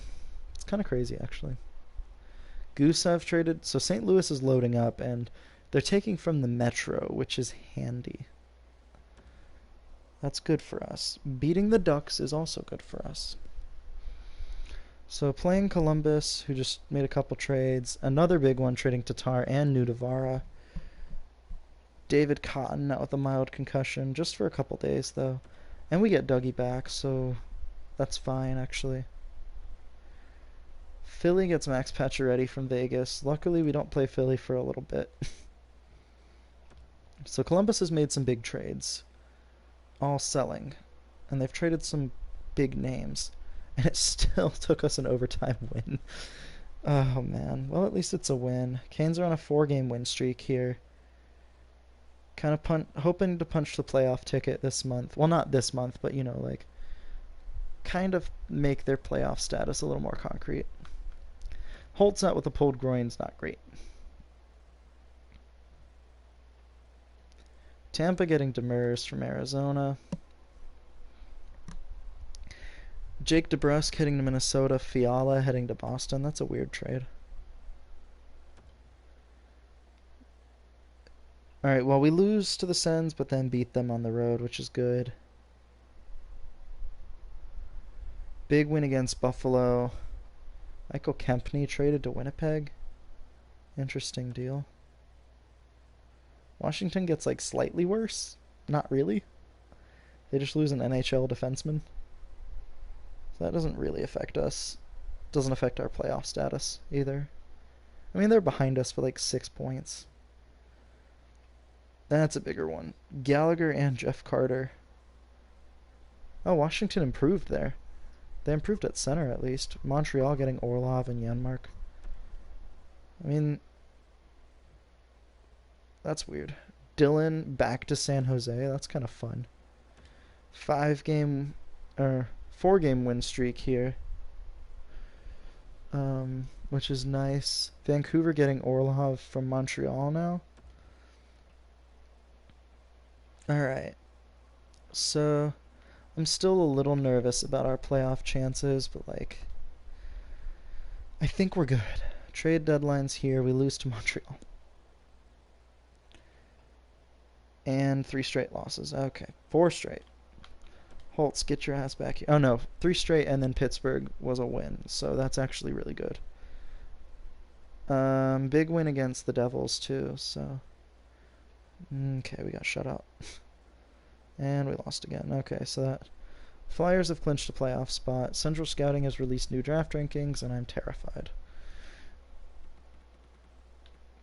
Still just the 1 gem, maybe? There's the 1 gem, and now we know that Labrie is a bust. Or we think he is a bust. I don't know what that game against New Jersey was, but there's a win for the Canes. There's another win for the Canes. There's another win. Alright, 3 in a row. 4 in a row. Alright, 4 in a row and then a loss. Come on. There's a win. Still not a playoff team. There we go. We are a playoff team officially. Nashville firing Raymond Jonas, their head coach. Big win against the Blues. Still kind of up in the air. Like, there's a lot of playoff spots still available. Let's try and end the Islanders' playoff. Oh no, they're eliminated. Never mind. Their record's below 500. I had it flipped. Michael Goodrow scoring for the Canes. Natchez. OT. Trey Cash gets the goal. Canes get the extra point. Not that it really matters. Again, not as good of a record. Like, we're regressing somehow, but the team's improving. I think I just need a better coach. Yeah, scoring was an issue this season. Trevor was hurt for a good chunk of the season. How much? Trevor missed almost 20 games and still finished 4th in scoring. So, yeah.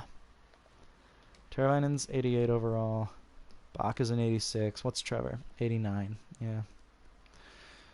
Trey Cash, I think he had 50 points last year, and now he's up to 52. I mean, so this has already been a great pick for the Canes, getting over 200 NHL games, but now back-to-back 50-point seasons is really good. Klingberg 48 points. Shea 41. Hamilton 36. And that's not awful. Having two defensemen with over 40 points and one in the mid-30s is pretty good. Slavin had 25. Bean regressed. I think part of that's due to him playing down a pair, though, which I was worried would happen. Rookies, though, yeah, from like half of my lineup, we just didn't get contributions. From the fourth line, Matheos and Reese just did not play that well. I don't care about rookie skaters. I care about me. So 62 points this season. What a guy. 59 points. Just consistently going up. Look at me. That shooting percentage is great. Power play time is still the same. Pretty much 85 overall. What a guy. And Tommy Watson leading his team with 76 points. Trevor, had he not missed 20 games, or like 17 games, I think, could possibly have hit 70 points. He had 58. He would have needed 12. That's doable. We have a new comment, but I can't read it yet because my laptop hasn't updated. Like, I definitely got a comment. I just cannot read it. Let me refresh.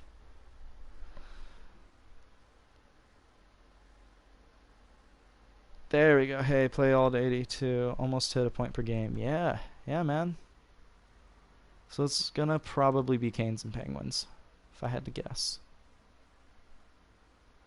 Yep, Canes and Penguins. Alright. So here we go. Canes versus the Penguins in the first round. I think this is a rematch of last season. Yeah, it is. First period, Niederreiter getting another playoff goal. That's good. Playoff performer there. Trevor with a goal. Third period, Canes win. Klingberg getting the winner and Svach with the empty net goal. Time for revenge, I know, right?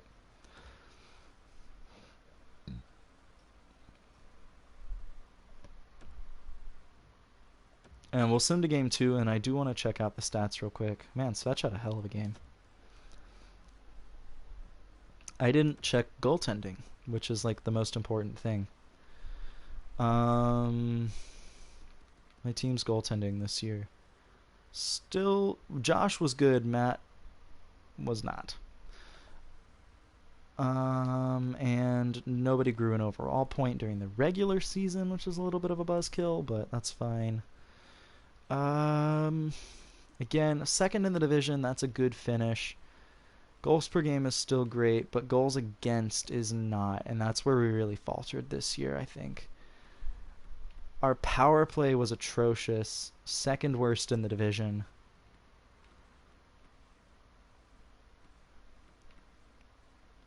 Our penalty kill was slightly better, but still worst in the division. Yeah, not great.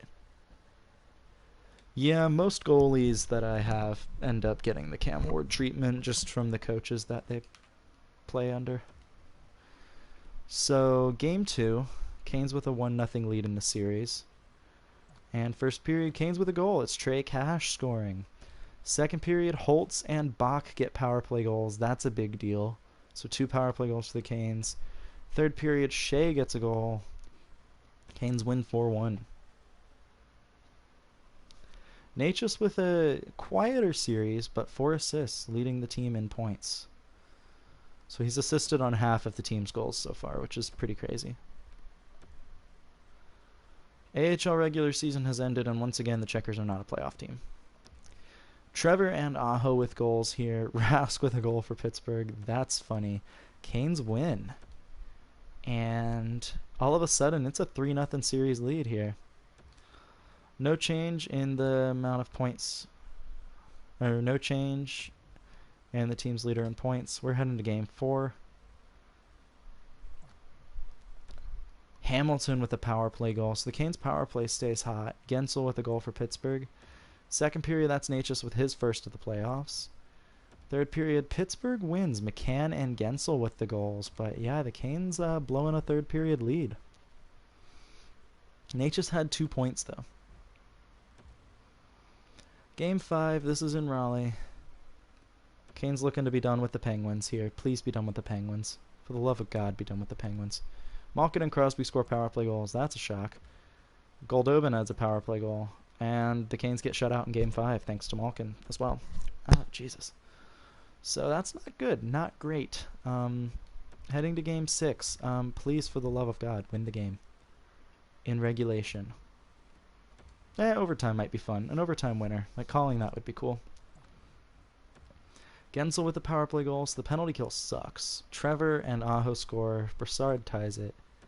That's a Canes win, though. Trevor with 2 goals. That's a hat trick. Matheos and Reese with the others.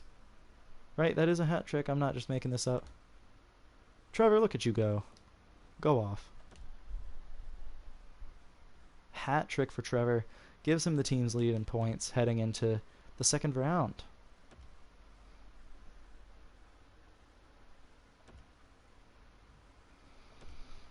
And Minnesota, Tommy, did not make the playoffs despite you like carrying them on your back.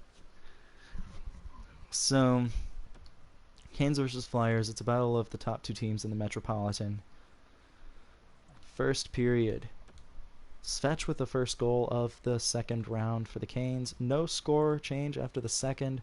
Third period, Voracek tied it, but Necas, Trevor, and Teravainen scoring. That's the top 6 getting it done right there. The 60-win Flyers, Jesus. I didn't even see that. My God. They had 123 points. We had a great last 10 games of the season. I didn't realize that. We were 7-1-2. Crazy.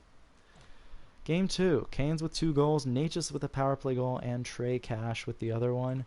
Second period, that's a goal from Teravainen. And third period, it's tied. Pavel Buchnevich on the power play. The Canes have a 99 offense. We should be so much better. It's our goaltending, I think. We just need to get Josh up a little bit. Yeah, I know. Well, last season it was 6 games, and I think we had an overtime, but it was a quick one. No OT in the last series. On average, there's like 1 per series. Sometimes I love having overtime, and sometimes I'm just like, let the Canes win in regulation, please. Like, put me out of my misery. Like, I just want to have regulation wins. This is too stressful.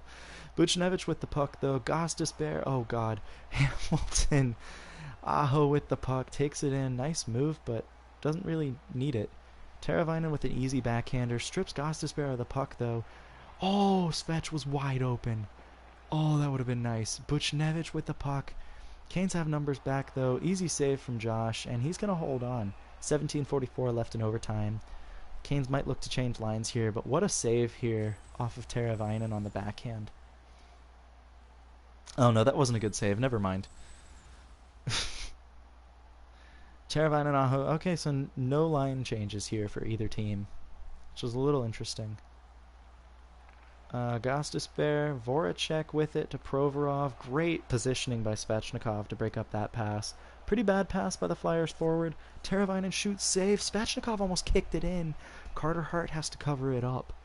Golden opportunity for the Canes there, and a bad rebound from Carter Hart.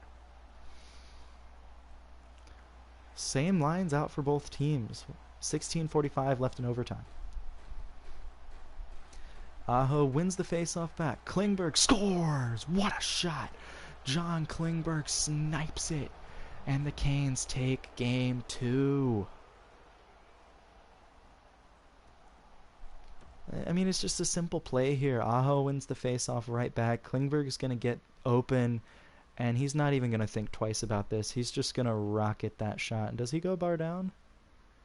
Kind of want to see. Oh, he does. Klingberg goes bar down in overtime just to flex on Carter Hart. What a guy.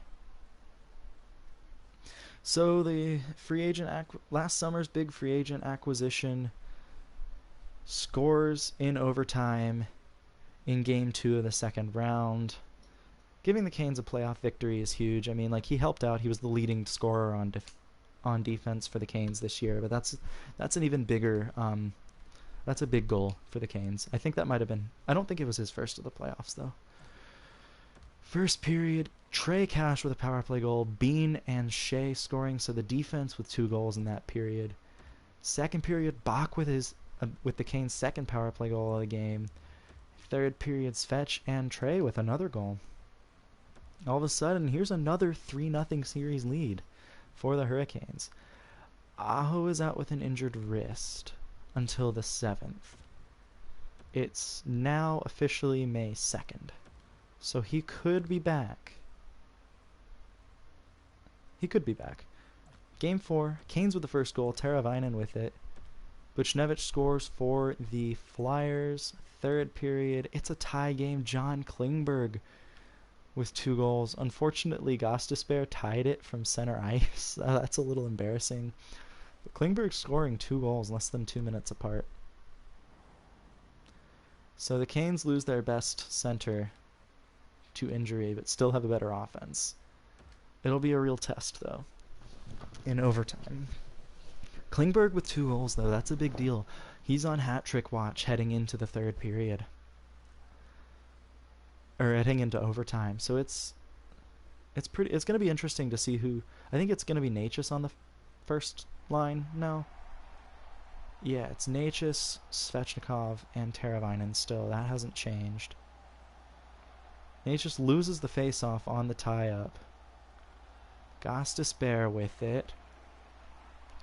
Flyers were offside. Klingberg has the puck, and he's going to exit the zone and give it to Necas. Entering the offensive zone, dumping the puck in, and Gostisbehere is going to start the breakout. Give it, and Voracek with it now. Skates past Dougie Hamilton, dumps it back to Provorov. Gostisbehere, bank pass to Buchnevich. Pass broken up, but Couturier still has it.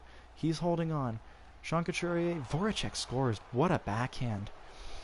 I think the Canes player hit Bartosik there, and unfortunately the Canes lose, but 2 days closer to getting Aho back from injury.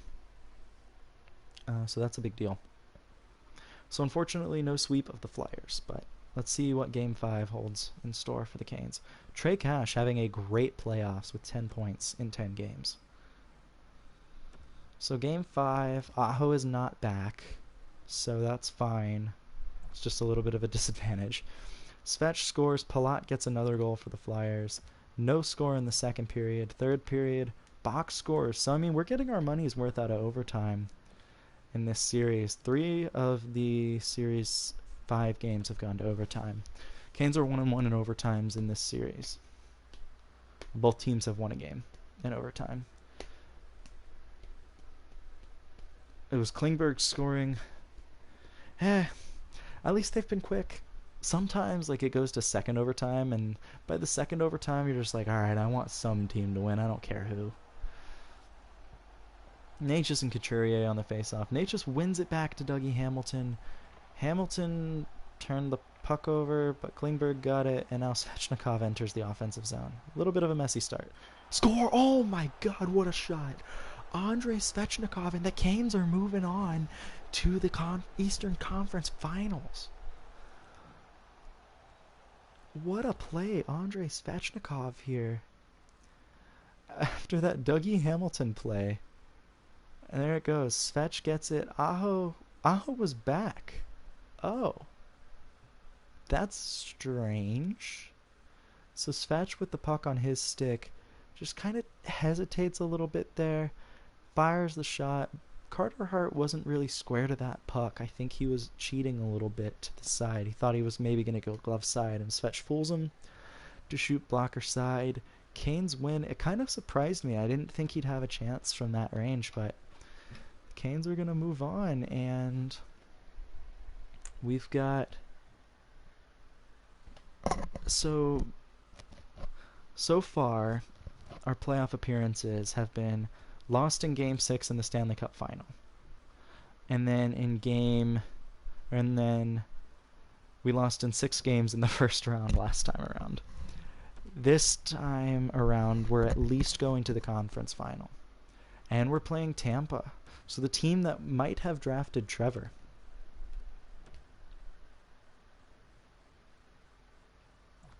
First period, ooh.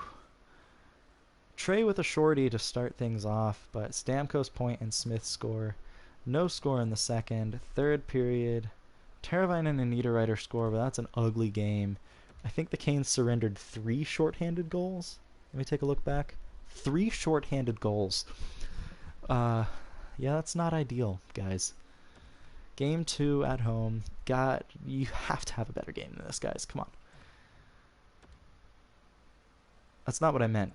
Fleury with a revenge goal, Reese and Aho scoring, and my God, 8-2 is your final. So the Canes getting crushed at home in the first 2 games of the conference final, and Dallas is looking to go back to the Stanley Cup final this year. All right, give me another gem at least. Make me happier. There's potentially a medium top 6 forward. Okay. Game 3. Please have better games on the road, guys, than you've had at home. Well, they didn't give up 3 goals. Bach with a power play goal. Niederreiter with a goal. Third period. Aho with the power play goal. But the Canes lose. So we're facing a sweep in Game 4. Canes defensively have been pretty bad, actually, this series. They've not been good defensively. Matheos scores for the Canes. Second period, Trevor with a power play goal. Oh, we avoid the sweep.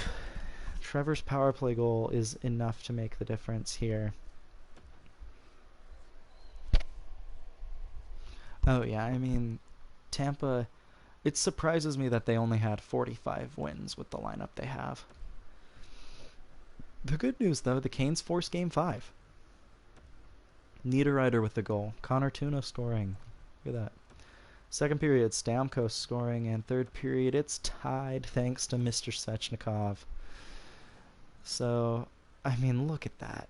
96 offense, which our offense beats, and then a 96 defense, which our defense does not beat. It's kind of crazy. Kind of crazy. So, let's go to overtime.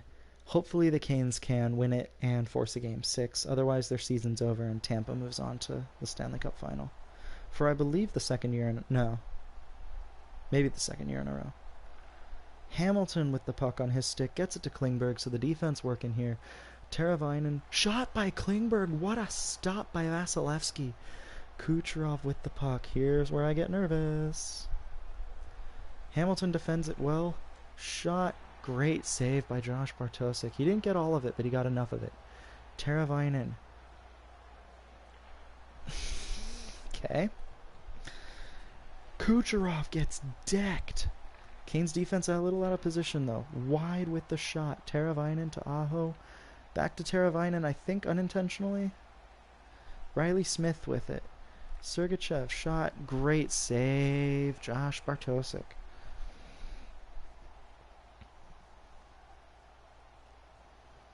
Yeah, the Canes don't have any of the top players in hits.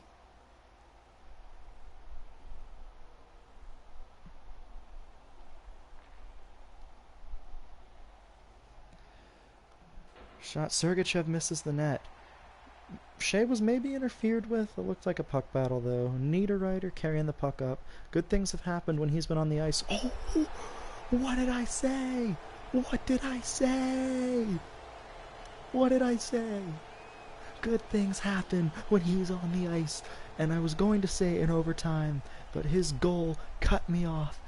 Niederreiter with a bomb from the top of the circles. No need to check out the breakout or anything. It's right. He gets right to before the top of the circles. And boom. Right along the ice. Vasilevsky does not expect that shot. And the Carolina Hurricanes force Game 6. You just live to fight another day. That's all we ask for, guys. That's all we need. Is for the Canes to live to fight another day. Preferably multiple days, but, you know, what can I say?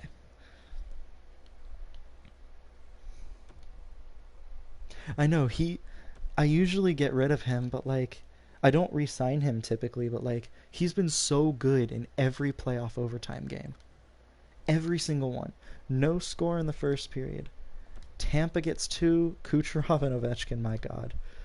And the Canes get shut out in game 6. So yeah, like you said, Tommy, you predicted it, but at least they made it respectable. Um, I mean, you do really well in the first two series, and unfortunately, you can't figure it out early on. I mean, those first two games, man, were so bad. But congrats to Arizona going from last to a Stanley Cup in 1 year. Crazy. Um, but yeah, those first two games were just not good. The Canes, I don't know what they did too. I don't know what I don't know what was going on those first two games, but either way, two gems in this draft. I'm going to review the retired players, and it doesn't matter.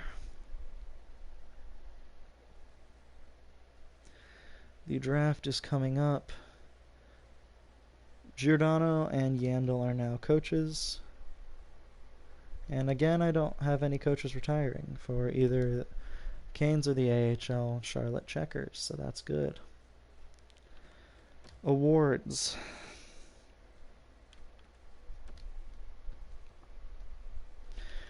It was an Arizona versus Tampa final. Seguin winning everything again. No created players. No, Will Looper with the most goals in the NHL.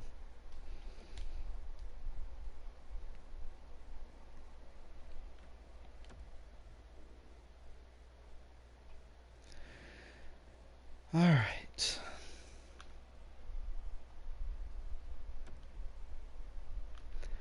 Going to the 28th overall pick.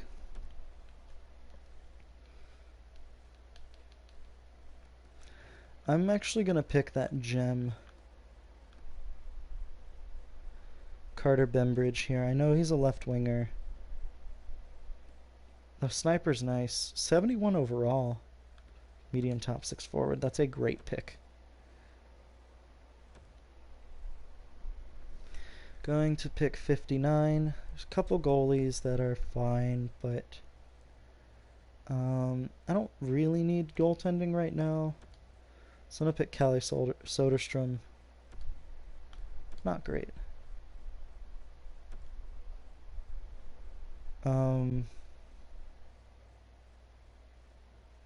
Again, a couple decent players available, but I think now I'm going to pick Brian Altschuler, the goalie. Medium starter potential. His overall sucks, but I don't know. Maybe that'll turn into something decent for us.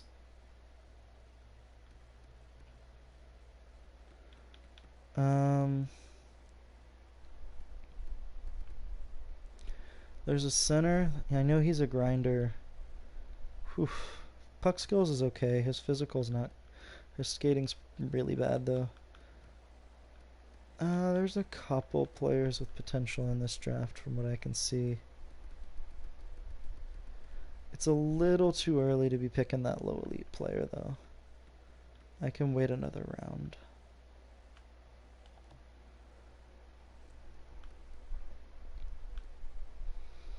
Let's pick the defenseman that my scouts like. Low elite. 55 overall. What is he? 18. That's a great pick. Two-way defenseman too, and not a defensive defenseman. I don't love having defensive defensemen on my team. I don't know. They just never work out for me. So we're not gonna get. We actually get another chance to pick this guy. I might just let him be. Kim Johnson. Or Johnson. He's 20, so that's not gonna be great. Medium top 9's not bad actually.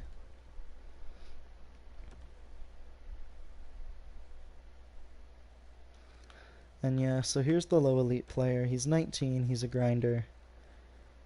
His overall is 60. That's not terrible. So as long as he can work on his skating, you know, it's not going to be an awful pick.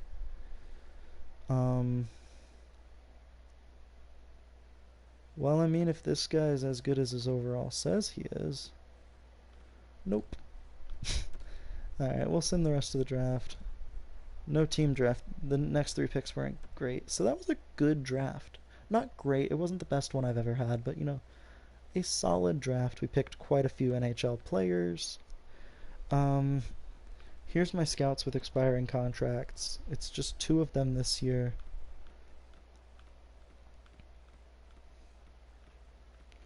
So I'll re-sign this QMJHL scout. And yeah, I guess I'll re-sign the WHL scout too. And before everybody leaves today, or before I sign off for the night, we will, well, at least sign Trevor and all the other creative players. So 6 years, 8.5 million for Trevor.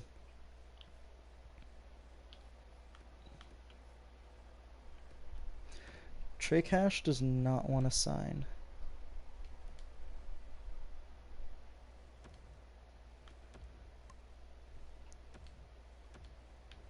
We're going to make you sign. 3 years at 5.4245 million. Michael Goodrow, I am giving you 2 more years, my guy. That is all you got. And then goaltending. That's the other one. Josh Bertosik. A year at 3 point. Yeah, I'll just give him.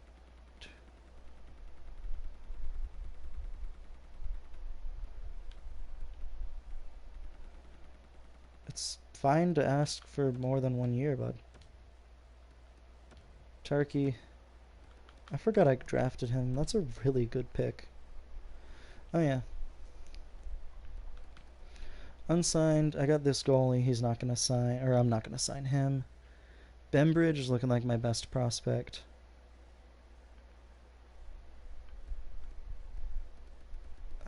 Did I sign Chase Stillman?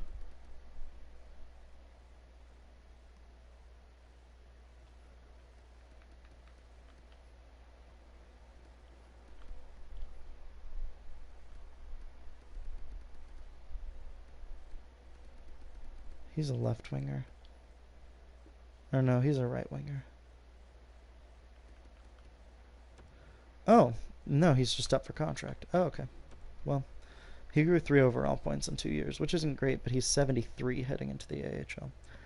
I had a panic attack. I was like, oh god, where did he go? So, Lilia will sign from that draft, and I'll sign Vishnevsky. That will be it. That is going to be it. This draft, I've got Bembridge all ready to go. Soderstrom, I'll probably sign. Maybe Onsen. Oles, more than likely. And that's probably it from that draft, unless this guy can also get better. But we'll see. We'll have to see. So, that's going to do it for this time. I should be able to stream tomorrow night. So, yeah, I will see everybody tomorrow. Stream should be going on around, like, I'm going to try to get it at 8 o'clock, and I'll tweet it out. So, thanks everybody for watching.